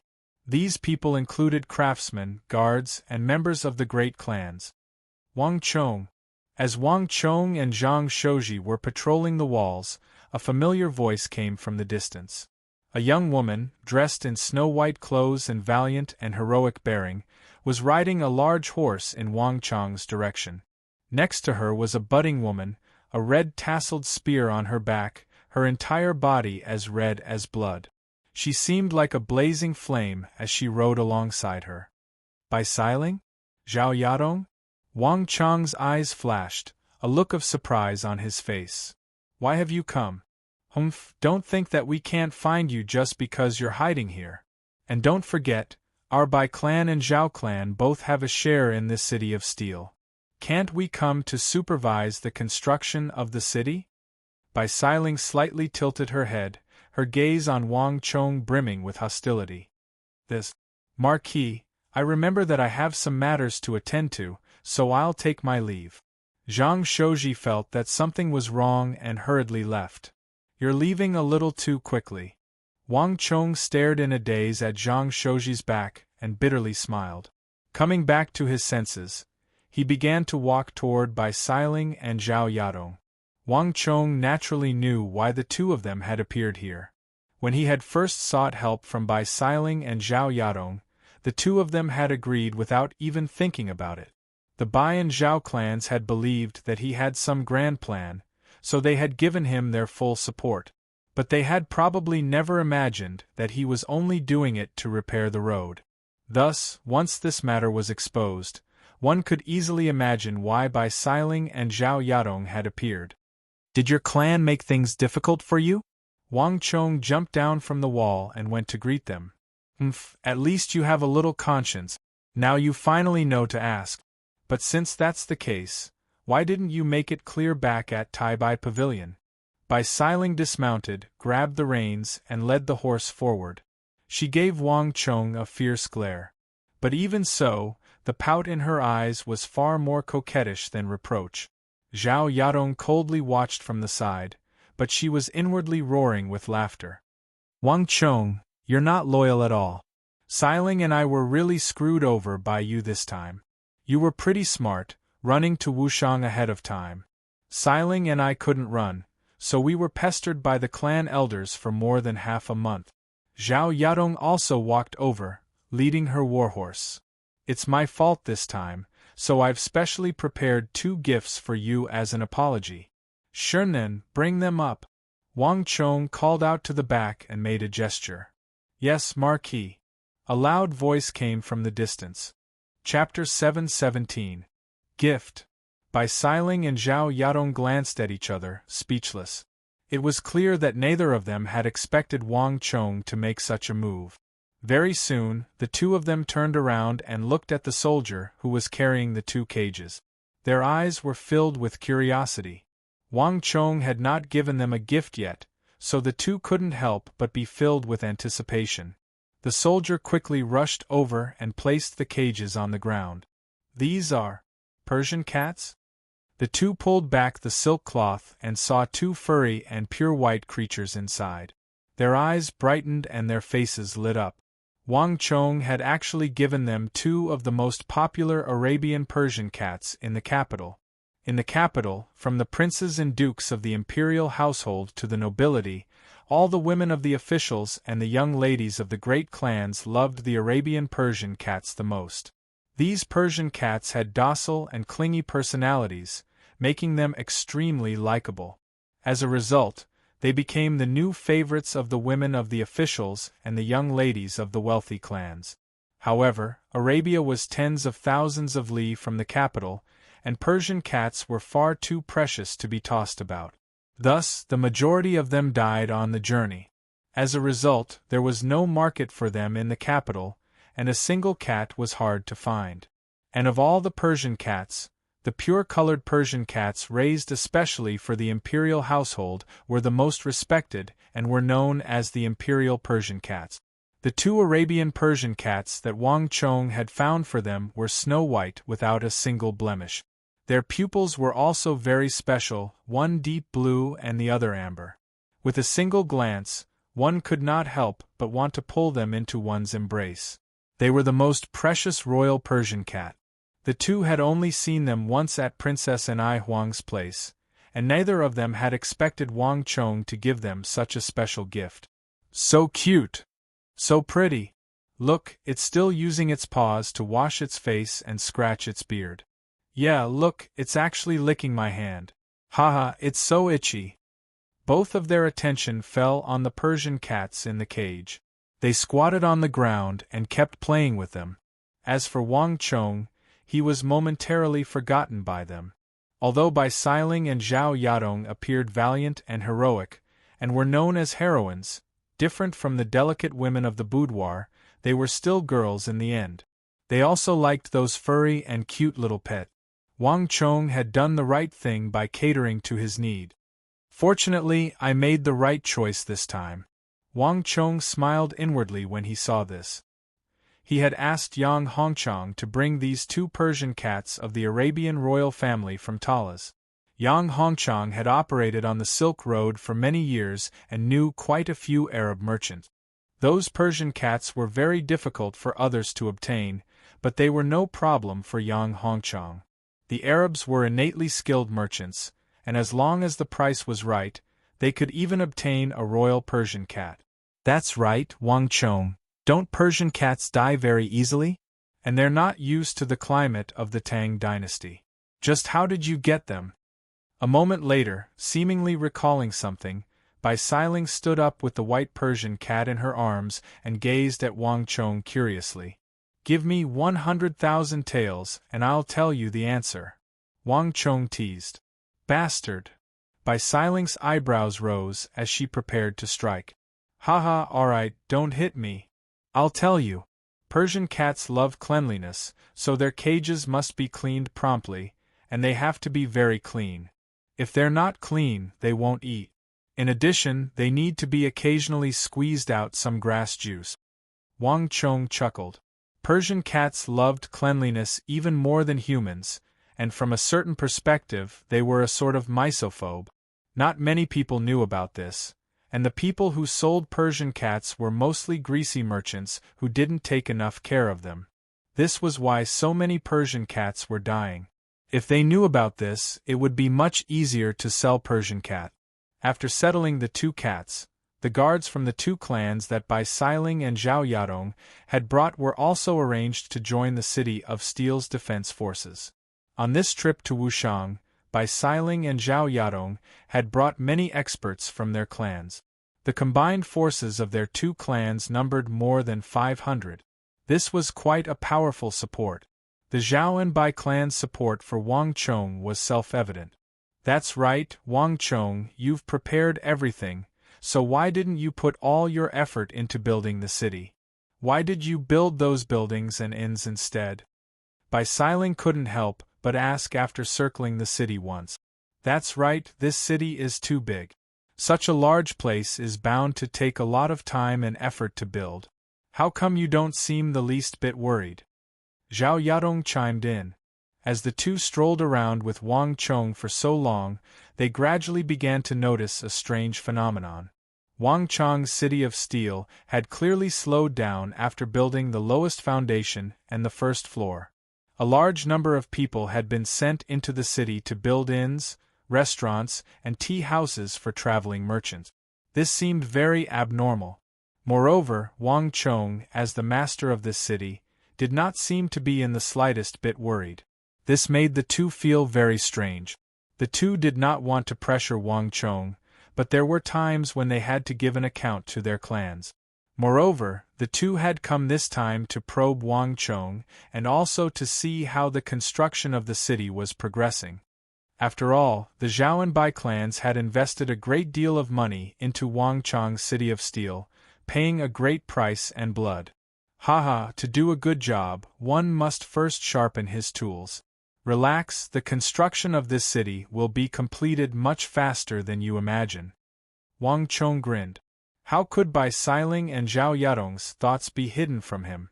When the two spoke, their expressions were clearly distressed. They had clearly been forced. Everyone had their own difficulties, and it was already quite good that Bai Siling and Zhao Yadong had helped him this far. Wang Chong naturally would not make things difficult for them. And you can tell your clans that the benefits the Zhao and Bai clans will obtain will be far greater than they imagined. In addition, this city will be completed in a month. Wang Chong said. Ah! Bai Siling and Zhao Yadong stared in shock at Wang Chong. It wasn't that they didn't believe in Wang Chong, but that this City of Steel was still an embryo, far from completion. Moreover, the construction of a city was time-consuming and laborious. It would already be quite impressive if it could be completed in a year. And Wang Chong's city was much larger than an ordinary city. Even though they were Wang Chong's closest friends, the two of them still felt that completing this city in a month was a fantasy. Wang Chong looked at their questioning gazes, a strange smile on his lips, but he did not reply. Facts spoke louder than words. In a month, the two of them would no longer think that he was exaggerating. Moreover, at that time, even Geshu Han and Foman Linta will be shocked.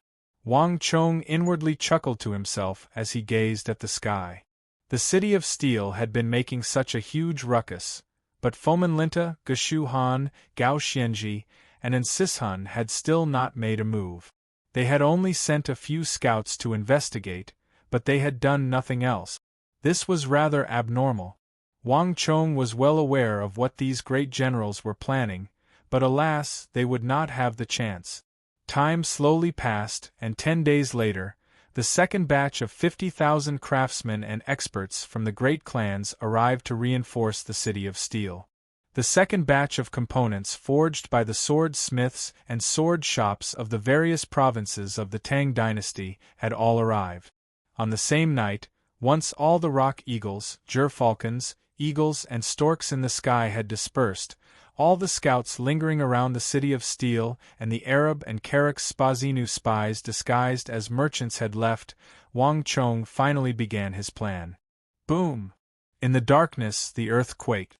With Wang Chong's order, a blazing furnace spat out from the northeast corner of the city of steel, and then a second, a third, a fourth. Tens of thousands of blazing furnace fires began to spread from the northeast corner of the city of steel to every corner of the city of steel. In the end, the blazing furnace fires illuminated the city of steel as if it were daytime. Begin. On the southern wall, Zhang Shouji stood shoulder to shoulder with Wang Chong, his expression grim. He swung down one arm and boom! The heaven-shaking clattering of steel came from all around. All the 100,000 craftsmen and all the soldiers stationed around the city of steel stopped what they were doing and joined in the construction of the walls. From the moment Zhang Shouji had first arrived in Wushang, a sea of steel modules had already gathered around the city. After these modules had been used to construct the foundation of the city, they had not been touched. The majority of the craftsmen began to devote themselves to the construction of the restaurants, inns, and tea-houses in the city. But at this moment, as if it had been premeditated, all the craftsmen began to move the steel modules and began to collectively construct the city like ants. Clang! The first hammer fell, sending sparks flying and echoing far into the darkness. Tens of thousands of modules of the city of steel began to rise in the darkness. In this period of time, all the craftsmen had become familiar with the blueprints and construction methods, and now, all of this was beginning to show its power. Boom! Boom! Boom! The clattering of steel shook the heavens, converging into a tide. In the light of the furnace, the tens of thousands of modules of the city of steel were neatly constructed like fish scales, following some sort of pattern.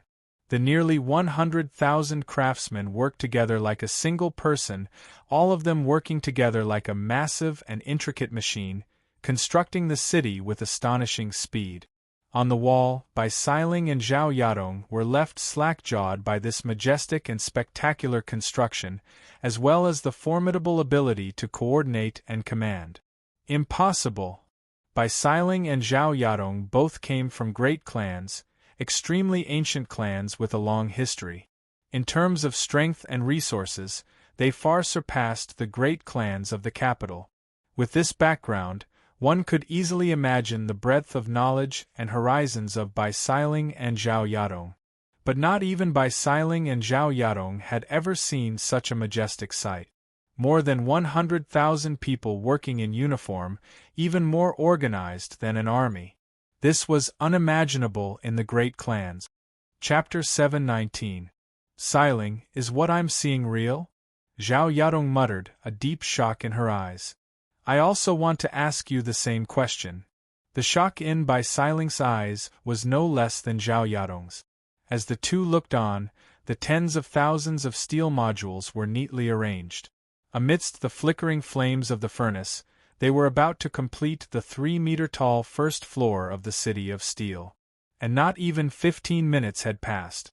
This had completely overturned their understanding of civil engineering and city construction. Ready! Second team, get ready! Pour the molten iron! Hurry! Everyone else, get out of the way! Cranes! Begin construction of the modules! A series of shouts came from all over the city. More than 100,000 people were divided into nearly 1,000 groups. Each group was commanded by an experienced craftsman leader. They worked side by side, yet they were extremely orderly and coordinated with each other. Anyone who saw this scene would be deeply shocked, because what was being displayed here was a concept and skill that far surpassed the level of this era in terms of city construction. In the darkness of the night, the city of steel was bustling with activity, and no one knew what was going on outside of this place.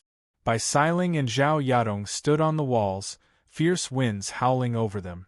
As they looked at the distant figures of Wang Chong and Zhang Shouji, a strange light flashed through their eyes. A focused man was the most charming. At this moment, Wang Chong stood motionless on the walls, his mind completely focused on the construction of the city. But that image of him devising strategies, of him giving orders, of him always having the overall situation in his grasp, had been deeply imprinted in the minds of the two, stirring their hearts. At this moment, the two of them felt that there was nothing in this world that Wang Chong could not do.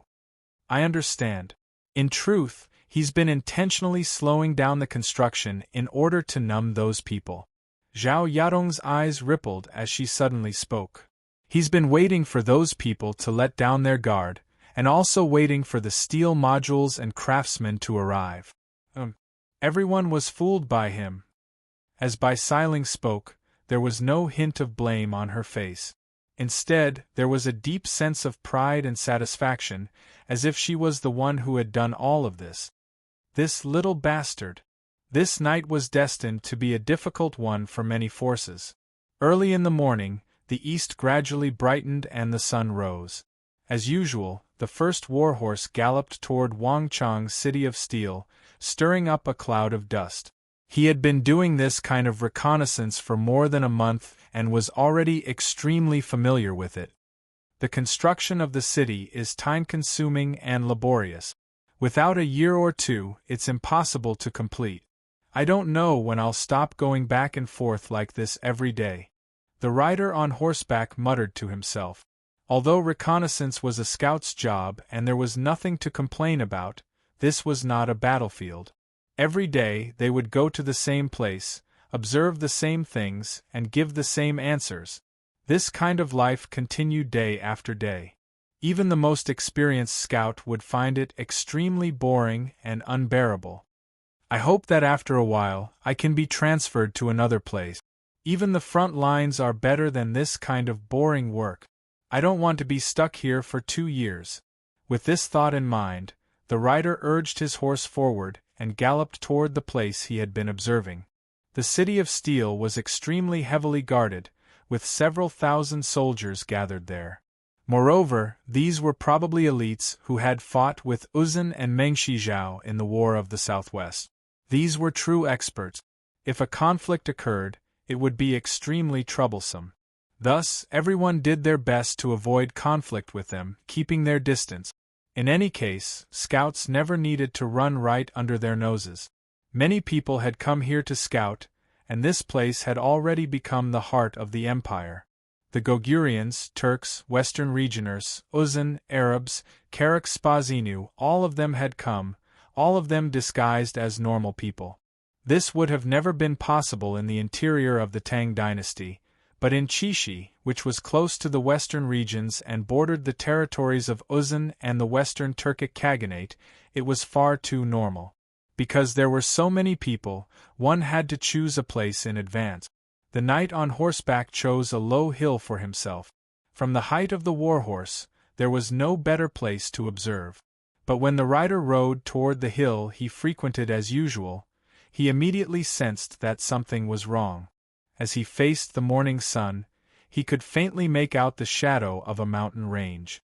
This is? The eyelids of the knight on horseback twitched, and he immediately felt somewhat astonished. After more than a month of scouting, he had become extremely familiar with the geography of Wushang. The area where Wang Chong had established his fief was flat and devoid of any protrusions. The only protrusions were the low hills beneath his feet. Other than that, he couldn't remember any other mountain range. What's going on here? Am I hallucinating?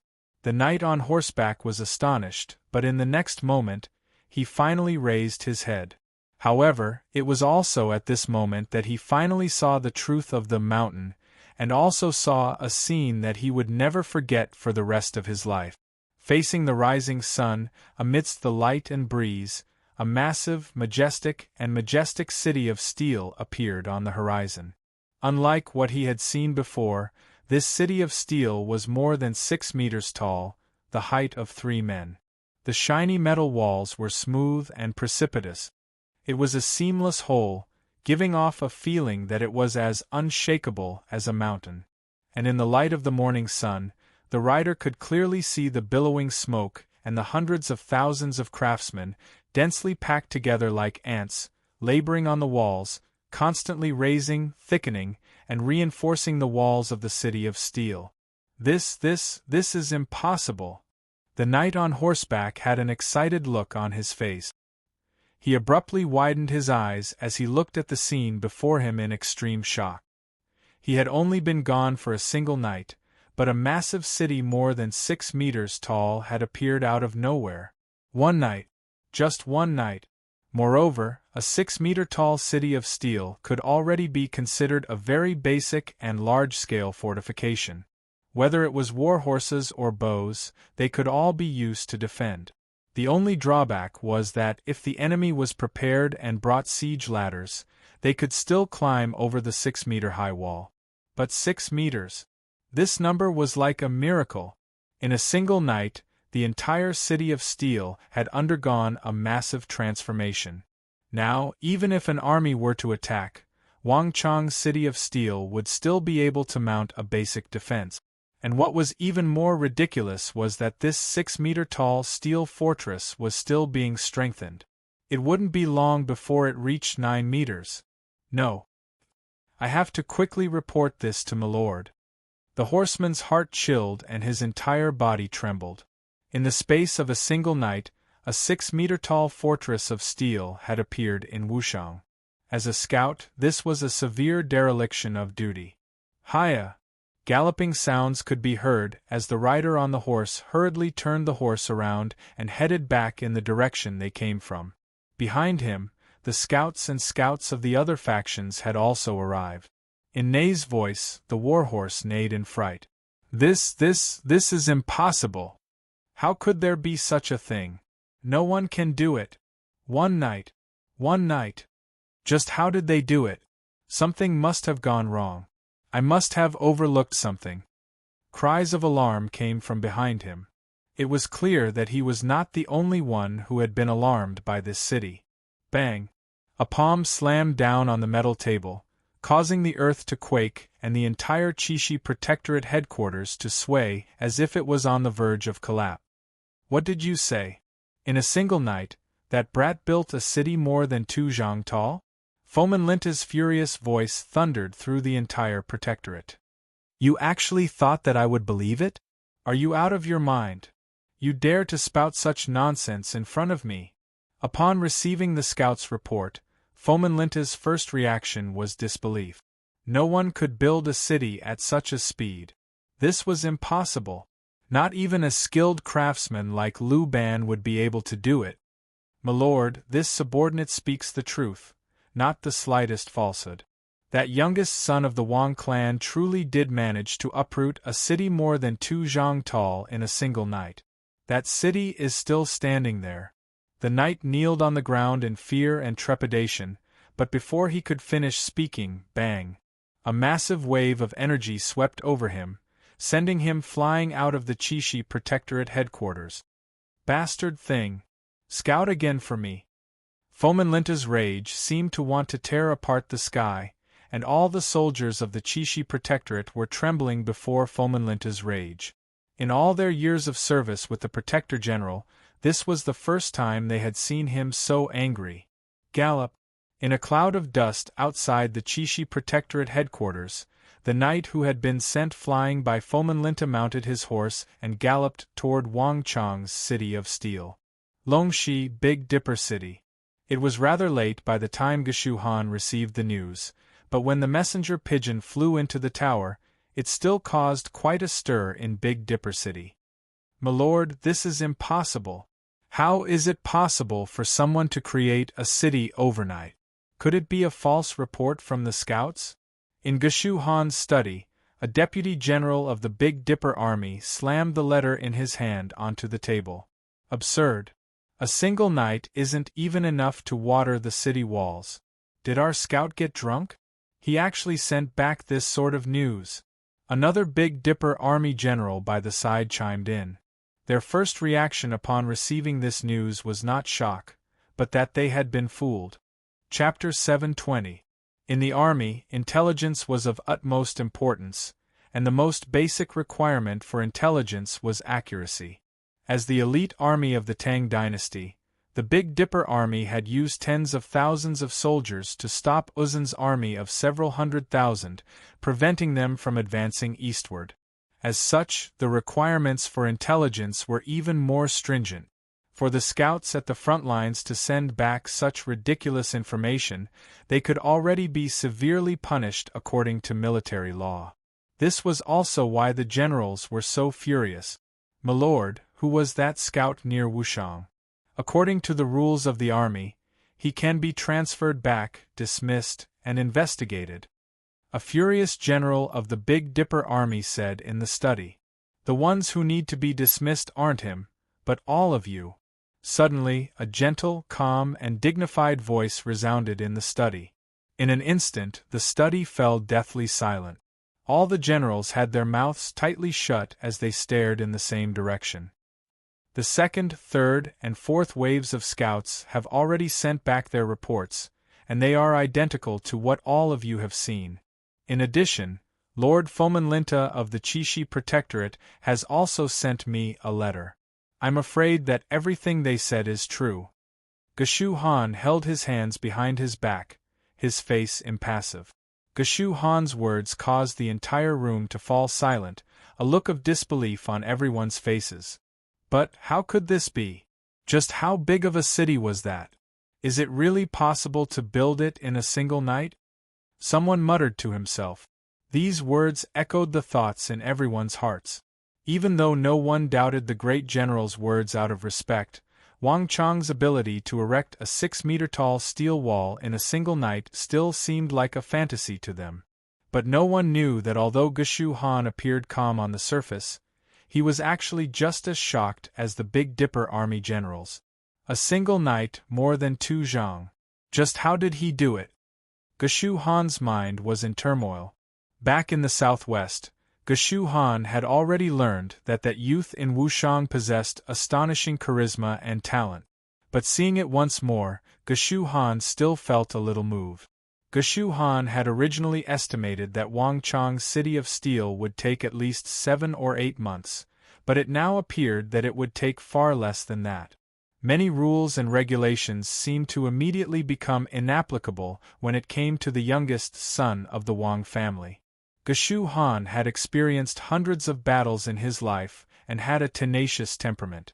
There were very few things that could move his heart, but right now, Geshu Han truly found it difficult to understand this youth called Wushang.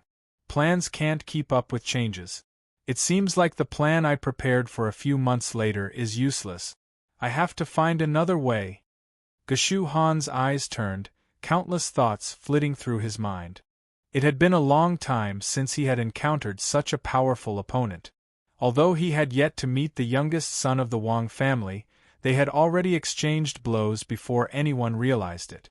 There was no doubt that Geshu Han had underestimated his opponent. If he was able to build a 6-meter-tall city wall overnight, then there was no doubt that he had deliberately concealed his abilities from the very beginning, causing them to be careless. Only when everything was ready, when the time was right and everything was ready, did he reveal his true prowess. Interesting. A cold light flashed through Geshu Han's eyes. Anyone familiar with the Big Dipper Great General would know that this was a sign that his fighting spirit had truly been roused and that he was taking the challenge seriously. It won't be easy to take root in Wushang. Young Marquis, this is only the beginning. As this thought flitted through Geshu Han's mind, everything quickly calmed down. Anshi, Longshi, Baiting, Qishi, everyone was stunned by the city that Wang Chong had built in a single night. Meanwhile, in the distant northwest of the Tang dynasty in Wushang, the scouts of all the factions had personally witnessed an inconceivable sight. On the sparsely populated and barren Silk Road to the west, Wang Chong had for the first time revealed the concepts of modern science and architecture to this world. Under the leadership of Wang Chong and Zhang Shouji, more than 100,000 craftsmen worked at unprecedented speed to construct this never-before-seen city of steel. When the scouts had arrived in the vicinity of Wushang in the morning, they had only seen a 6-meter-tall city of steel, but by nightfall it had grown to 15 meters tall. Never in the history of the Tang dynasty, or even in the history of the Central Plains, had such a rate of construction occurred, nor had there ever been a precedent for such modular construction. More and more people gathered around the city of steel, and all the factions moved upon hearing the news, sending out several times the number of scouts they had sent before. Each faction wanted to confirm this news again and again. Even many who from the distant western regions had hurried over. Everyone stared in shock as this massive, vast, and majestic city of steel slowly unfurled itself from nothingness into existence. This sight was like a dream, like a miracle. In front of this massive and never-before-seen city of steel, everyone felt a deep sense of insignificance and insignificance, like ants before an elephant. Shock. Inconceivable. Deep reverence. This was what everyone who had seen the construction process of the city of steel felt. Everyone felt a heartfelt reverence toward Wang Chong, the owner of this city of steel and its construction. It was like they were looking up to an unfathomable god. Marquis, building this city of steel is more than enough for this old man to spend the rest of his life. Atop the 15-meter-tall city of steel, fierce winds ruffling his hair and beard, Zhang Shouji stood on the high walls, his face brimming with pride and vigor. He had built countless buildings and cities in his life, and he had even participated in the construction of the imperial palace of the Tang dynasty. But the greatest pride of his life was Lion City by the Arai. That city had changed the fate of the 180,000 Annam Protectorate and saved the Southwest. And the other was the city of steel beneath his feet. In the history of the Tang dynasty, as well as everyone's understanding, all cities should have been constructed from earth and stone, but the city beneath his feet had broken all these traditions. This was the first city of steel that had ever been built. The amount of steel and manpower required to build this city was unimaginable to any great clan, faction, or master architect. To put it simply, this city had mobilized the entire world, all the great clans, all the swordsmiths, and all the experienced craftsmen of the provinces and counties. All of them had been used to help him build this city. Other than the imperial palace, nothing like this had ever happened before. This glory was enough to make any civil engineering master feel proud and proud. This was enough to move the heart of any civil engineering master and make them fascinated. Sir Zhang, this is only the beginning. You can't possibly be satisfied already, right? In the future we will leave even more footprints, not just in the Tang dynasty, but also in other places, and it won't just be this city of steel. Wang Chong and Zhang Shouji stood side by side on the wall and smiled. Haha, that's right. This old man is too easily satisfied. With Marquis here, do you think we won't be able to leave our mark in the annals of history? We'll be able to build an even more majestic and magnificent building for everyone to look up to. Zhang Shouji was taken aback, and then he couldn't help but laugh. He was close to 60 and should have been at the age where he should have retired, but as he and Wang Chong fought together and built cities, even he had slowly forgotten his age. He had become young, hot-blooded, and passionate.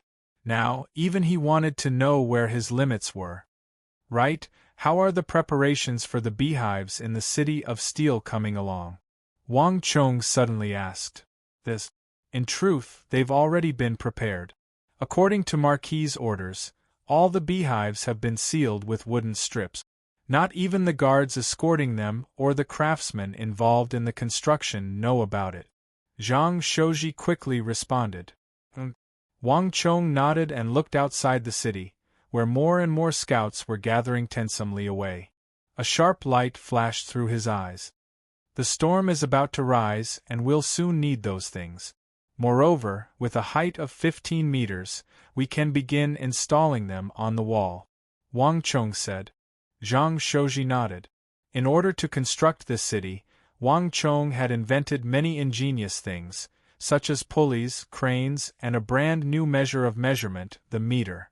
Not many people knew of this measure, and it had only been passed down among Zhang Shouji, his disciples, and a few top-class craftsmen. Zhang Shouji had experimented and discovered that this new measure of measurement was much more accurate than the ordinary ruler or zhang, and it was also much more convenient for construction. Thus, he had begun to vigorously promote it to the people around him. By now, this measure of measurement had already been accepted by many master craftsmen, and it was still spreading, becoming more and more widespread. Wang Chong quickly left the city of steel. By the time the city was 15 meters tall, everything was on the right track. With Zhang Shouji presiding over it, the completion of the city of steel was only a matter of time. With Bai Siling, Zhao Yadong, and the other clan experts protecting it, the city of steel was impregnable and would not encounter any problems in the short term. It's about time to take care of that matter. Standing on the towering steel walls, Wang Chong's eyes flashed as countless thoughts flitted through his mind. Wushang was close to Qixi, and their fates were intertwined. Although Fomenlinta was currently brimming with hostility and making things difficult for him, Qixi did not belong to him. It belonged to the entire empire. But in the future Battle of Talas, the clash between the Tang dynasty and Arabia, the Qixi Protectorate, as the closest source of soldiers, had not sent a single soldier. This was inconceivable. If Gao Xianji had asked for help, the Qixi Protectorate would have sent a large number of soldiers. Perhaps that battle would not have been so utterly defeated, and the Tang dynasty would not have completely lost that battle, never to rise again. But even though he was extremely dissatisfied with Fomenlinta, Wang Chong had to admit that this matter had little to do with Fomenlinta. It wasn't that he didn't want to reinforce Gao Xianji and the Anxi Protectorate army, but that the Qixi Protectorate had no soldiers to send. Chapter 721. The mighty Qixi Protectorate, which guarded the throat of the Tang dynasty, had no soldiers to use. This sounded unimaginable, but it truly was the true situation of the Qixi Protectorate. No one understood this better than Wang Chong. The Qixi Protectorate guarded the throat of the Tang dynasty, situated in the crack between the Uzun Empire and the Western Turkic Khaganate. Every year, regardless of what happened elsewhere, the Qixi Protectorate would be embroiled in all sorts of battles. And the soldiers of the Qixi Protectorate had been whittled down by the repeated assaults of the Uzun Empire and the Western Turkic Khaganate. Although the interior had always been sending soldiers to Qixi, there was a limit to how many soldiers they could send. Before the Battle of Talas, the cavalry of the Uzun Empire and the cavalry of the Western Turkic Khaganate had been abnormally fierce, resulting in a vacuum in the Qixi Protectorate's soldiers. And it was this vacuum that ultimately led to the defeat at the Battle of Talas.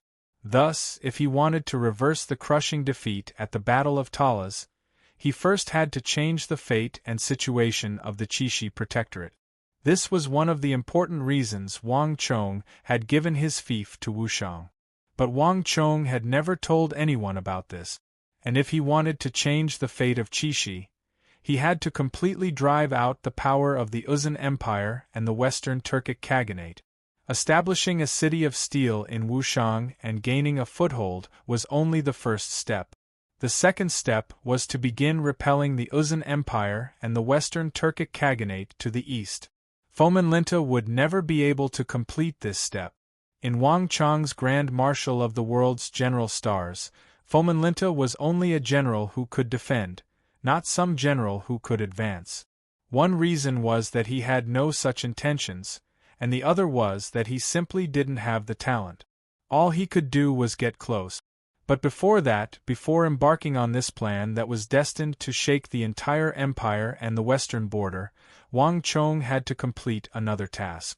Without that item, no matter how powerful Wang Chong was, he could only be like a housewife without rice. In the end, he could only lament his inadequacy. Da.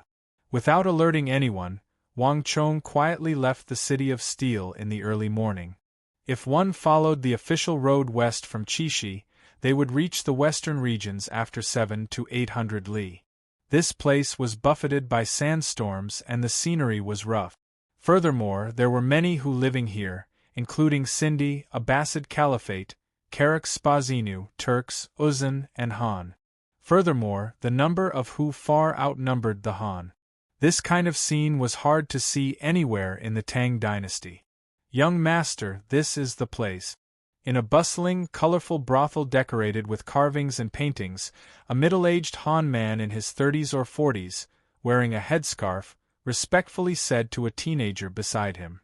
The youth looked at the brothel and solemnly nodded. Tell Yang Hongchang that I am very satisfied with this matter. Once we succeed, I will not mistreat him. Many thanks, Marquis. The middle-aged man was overjoyed and hurriedly bowed. Did you forget what I told you? Don't call me Marquis here. The youth frowned. Yes, this lowly one was rude. Marquis.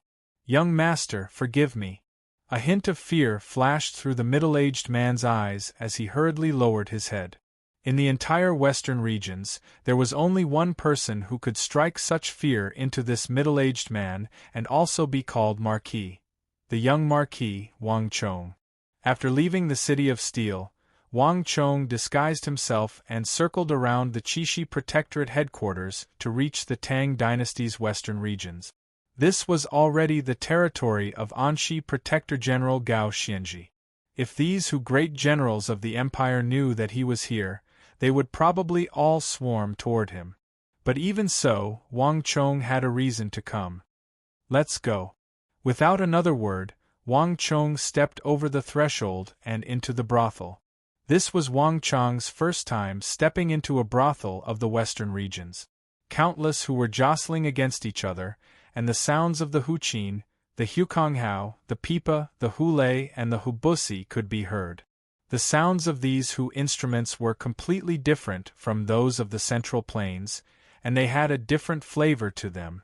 Wang Chong raised his head and glanced over. Amidst the music, he could see the enchanting dancers dancing to the music, making one's blood boil. There's even an Arab dancer. In a place where the who were the most concentrated and the laughter was the loudest, Wang Chong could clearly see a beautiful Arab dancer dressed in red, her belly exposed, her hands and feet adorned with bracelets and bells.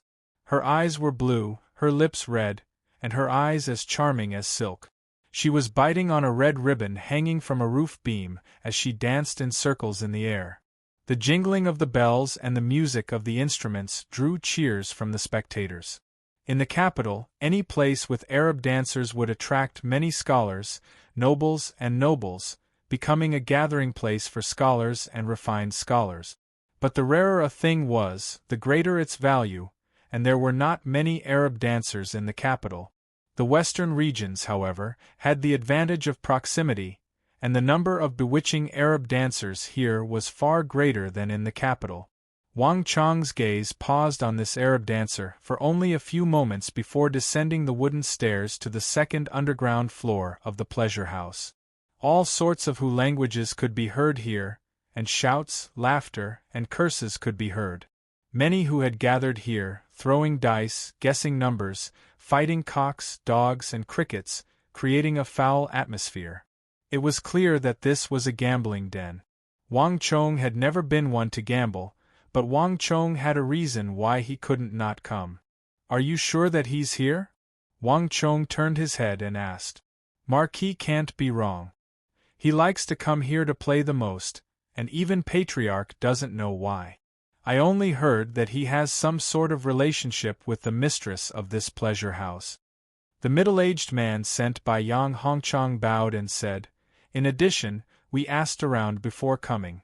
Also, we've already asked around before we came. He happens to be in this brothel, on the 3rd floor underground.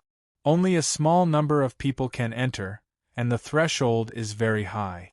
All of them are either rich or noble. Patriarch has spent a great deal of money to prepare an identity for young master. Young master can enter at any time, and no one will stop him. Young master will see him once you enter. Wang Chong nodded at these words. The Yang clan had operated in the western regions for many years and knew this place like the back of its hand. If he wanted to find a single who in this crowd, Yang Hongchang was the best choice. Without alerting anyone, Wang Chong quickly descended the stairs to the third underground floor of the pleasure house. Yang Hongchang had taken care of everything along the way. Whenever someone appeared to berate or inspect someone, the Yang clan steward would immediately step forward and negotiate with them, avoiding a lot of trouble. The floor of the third underground floor was covered in red Arabian carpets, and the walls were carved with jade and inlaid with pearls, agates, emeralds, and corals. The decorations were opulent, but they did not lack for elegance. Marquee, it's inside. The butler of the Yang family led the way. When they reached the innermost and largest room, the butler of the Yang family stopped. Through the door, Wang Chong could hear the coarse laughter of a Turkic-accented man, accompanied by the cheerful laughter of a woman. "Wait for me outside." Wang Chong's eyes flashed as he pushed open the door and strode in with his head held high. In a flash, the laughter in the room came to an abrupt halt. Wang Chong's expression was relaxed as he swept his gaze around the room, quickly settling on a Turkic man with an unbuttoned shirt, a mustache, hawk-like eyes, and a deep nose. "I've finally found him." When he saw the two fist-sized skulls on the Turkic man's shoulders, Wang Chong nodded, a hint of joy in his eyes. These were not real skulls, but skeletons forged from bronze. In Wang Chong's memories, there was only one person who could play with two bronze skulls on his shoulders: the Turkic merchant Hulayeg. He had another identity. He was the most famous Turkic horse merchant of the western regions, perhaps even the steppe. If Wang Chong wanted to realize his grand plan of repelling the Uzun to the west and the Western Turks to the east, completely changing the situation in Qixi and driving out all the foreign powers, he first needed to have enough warhorses. Wang Chong's first batch of Wushang soldiers were almost done training, but without warhorses, he could not speak of the Wushang cavalry that dominated the world. Thus, even if he had to risk being discovered by Gao Xianji and Fomenlinta, Wang Chong had still come to the western regions for the sake of this number one Turkic horse merchant, Hulayeg. Everyone knew that the best warhorses in the world were not the highland steeds of the Uzun, nor were they the warhorses of the Tang dynasty. In truth, the terrain of the Central Plains was not suited to raising warhorses. All the excellent warhorses of the Tang dynasty had come from the Turkic steppe. The warhorses of the Turks just so happened to be the best source of warhorses in the world. The only warhorses that could surpass the Turkic horses were the Arabian warhorses, but Arabia was 10,000 li from the Central Plains. Moreover, the Arabian warhorses were extremely troublesome to raise, and they would not be able to acclimatize to the Central Plains. In comparison, Turkic horses were easier to obtain and easier to produce, making them suitable for raising cavalry. In addition, the best Turkic warhorses were not one bit inferior to the Arabian warhorses. And if Wang Chong wanted to buy the best Turkic warhorses, he couldn't avoid this Hulayeg. Whether he had warhorses from the Eastern Turkic Khaganate to the Western Turkic Khaganate, or even Karak Spazinu, this Hulayeg had a way to obtain them. There was no better horse merchant in the western regions. Wang Chong's Wushang army was about to finish its training, but if he wanted to become that unstoppable and awe-inspiring Wushang cavalry, he still needed a large number of warhorses. However, this was not the main reason why Wang Chong had disguised himself and stealthily arrived here. More importantly, Wang Chong was well aware that the future Tang dynasty was fraught with calamities and was already in troubled times. One war after another was about to break out. In every war, a large number of warhorses would die. In the future, the greatest problem of the Central Plains would not be a lack of soldiers, but a lack of warhorses that would make it impossible to form a cavalry army. And without a cavalry army, there would be no mobility, and they would only be defeated one by one. And the Central Plains could not breed warhorses. One death meant one less, and there was no way to replenish them. Chapter 724. Alas, it still can't hold me. In the darkness, a dazzling light flashed through Wang Chong's eyes like a sharp saber. Clang! With a clear hum, Wang Chong unsheathed the Wuzi steel sword at his waist and swiftly attacked. Bang! After what seemed like both a second and countless eons, a dazzling beam of light shot out of the darkness. With a single slash, Hulayeg's cage, which had been forged from the finest Arabian steel, was torn to shreds. Wang Chong's body trembled as he broke through the wall of the cage. Without pausing, he stepped on the cage with his right foot, and Wang Chong soared into the air like a hawk. After Tensum Zhang, Wang Chong stepped on the wall to his right and once more shot upward. After repeating this process, a few moments later, the pitch-black space above Wang Chong began to glow and rapidly expand. The entrance! Wang Chong raised his head, an idea flashing through his mind. The cage was extremely heavy, so he had fallen extremely quickly. In just a few seconds, he had fallen 70 to 80 meters. To an ordinary person, this sort of situation was certain death, but to an imperial martial expert like Wang Chong, this sort of height wasn't even worth mentioning. Whoosh! At the last moment, Wang Chong's sleeve shook, and like a sharp sword, he flew through the hole and out of the ground, somersaulting as he lightly landed on the ground. Ah! Wang Chong heard cries of alarm, and when he opened his eyes, he saw that many Hu bodyguards had appeared in the underground chamber, all of them either dead or injured, their bodies drenched in blood. And in the center of these Hu bodyguards was a mysterious man dressed in black and wearing a white mask. He was covered in dust and had a dagger in his hand that was pressed tightly against Hulayeg's neck. Back off quickly! Hulayeg's face was covered in panic, and when he saw Wang Chong, his eyes went wide, the fear in them intensifying. Impossible! How did you get up here? Wang Chong grinned as he slowly walked over under everyone's shocked gazes. Solitary wolf, release him. Wang Chong gestured with his right hand to the mysterious man behind Hulayeg. Yes, Marquis. Lone Wolf's figure moved, leaving behind afterimages as he quickly retreated. You're together? Hulayeg's face was filled with shock. Wang Chong silently smiled. He had sent Solitary Wolf out long ago, and his footprints covered the western regions. Solitary Wolf had lived here for so long that he had taken root, mingling with the locals and even learning quite a bit of the Hu language. The first time Wang Chong had met him, he had almost failed to recognize him. The first thing Wang Chong had done on such an important mission to find Hulayeg was to summon Solitary Wolf back. Hulayeg had believed that tricking him into his residence, trapping him in a cage, and then sinking him into the ground would be enough. One could only say that this was far too childish. Without thorough preparations, how could Wang Chong have so recklessly entered the western regions? Hulayeg, what do you think of our deal? Wang Chong walked over, pulled out the only chair in the room, and sat down. 300,000 warhorses. As long as you can help me get them, our deal is still valid. Hulayeg was stunned, clearly not expecting Wang Chong to not kill him.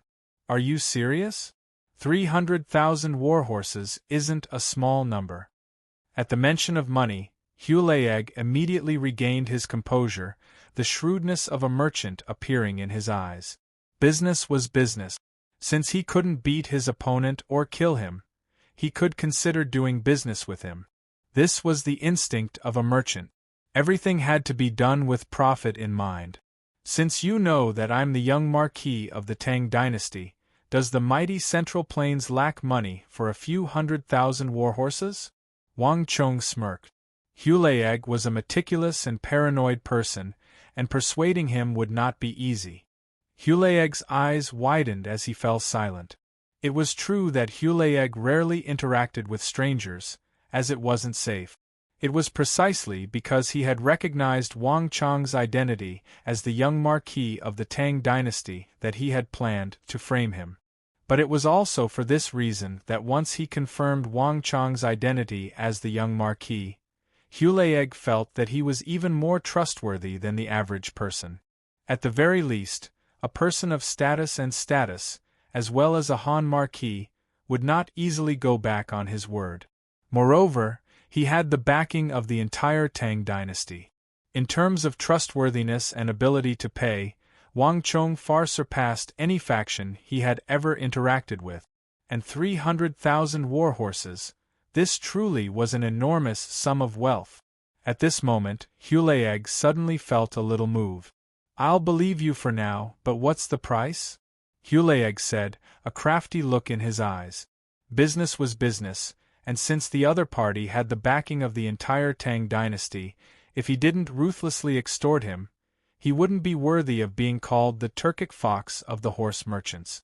Wang Chong smiled at these words. At the start, he had been cautious, suspicious, and plotting against him, but now, he was greedy. Hulayeg had undergone a massive transformation. But to Wang Chong, what he feared the most was not Hulayeg's greed, but his lack of greed. As for money, when the great calamity arrived and all the monetary systems collapsed, gold would be useless. If he could buy enough warhorses and change the fate of the Tang dynasty, from a certain perspective, Wang Chong was even willing to give him all the gold of the Tang dynasty. In any case, gold would be no different from stone by then. A high-quality warhorse on the market is 80 taels of gold. "I'll give you 100.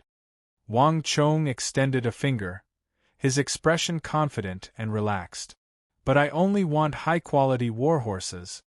Good, no problem." At these words, Hulayeg's eyes immediately brightened.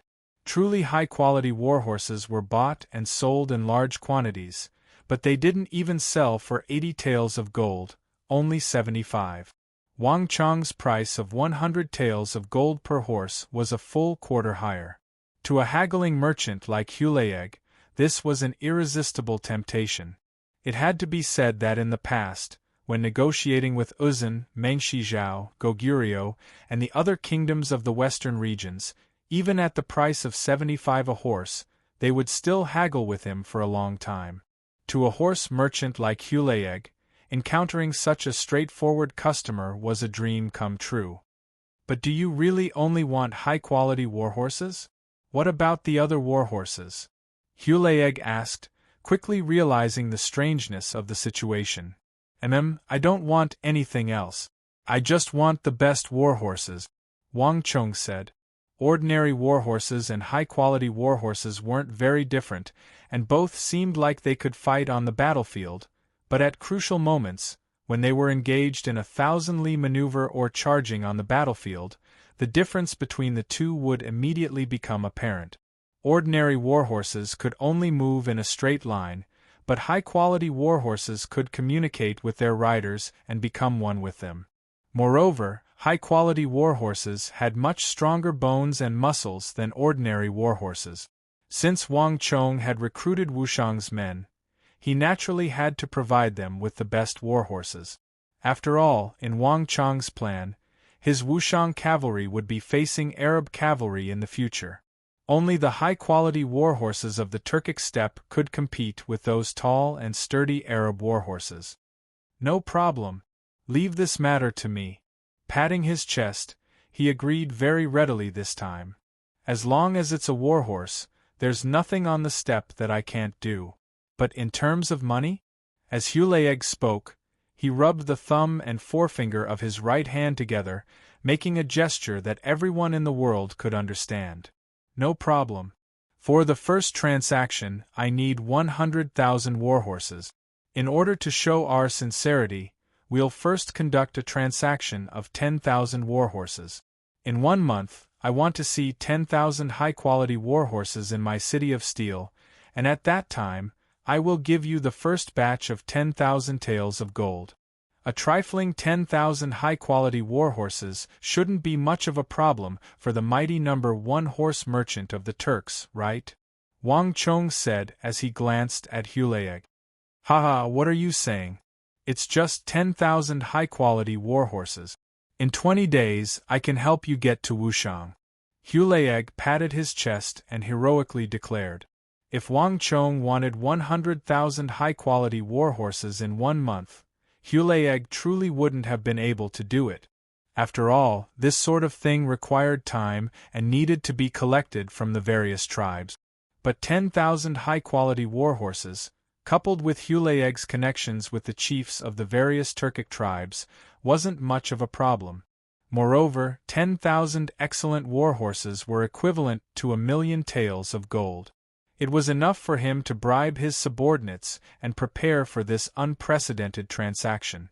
The two sides quickly came to an agreement, and in accordance with the customs of the Hu merchants of the western regions, they signed a contract. Both sides bit their thumbs and used their blood to leave fingerprints. "That's right, Hulayeg, I heard that you have a steward called Yulug?" Wang Chong suddenly raised his head, a smirk on his face. "What's wrong?" Hulayeg said, his heart thumping in his chest. Hulayeg truly had found several stewards to manage his finances, but very few outsiders knew of this matter other than the people at his side. Moreover, Hulayeg would never bring them along when he went out to discuss business, and these stewards would never show themselves in public. Hulayeg was very apprehensive about this, so he had intentionally concealed it. Not even his old friends of several decades had ever seen them, much less outsiders. Hulayeg simply couldn't understand. This was clearly Wang Chong's first time in the western regions, his first time meeting him, so how did he know that he had stewards at his side, even that he knew the name Yulug? "Haha, it's nothing. I was just asking. But it's impossible to know a man's heart, so Sir Hulayeg should keep an eye out." Wang Chong smiled and turned to leave. Hulayeg was confused at the start, but when he saw the 3 fingers sticking up behind Wang Chong, he instantly paled and understood.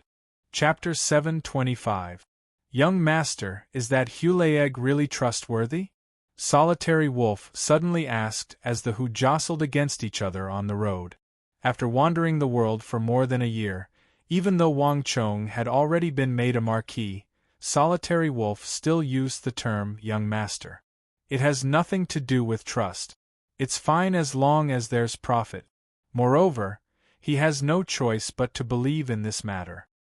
Wang Chong smiled, but he was thinking back to the strange expression on Hulayeg's face as he left. Yulug was Hulayeg's closest and most trusted steward, managing more than 70% of his wealth. In Hulayeg's heart, he was absolutely loyal and devoted.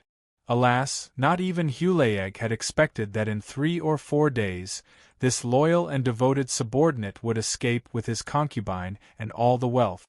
Hulayeg's subsequent series of grave mistakes and his execution by the Western Turkic Khagan Ishbara probably had something to do with this. In addition, young master, 100,000 warhorses is no small sum. Can we really afford it with our abilities? Solitary Wolf worriedly said.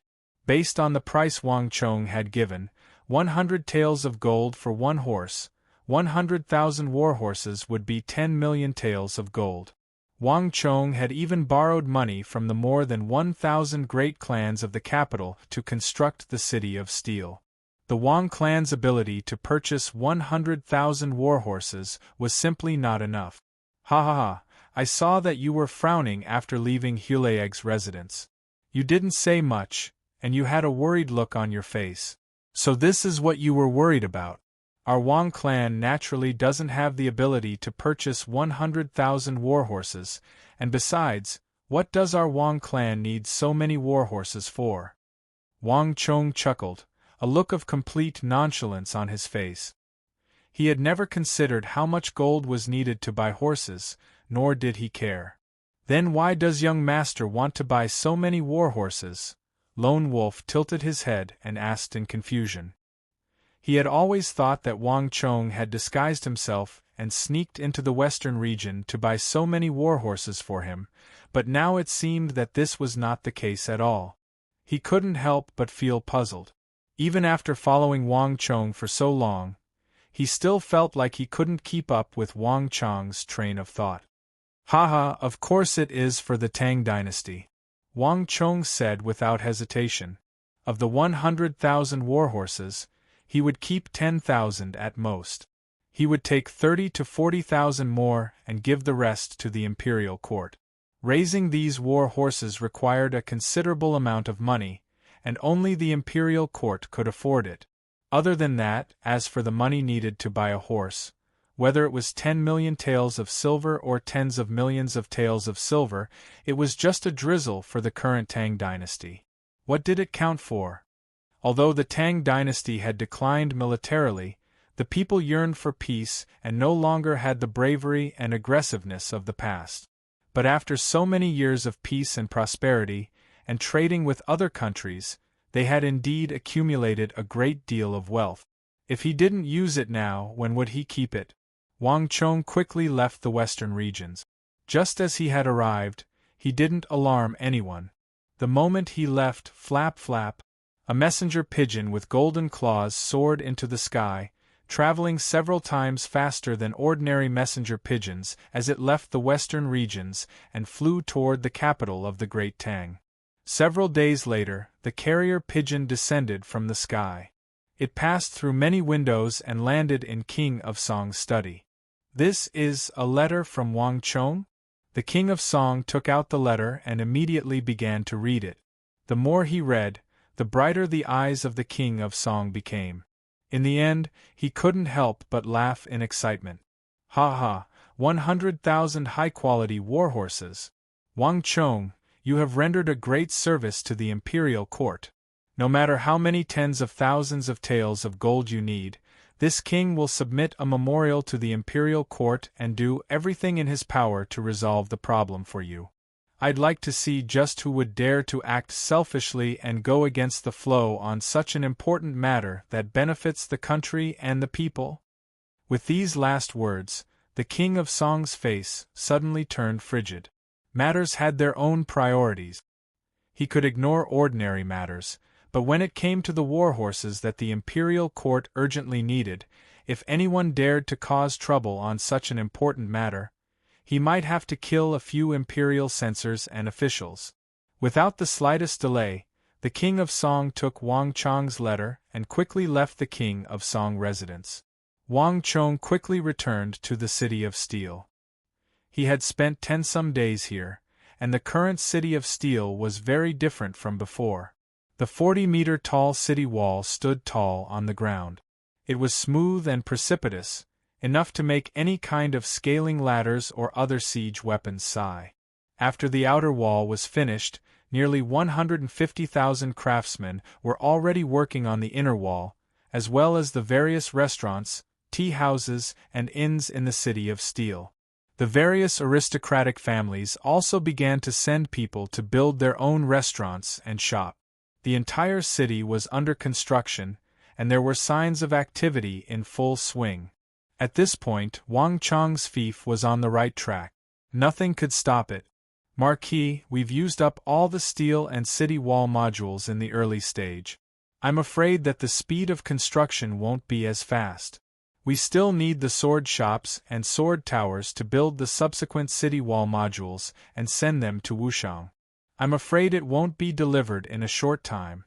Standing on the tall city wall, Zhang Shouji faced the fierce winds and said, "Let's go."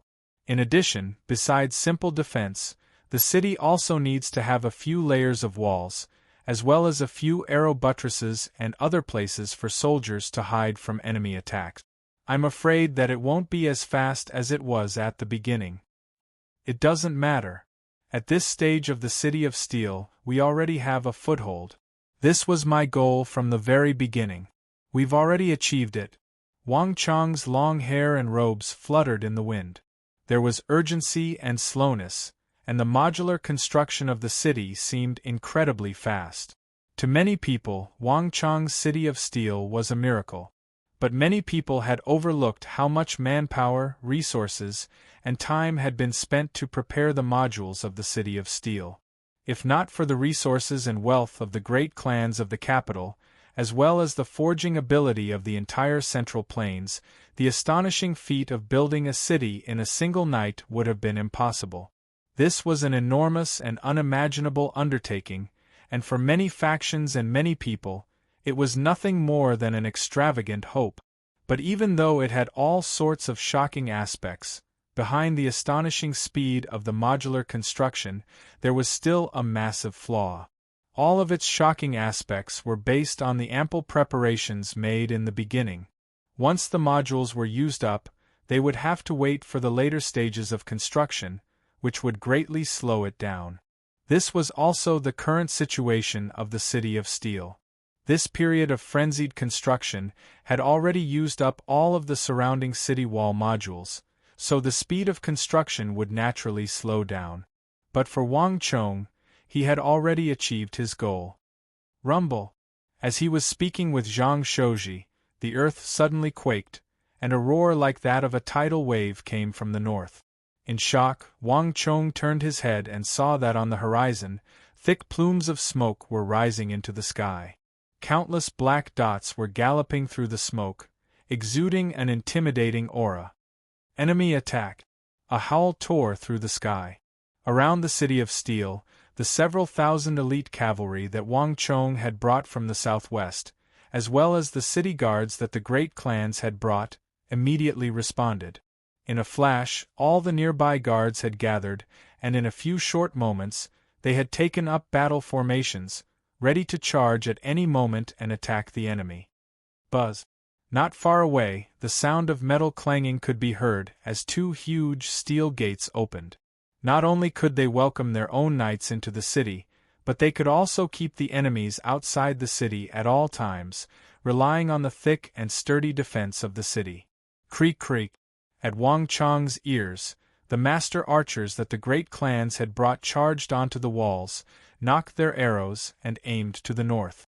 In just a few seconds, the City of Steel, which had been bustling with activity and lax just a moment ago, was now fully armed and on guard, as if it was made of steel. Buzz! The enemy was getting closer and closer, and the dust was getting thicker and thicker. Just when it seemed like an intense battle was about to begin, Wang Chong's eyes widened and he sneered. Stop! Pass on my order! All soldiers are to stand by and maintain a defensive posture. Archers, put away their bowstrings. Without my order, no one is to act rashly. Wang Chong raised an arm and ordered. This abrupt order left everyone dumbfounded. Old Mr. Zhang, please wait here. I'll leave for a while. I'll handle this matter. Standing on the walls, Wang Chong looked into the distance at the dust and sneered. It seems like a good friend has come. After saying this, Wang Chong turned around and quickly left the walls along the stairs. Behind him, Zhang Shouji was still dumbfounded, not understanding what was going on. But as he faced the blazing sun, he narrowed his eyes. A moment later, Zhang Shouji's expression shook as he suddenly understood something. So it's him! Zhang Shouji blurted out in shock. As he looked at the fluttering war banner that had suddenly emerged from the dust, a hint of deep concern appeared in his eyes. By Siling, Zhao Yadong, stand guard in the city. Don't come over. Qing Sanyuan, Su Shixian, follow me. Yes, Marquis. War horses galloped out of the city, leaving a trail of dust in their wake. Qing Sanyuan and Su Shixian were both elites who had followed Wang Chong through life and death in the southwest. They were among the several thousand experts Wang Chong had recruited from the great clans.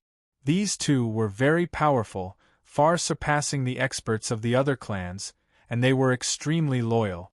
The clans they had served, in order to curry favor with Wang Chong and at the same time improve their relationship with the Wang clan so that they could climb onto the massive war chariot that was the King of Song and the Wang clan, had simply gifted these two to Wang Chong as his personal attendants.